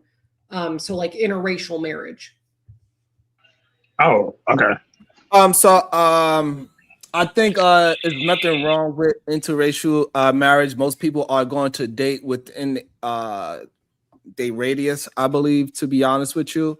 I don't think interracial dating is a real issue that we should actually communicate about because it happens so little. Unless you live in places that is like melting pots, like where I'm at in New York City, where race is not as big of a deal. But when you go into more of the middle of the country, people tend to stay with their own race, and I believe that's the reason why that it is not a bigger situation on dating outside your race. And also, before you go, Cypher, shout out to my guys. Really, thank you. He says support, fam. Thank you so much, my brother. I really appreciate that. Thank you. Go ahead, Cypher. Why do you bring up this conversation? What sparked this idea for you for this conversation of a situation that doesn't happen that often? Sure. Yeah. Well, I'm approaching this as a person who's white, and I'm listening to a Black panel primarily discussing dating issues and issues pertaining to marriage. And so I'm just always interested how everyone feels about that. And to me, I guess I don't have a strong opinion on the matter one way or another in terms of like, I don't think that it should necessarily be discouraged, and I don't think that it should necessarily be encouraged either. And what I've noticed is that recently, over like the past 15 years or so, we have seen a very intentional move from a marketing standpoint in virtually all forms of media to really present more interracial and mixed couples than we've ever seen in the past before. And I do find that interesting, right? Where there's like quotas essentially built into advertisements and representation on screen in movies and shows, where they will show, for example, couples that are always mixed races, which again, I don't have anything against a couple being mixed, but I do find it interesting that we would intentionally promote that from a representation standpoint. So yeah, I don't think they are promoting it. I think it's just acknowledging it because we are living in a time when people want more representation, right? So for example, the alphabet community, right? They wanted more representation on television, even though they are the vast minority in America. It doesn't mean that is necessary. In my opinion, I don't think that means that they are promoting it, but a lot of people took it as that as well. I think it's just allowing people to see their own representation on TV. This is why we having a lot of TV shows with mixed races and things like that to show that we are able to communicate with each other, because majority of the time when you're living in a major city, you're going to have to be around other people, and it's okay for you to be represented on television. I see. So you think that this is happening spontaneously and organically, not with an intentional... You got next, Josh. You go right after Cypher, Josh. Yeah. Go ahead, Cypher, Josh, and then Kulu. I think Kulu want to jump in on it as well. So Cypher, Josh, then Kulu. Yeah, so I was just going to ask, like, you believe that the shifting that we've seen in advertisements and media portrayals, that this is all happening spontaneously and organically, and that there isn't a greater social organized push to have it orchestrated for people to see I see what you're doing. more prominently, because I actually do believe, based on non-governmental organizations that gather in consortiums and talk about how they would like society to be structured, diversity quotas, as well as things like ESG scores, which are fundamentally, those are scores that are operated by companies like BlackRock, which has like $40 trillion worth of equity investments across the globe. And they determine where they're going to spend and invest their capital based on companies' ESG scores. If you are a company producing media and you don't have a balanced and diverse portrayal through your productions of interracial marriages and, LGBT representation, you won't get the funding that your company is seeking. And so that creates an incentive structure for these things to be presented as normal, when, to your earlier statement, interracial marriages are actually kind of outliers more often than not. Well, they're 20% of the population today in America, and it's been growing ever since. But my bad, Josh. Cooler. Yeah, no, I want her. Ma'am, I don't know how much you know about me. I'm a man. I said ma'am, so if we're going to play this game, play it right. Hold on. I cleared up for you, Cypher. Cypher is a man. Oh, Lord. male. Okay, even better. Even better. Okay. Let's get it. So I'm going to call you bro because it's easier then. Bro, let me say this, because I spent a lot of time being raised by white people, and I understand the white logic that you're actually using right now. So I'm going to go ahead and put a little pin in you real quick. Number one, the reason why it's happening isn't because the government or whoever the people in power are trying to promote that interracial for whatever reasons. It's not a separatist argument. So we can go ahead and stop that right there. Like, we can stop that whole funny shake you're doing. Yeah, we're done with that. The real reason why we're seeing a lot more representation is, as Kulu just said, it's actually happening a lot more often. There were maybe three black people in the entire state of Montana. Like, I leave Montana, it's cutting by a third. So I understand what you're getting at from a separatist mentality. But the reason why it's being promoted more is because in higher education, you're actually seeing a larger mix of races in different realms, in different major cities, on different college campuses, in different hobbies, in different job fields. And it's creating that new interaction. 65% of the people I dated have been white. So and I can say this because, again, they were in proximity. But since our environments are becoming closer, those proximities are getting easier to deal with. It's not as looked bad on to date somebody outside their race. And generally, if you date people, you may have sex with them. And if you have sex with them, you may get pregnant. It's kind of a natural order of things how they could work. So the fact that it seems as if you were playing the shady ninja, you were trying to make it seem like, well, do you think it's media or some kind of major fun? Nah, bro, stop that. Like, miss me with that. Yeah, I had to agree with Josh real quick, Cypher, before you go, is I think that the reason why we seen it lately, because I've noticed it too when it comes to commercials, TJ Maxx, and like stores and corporations, is because I think corporations notice that the trend is that since 1957 or 60 something, when they made it like interracial marriages legal across the nation, it was immediately at 3%, and then since then, now in 2026, it's at 19%. So if you're following the math, eventually in another 60 years, it's going to be at 40%, right, or 39%, and eventually it'll continue to grow because we live in this melting pot that we call the United States, right? So I think corporations are noticing that that number, so they're slowly, like Sharon said, if they're trying to represent more people, so more people buy their products, more people buy their brands of all different types of families, right? And I think that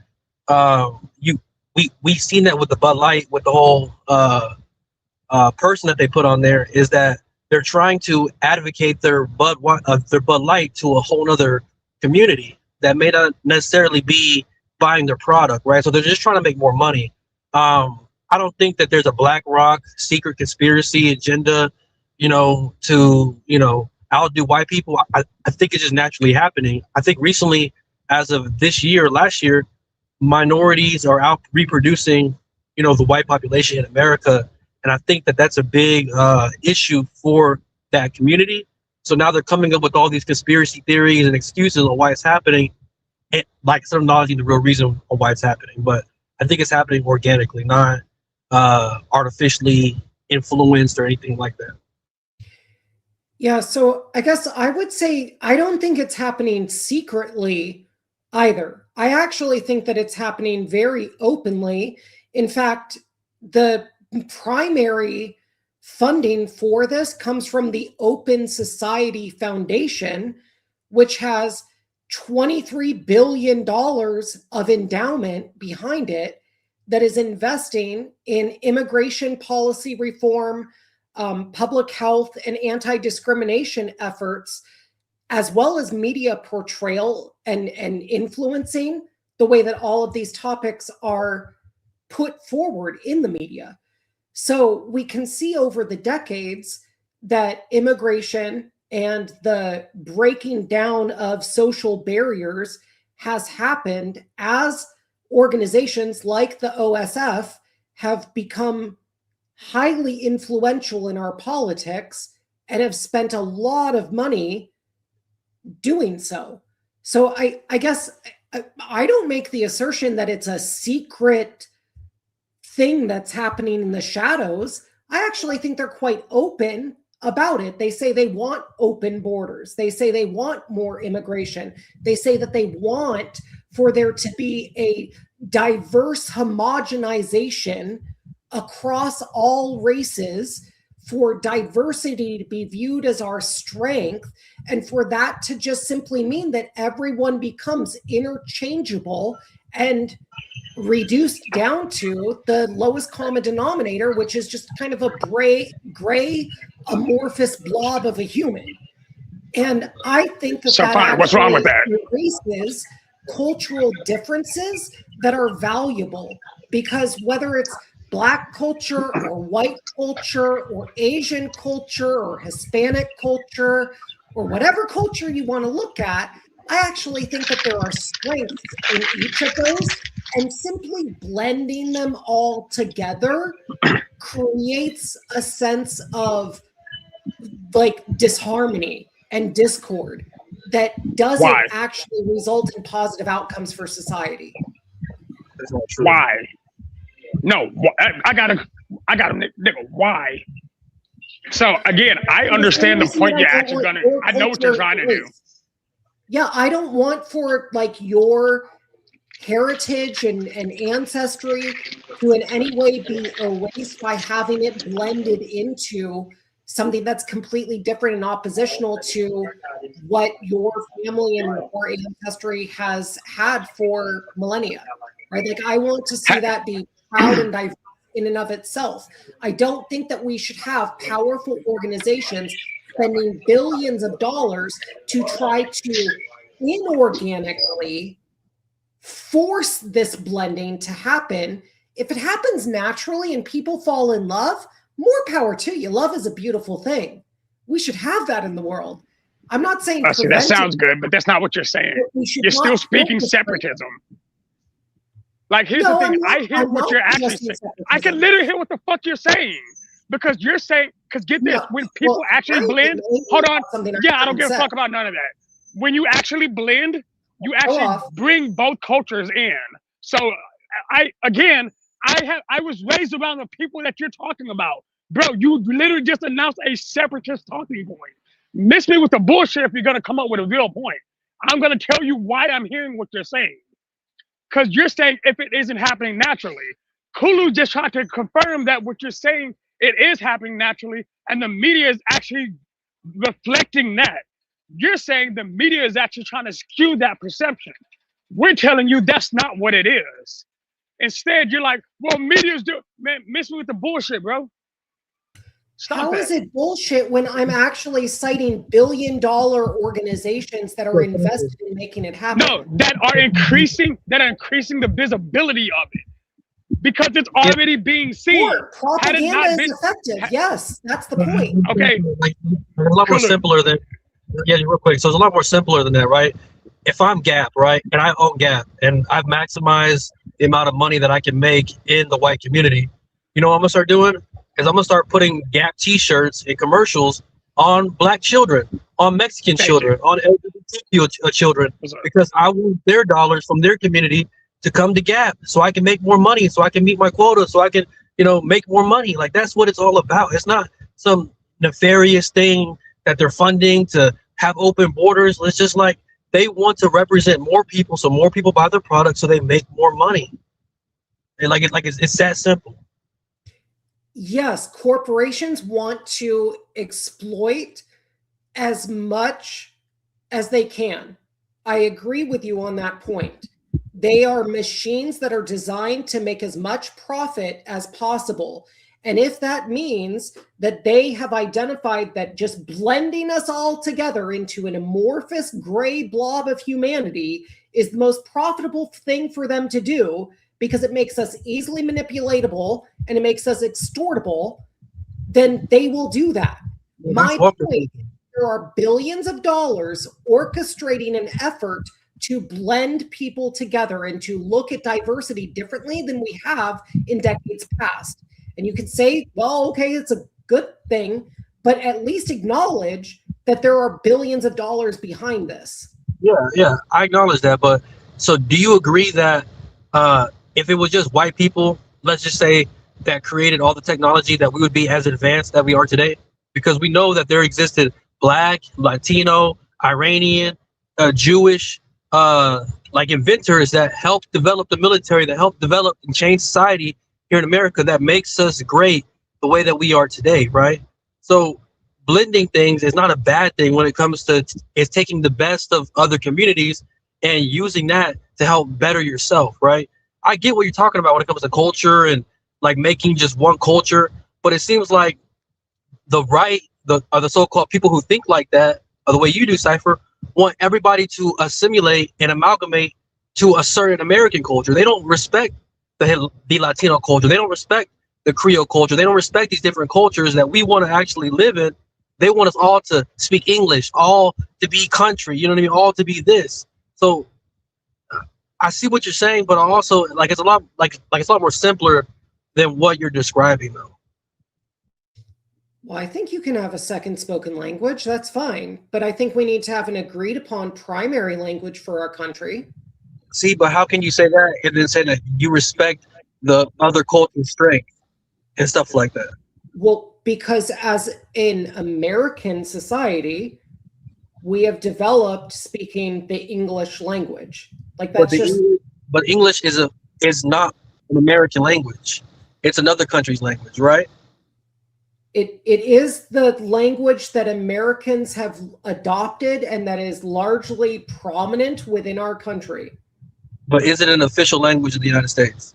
No, it's never been an official language. And that's not the point. It is the most prominently spoken language in the country. And I think it's fine for there to be a primary language that you speak in a country, and for people to have secondary languages that they're also fluent in is absolutely fine as well. Yeah, I mean, it's okay to have people want that, but should it be forced? Obviously not. You know what I mean? If people should respect people, like people should respect people's cultures. Shit, we got translators, man. We got like Google AI that can literally translate it in real time. You know, so I mean, yeah, but I think we're straying from the point a bit. Yeah, we are.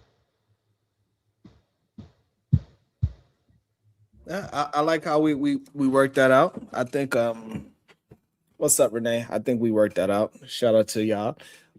We got through it. Shadow got a little excited, but we got through it. I just don't think it's is an agenda the way how you saying it, Cypher. I think it's more of a agenda of creating more money and enticing more people to spend money with different companies, not necessarily to push people into dating certain people. Okay, so you're dismissing the influence that the Open Society Foundation has on political discourse and marketing and propaganda and media portrayals? Yes.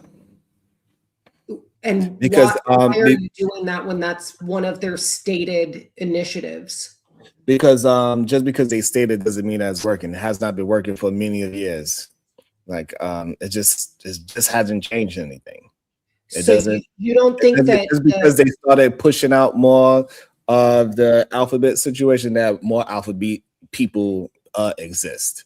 Just because they are pushing more interracial whatever doesn't mean that it exists more. It's just not happening like that. Sharon, check your Cash App, man. Come on. Oh, PH Diva apparently doesn't want to have me up here.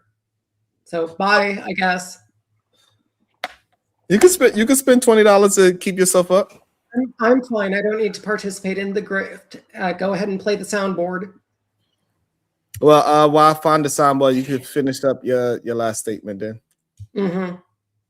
Yeah, because I gotta go through it. I know the game. So play the game and talk through it so when I find it, I can do it properly. Let's go. Have a nice day. You gotta hold on. I gotta go through a couple of things. Keep talking, Cypher. I'm sure you do. God damn it, Cypher. Why you not playing along? You gotta keep on going. Just hit It's like the taste out of your mouth. I'd like to see it. Thank you, Cypher. Where was you? Diva, where was you at all this whole time? The first thing she do, curse me out. Check your goddamn Cash App, goddamn. I really be caught up in that goddamn conversation sometimes. I ain't gonna lie, y'all. I do sometimes. Sometimes I be, even though I'm the host of the show, sometimes I become a goddamn panelist. Goddamn it, I don't be meaning it on purpose. Sometimes I become a damn panelist. I think she is still in her meeting. Shout out to Byron Turbo the Tuba. SNL will always be wrong. Also, shout out to Miss J with the 25 balls. She says, "You got this. Hit the like button." Thank you so much. About to be a situation. Hey, hey, hey. And for the Cash App, it says, "Bye, Whitey."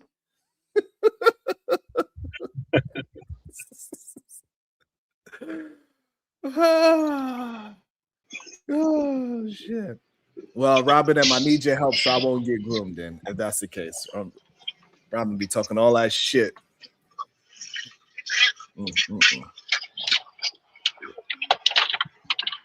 It's so crazy to hear. Yeah, go ahead. Yeah. See, I know some racist white people when they talk. So I can say, and I see the difference between racism and separatism. But I have an issue with separatism because I've lived otherwise, right? Okay. Like, regardless of the fact of who I end up marrying and have kids with, most of my most serious romantic relationships were with Caucasian women.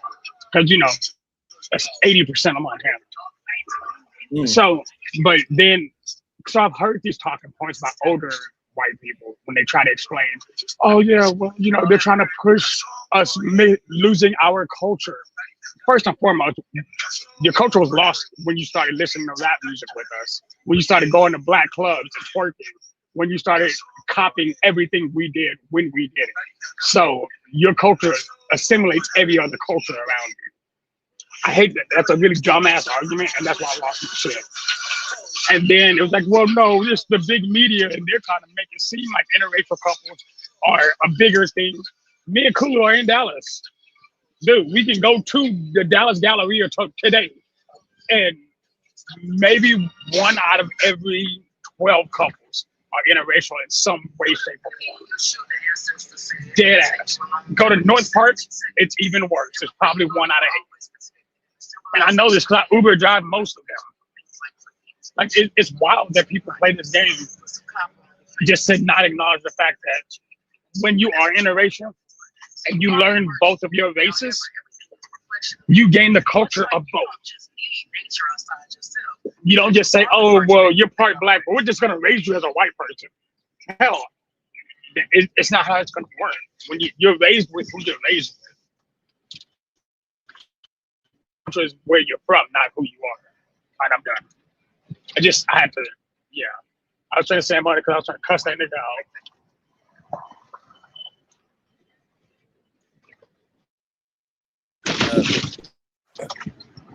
All right. Wall Street really said you're 100% wrong. I don't know. I don't know. I really don't be having no dog in that fight. I don't know. Even though I get why sometimes people want me to have a dog in that fight, I really don't have a dog in that fight, to be honest. I'm raising my children to be 100% themselves, and but I get it. I understand that at the same time. So I just want to raise my children to be aware of their surroundings, is what I'm gonna do. You know what I'm saying? Like that, I want them to be aware, pay attention to what's going on. Did I hear what? I didn't hear that. What? So we had a conversation on Bomb. Is I'm gonna try to guide my daughter, my son to marry, FBA. But if they happen to fall in love with a different race, I'm not gonna be upset. I'm not gonna disown them, and whatnot. But are you the same way, Sharon, or are you gonna the same way? Yeah. Like I'm gonna teach them like the same thing I've been saying. Like I want them to be rocking with character, not superficial stuff that don't really that's not going to really help you in the long run. You need to be more aware of character than anything else. And sometimes race is a part of people's character, which is something that you can't ignore as well. So you got to be involved in all that because there's so many nuances to this whole dating world. So you also have to be conscious of race and FBA versus a Caribbean and all these other situations, but just be aware of who the person is in front of you, because just because they look like you doesn't mean that they are for you, right? Because we could clearly see that with examples like today. Anton Daniels, he's a black man married to a black woman, but it doesn't necessarily mean he is for black people. Yeah, it's just what it is. Yeah, I agree. He's just a different type of black person. No, you just got to be aware of people's character. The person's character matters more than anything else, because that character is, if it's not productive for who you are trying to be and what you're trying to raise your family to be, you could be in a net negative. There's plenty of black women that married a black man because he was a black man, and then come to find out he whooping ass, cheating, and he's doing all the wrong things, and he's disrespecting. A lot of men that come on this platform, they use the fact that they are married to a black woman to disrespect black women in the first place. Yeah. So those people are dangerous. You know what I'm saying? They are very dangerous. And welcome to the show, Average Female Debater. Good day. How are you doing today? Hello, Sharon. Good. Yourself, sir? I'm doing well, thank you. Did I just, are my ears needing cleaning, or did I hear correctly that race is typically a predictable form of character? Is that what I heard on stream, or am I? Yeah, you had that. I said sometimes. Yeah, some people use their race as a form of their character. Yes, some people do use their race as character. Yeah, I think that's incorrect. I also don't think it's predictable that somebody based on a certain race would be of a certain character. I think there's plenty of individuals through either independent ability or due to their foundation, i.e. their growing up, right? How they're raised. I think that they can be of a different character. So I would inherently reject that. Yeah. Yeah, so we heard plenty of people use their race to say that they are superior to another person simply because they race, because they have their race a part of their character. So we are you disagreeing with that? Yeah, I think that's wrong. I don't think that anybody's superior based on race. No. You missing the question. Okay.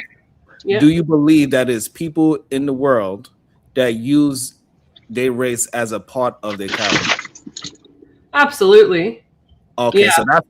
so that's what I guess the misunderstanding is. That's what we was talking about. Yeah, I think that's pathetic when people do that. They're like, as a white person or like as a black person and stuff. I find that to be really kind of like it doesn't add anything to the context. It's like, okay, great. So that doesn't mean anything because, like, for instance, like I could be a white person that grew up in a, like in the slums of Mexico. It doesn't mean anything, right? Y'all, what do you be doing to these people of average female debate? Because clearly Shadow got it in for your ass. What did you do to Shadow? Pull my goddamn bullet. Hold on. Go to sleep, lady. Why you don't want to have a conversation with average debater, Shadow? I don't understand. Fuck that. Pull my look. I got a bullet in the chamber. You didn't let me use it earlier. You didn't let me use it on Right. Friday. I just reserve your bullet until the person actually says something disrespectful. How about that? What? That is not the rules of this game. You I know, change the rules on me. I'm asking my shooter to stand down. I said, "Hey, hold on." Fine. It's been a long day for Shadow. He's on his 3rd Amazon delivery. Like he's and debater. I got no beef. I got no beef. Hey, well, I'm about to have beef with you, nigga. Niggers, I'm about to have beef with you. Fuck around and find out. Oh, that was unpleasant. Like, I would make a habit of, I would pull a trigger on you just for fun. Like, I would make sure that when you pop back up, I have another one waiting. Shadow, that's Look, not. I don't mind a good debate. We're raised by white people. I'm not polite today. And I think that you should be a bit kinder to white ladies. Okay. I'm a goddamn cowboy. I ain't got time for that. We shoot anything that moves. So you live on a ranch? Ranch, Montana, yes. Do you enjoy ranch dressing? Now, miss me with that. Hey, when was the last time you she's talking to me. Heifer? Trigger. And by heifer, I mean cow. What's my bullet? I mean, not a large. I know what the hell. Hold on. Hey. So, average, have you been on Fatty's channel before? Average female debater? No, I interacted with him once on Raging Tomato, whatever her name is. That's Sarah. I think her name's Sarah or something. You don't know her name? Sarah, the Raging Tomato, I think is. And so what happened on Sarah's the Raging Tomato? Well, we got in a red pill. Slap the taste out of your mouth. I'd like to see you try.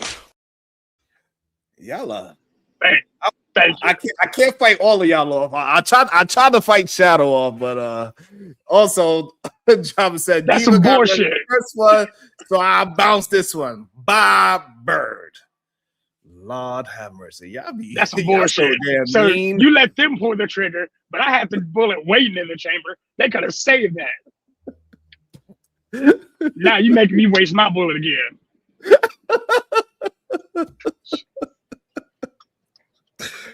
I'm starting to feel some kind of way, Shrine, because you keep stopping me from pulling the trigger. Hey, you know what I'm saying? I'll be making people feel a certain way. You know what I mean? Pause.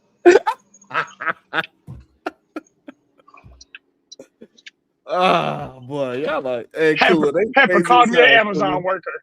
I did catch her good that time, though. I did catch her good though that time. I did catch her. You know what I'm saying? Shout out to average female. That's why I'm preload. And also shout out to Cypher too for playing along and understanding how the rules go and not being offended by it. Too many people I think get offended by it. You know what I'm saying, Kulu? Yeah, I think Cypher and her might be the same person, man. It's just different voices. No, they was on the pen at the same time, so. Were they talking at the same time? Yeah, they was talking. Okay. Sean, can you bring Kim West up so I can finish cussing her out? Because she keeps flirting with me and my wife's getting mad at me. Kim East. I just got a text. Kim East, you have been summoned to the channel, so please hit the link so you and Shadow can have it out clearly. Oh, and President Sharon. Yeah, I'm kind of when are we flirting gonna in the have chat. the official impeachment hearing? Because we gotta have that. I gotta have an official one. We gotta have a whole ceremony. Yeah, and then we got to vote a new vice president. Woo! All right, I got you. I'm gonna work on that. That is hilarious. Oh man, y'all are crazy as hell. But there goes when I can use my bullets. Just heads so up. I don't know. I don't know if Kim. I dropped the link for Kim again. Let me see. I dropped the link for Kim. Kim, you've been summoned to the panel. Josh want to have a one-on-one conversation with you. I don't know what y'all got going on. Hold on, that shit talking. You're not letting me pull the bullet like Fatty made, put me in my feelings. So now I'm got beef for everybody. Hey, Kula, I told you it don't matter. Hey, on Kula, it don't she said matter. some crazy I'm damned if I do, I'm damned if I don't. Kula, if I have the conversation, I'm damned. If I do have the conversation, I'm damned. That's the cost of being the boss and the president. Mr. President. Hey, I'm like, hey, let's attempt to have so this way people cannot just paint narratives on me. You know what I'm saying? Because they love to paint them shits, boy. I tell you. Yeah. But it is what it is. So wait, so why are we impeaching Ida? Because I disagree with that. Everybody voted. Well, you didn't vote. You should have voted. Yeah, I did. I voted against it. But y'all never explained why we were impeaching him. Oh. Well, he's the Anton Daniels of Egypt. Nah, he committed a penalty of perjury on a few of SPG citizens and under oath. So yeah, you can't do that as vice president. Oh man, that's a good way to explain it. Josh, you trying to nominate yourself over VP? Fuck no, hell no. First of all, I'm not calm enough to do that. Second of all, like I'm pretty sure I'm the worst person on the panel at this point, and I just appreciate being here. Like y'all's overall views. In fact, Kulu, real shit, you would probably fit it better. You have no. I can't be VP. Even when you can argue with Sharon, thus viewpoints are still similar enough.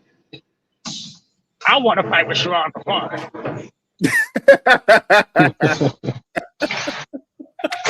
Yeah, well, last week you was wilding. Last week, bro. Man, I was in my body, and everybody kept saying stupid shit, so I kept getting mad. Then me and Sharon finally found the one topic we don't agree on, and it's apparently biology.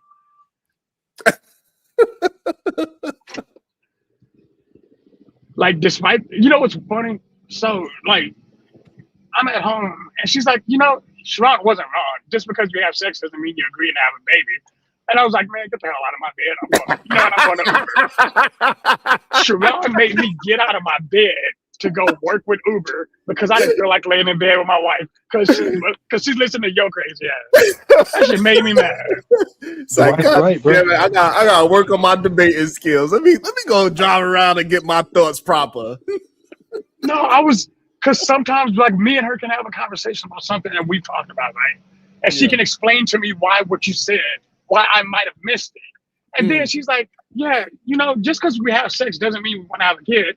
And I looked at her, I was we have 3 kids. What are you talking about? She goes, sir, I made the choice to have those kids. I was like, if you didn't have those kids, I wouldn't have put my penis in you. Like, that's kind of how the game works because it's a natural consequence. No, that's not what Sharon said. I'm like, did you just tell me that's not what Sharon said as we're laying in bed talking about Sharon? Nah, nigga, I'm gone. I made $300. I gotta go for a walk. I gotta go for a drive. Sharon, you made me $300 that day. So hey, that's what I'm talking about. It was a net positive at the end of the day. You didn't argue with your wife, and you made some money. You brought home some bread. So it was a net positive. Absolutely.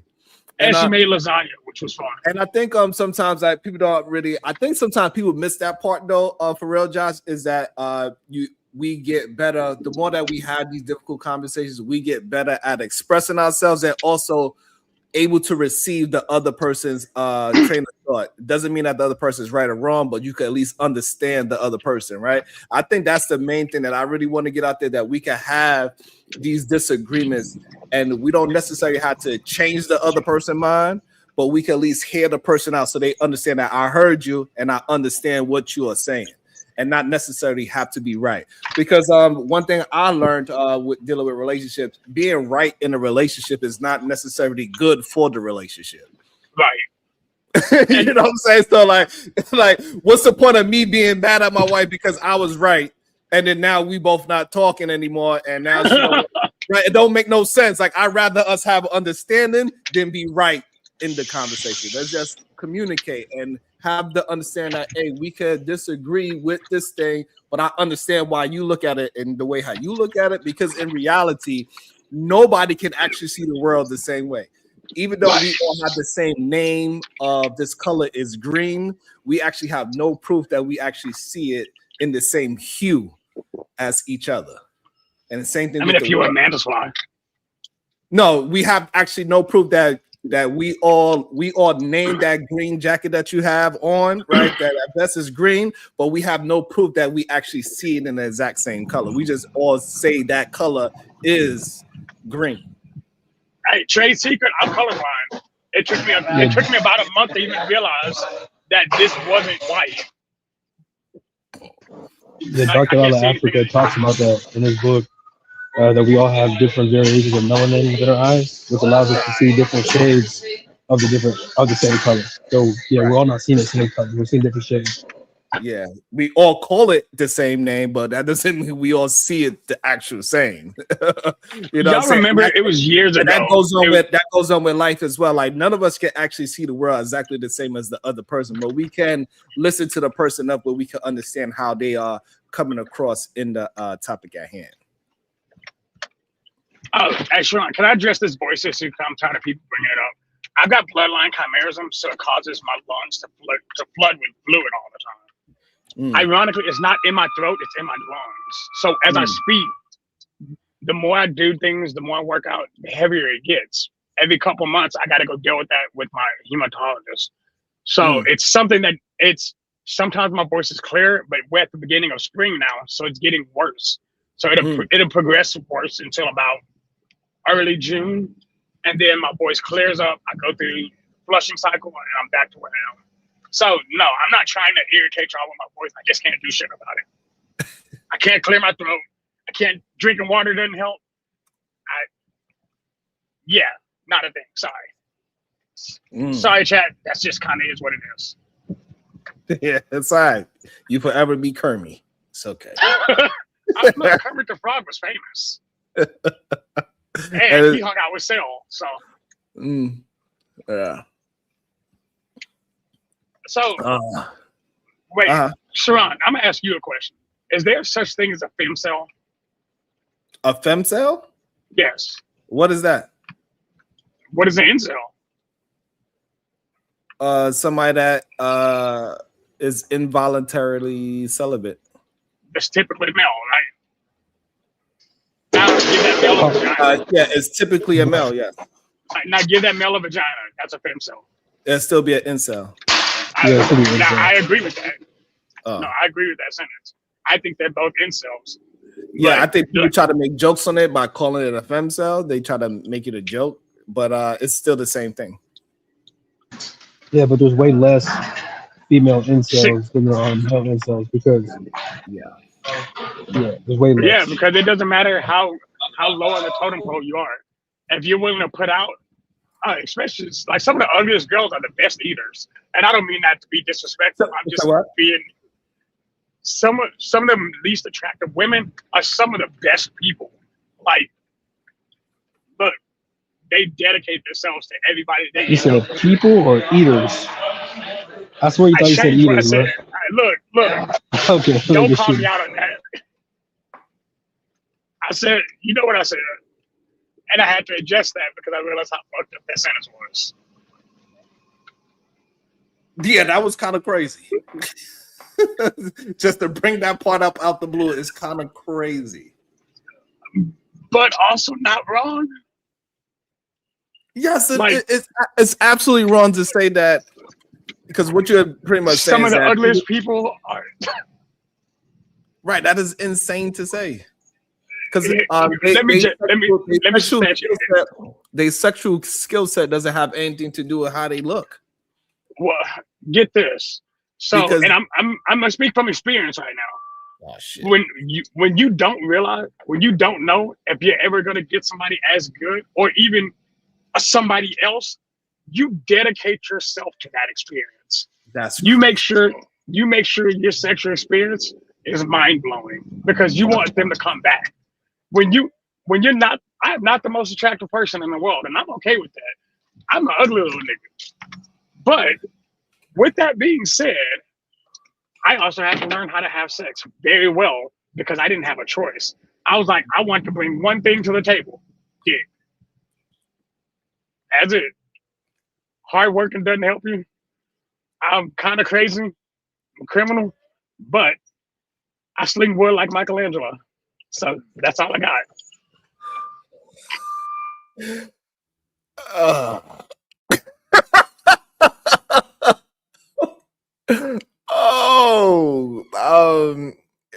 Yeah, I get it.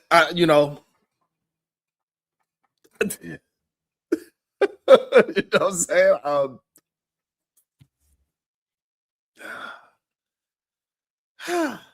You know, hey, I don't know.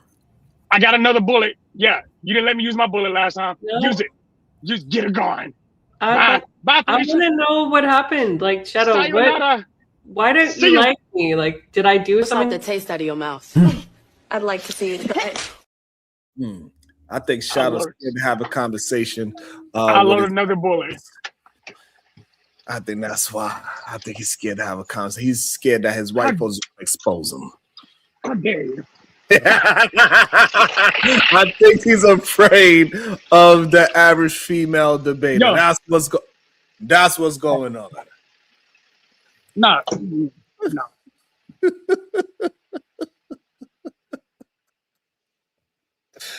Yeah, but that was a wild statement about I don't know. I don't have no proof of that ugly people do it better in the bed. That's just wild to say. I think that's just I don't think it has anything to do with perceived looks of themselves. It got something to do with how people think about themselves or other people, that they look at other person and say, hey, this person is that.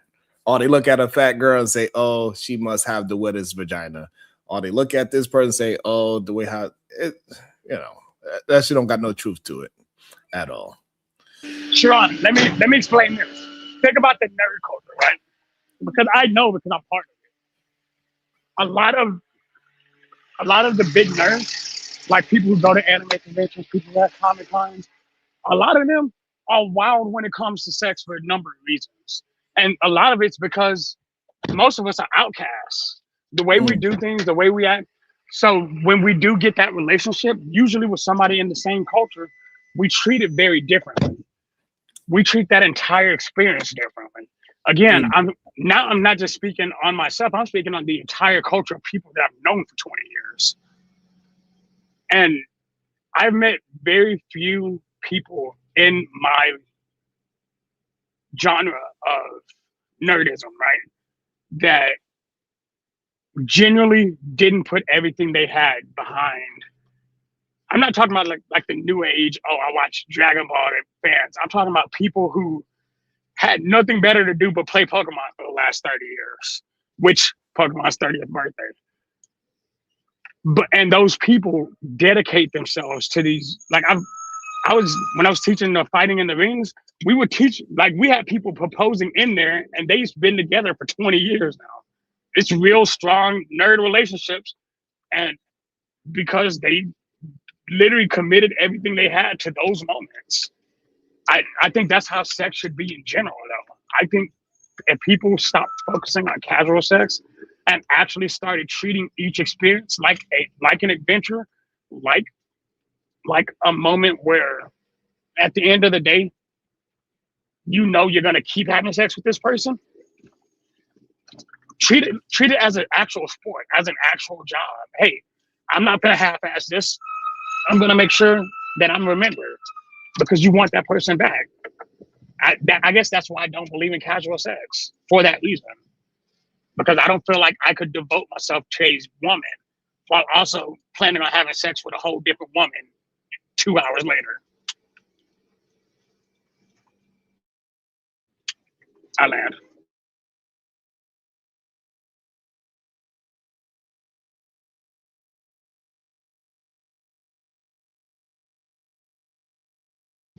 And no, Kim, I wanted you in the conversation because you keep talking shit all day, and it gets old. And instead of coming up, you're still sitting back there acting goofy. If you got something to say, come say it. Whatever beef we got, we need to resolve that because we got better shit to do. Otherwise, stop flirting with me in the chat. So,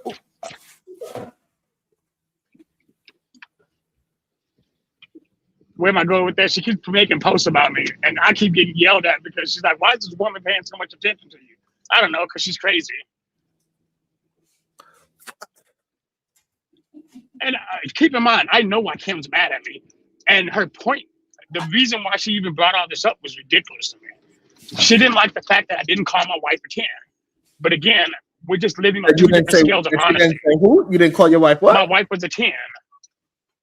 Oh. Like that was an old ass conversation, and it was stupid. Like, being mad at me for something that you disagree with is idiotic to me, you know? And if I even understood where she came from, I just disagreed with her.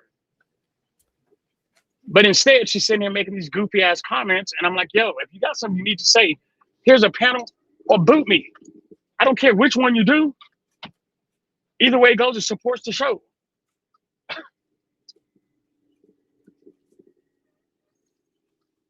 Like about to be a situation. Hey, hey, hey. Shout out to Narratives and Dialogue 1701 with the 5 ball. Shadow, you are not wrong because my best friend Reddy was Super Mario Brothers. Like to go. Him and his wife are game nerds. It's me, Mario. I'm number one. And law enforcement. Coffee. A Mario themed marriage. So who was King Cooper? That's wild. Hey, yo, I went to a wedding 2 weeks ago. My best friend Joey got married, right? And they did this like. Oh yeah, I remember Joey. Yeah, me and Joey had a good time the other day when I spoke to him. I was like, what? I was like, damn. Apparently, something I didn't know about. Shit. Anyway, like he made his whole wedding Sonic the Hedgehog theme, which was cool as shit. Like, say that again. Yeah, he made his whole wedding Sonic the Hedgehog theme. And I wonder who was Shadow. To be fair, I was the best man. But Shadow, hey, Sonic, so I got best friend is Tails. So you had 2 Tails? I mean, you want to have that conversation? You were thinking of Tail Feather? No, but his son was Tails, and it was adorable. I love that. Like that little kid is my homie. Like I love that. I love that little girl. Like he's like 9 now, so it was super cool seeing him come up in his little fox costume with the rings, and he gave up both of the rings. He's the ring bearer. I was like, that shit's cool. Oh wait, this nigga's back. Hold up. Hey, no, I'm finna send his money. I'll be right back. Well, I guess Cypher, go ahead and do your thing while he go ahead and take out the trash. Go ahead, Cypher. Because I don't know. Cypher, you there? Oh, there you go. Yeah, I'm there. I am supporting your stream, you see, because I know that there's donations that are going to come in as a result of me being here. So you're welcome. That's a very interesting statement that a lot of people use. You know that the majority of people that do support the stream, they don't need. It's not necessarily you. unless you donating yourself, you cannot say you are the reason why these people are donating. It's not a fair Well, statement. I mean, I will say whatever I want. I mean, like they're going to donate because I'm here, because they want to remove me, because they have because they really just don't want to hear what other people have to say. They enjoy their echo chambers, and they experience cognitive dissonance when they hear ideas that are different from those that they subscribe to.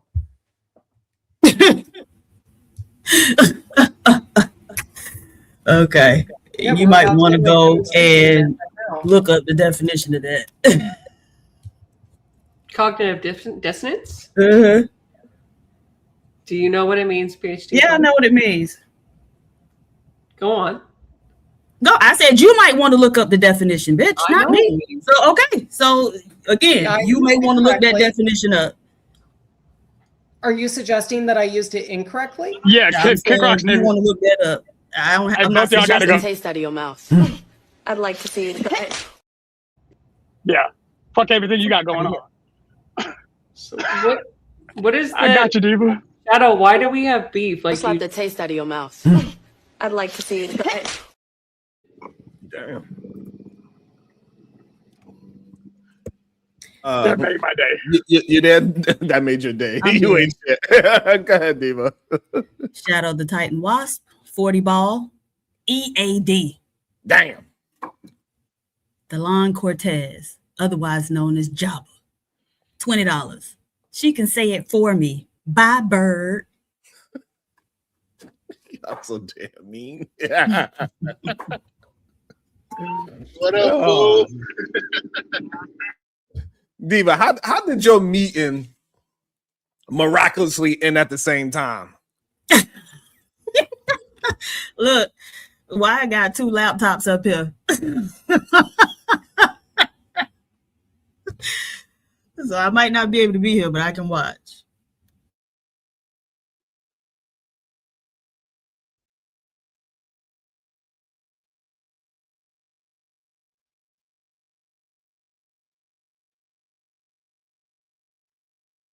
Oh, question. From early this morning, you on mute, by the way. But okay, so what did Freezy do? Like, what happened with Freezy? You know, I'll never know. He just getting his ass whooped left and right. But for what? I don't know. That's why I had the show today, because you know, 2K, he's one of the Anton Daniels people that be on his Room 9 panels or whatever. He was going at Freezy, saying that he gonna whoop Freezy ass, and you don't want to take him back to where he used to be, because he used to be a part of the sector where they pull up on your YouTube stream and get it popping. Because Anton said, hey, y'all want me to F that dude Freezy? I know where his mama stay. I know where his cousins stay. I know where his job at. I know where his cousins work. And then 2K's like, well, give me the list. And then so, you know, Freezy went over there and he talked to 2K. And then Israel Mills, he got mad at Freezy because he's able to build off of this situation better than him. Because I don't know, maybe because people respect content creators that have real teeth. I don't know. But also Messy Michonne, she calling Freezy a BAN as well. So we got 2K calling Freezy a BAN. Give me the list. We got Israel Mills. He put on his Versace robe and his Versace glasses to get at Freezy yesterday, Diva. And then also Messy Michonne, she had a show today calling Freezy a BAN. We got people here in the panels calling Freezy a BAN, and I was just like, damn, I thought he was just pointing out the hypocrisy in Anton Daniels, but everybody is more focused on Freezy being the messenger instead of the message that he's saying, like as if Freezy is against his own message. It's something every day. It's something. My God. These people just like to keep up stuff. Like it just seems like it's hard for these people to just live a calm, unchaotic life. maybe I also forgot last night. House of Hypocrites had a show as well too, addressing all of it as well. I forgot. He also, and B. Taylor was there too. I forgot about that. Oh, okay.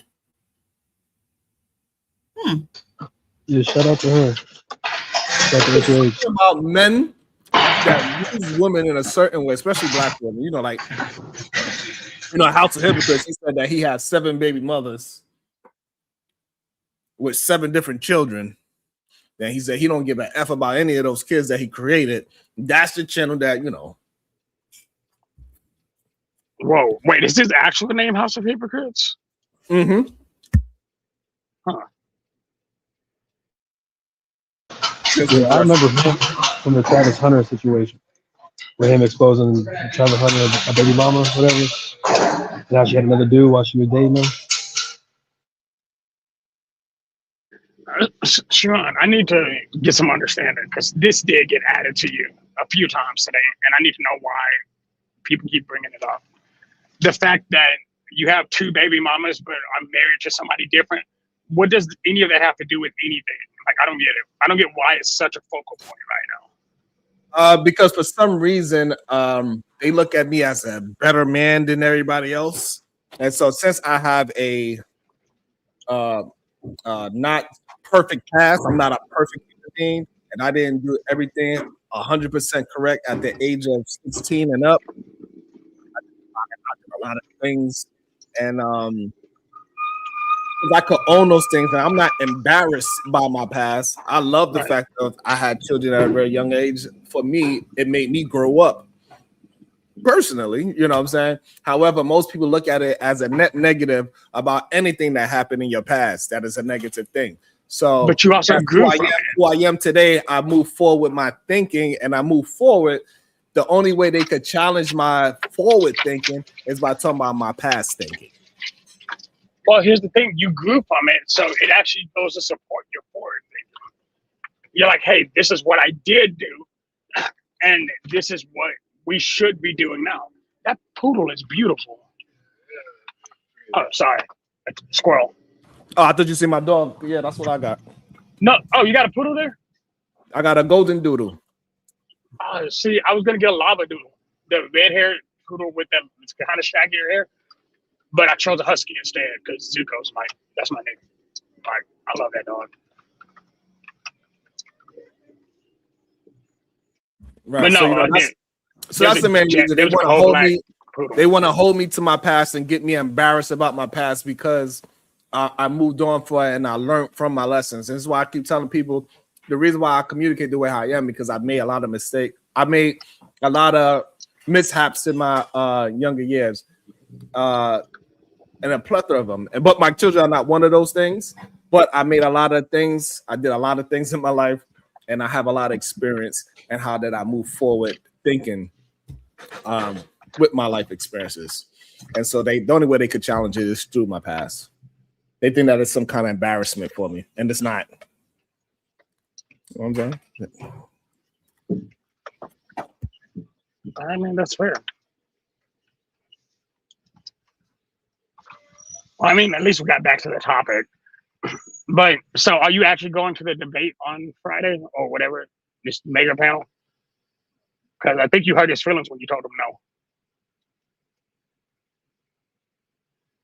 I don't think he has those. He doesn't have mega panels? I don't know shit about that. Oh, okay. You got feelings? Yeah. Didn't say he got remember feelings. the last time me and him talked. He got him. Yeah, he was shooting shots at Diva. Don't. No, he won't say nothing to me after the last time he was up here and he fucked up and did say something to me. Well, good thing you was at the meeting because he said your name at least 5 times. When? The whole time he's here. He was definitely shooting slugs at you. He was finding every which way to get you to jump off that mute. He's like, and you have PH Diva. Get me to come off the mute and do what? He turned it to Freezy, or whoever be saying Anton said. He's like, well, PH Diva said, And you know, it wasn't for PH Diva. And also, if Diva didn't, shit, if it wasn't for PH Diva, he was waiting for it too. Every time he said that, he tried to PH Diva. Damn. He's like, all right, let me try to Brownsville. Shit. Oh, so he wanted to leave with his feelings hurt again? Hey, he was trying to I'm a snitch. Hey, He was I'ma trying tell to you. his best. I keep my shovel on me. He was trying his best to, you know how he do, Diva. Like he tried to throw things against the wall so you could, But you know, it's the good thing about it. I think all of it happened for a reason. We was able to actually get to a real conversation instead of it being the theatrics version of himself. Yeah. Because that's what it was in the beginning. It was his theatric version of himself. But later on, we actually was able to get to an actual conversation to show that, you know, people like Coach Greg Adams is just not wrong. Somebody sent me an article that I got to go and read, and maybe I could talk about that tomorrow. But in reality, when we just really have a conversation, I'm going to cook them. It is what it is. It's just going to happen naturally. When you don't have all those theatrics behind you, you don't get that ass whooped.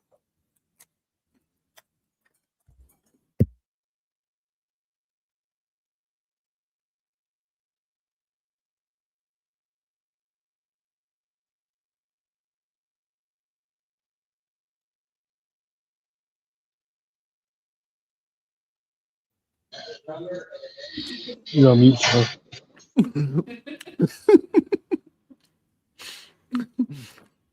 Yeah, it seemed like when he was up here, he was trying to catch you, Sharon, to like contradict yourself so he could clip it and use it for a future video against you. You know what I mean? It seemed like he was trying to do that with Edaman too, with the question that he was giving him. But yeah, I think the conversation about Greg Adams was good faith, but I think prior to that, yeah, he was trying to catch you and Edaman slipping so that he could use that later. Shout out to the average female debate. She said, I can't super chat for some reason. I got a side eye on that. I don't know. If you could chat, you could super chat. That's for sure. Oh, you can also, let me put my cash in. Maybe Cash not working right. Let me see. You can super chat, you can cash out, do Zelle, you know. Odd reasons, because the minute you pop back up, I'm pulling the trigger again. Oh, Lord. Anyway, Diva, you got any final thoughts?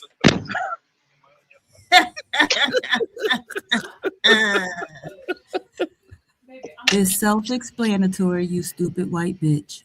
But other than that, my final thought is bye, y'all. Nothing wrong with being. Let me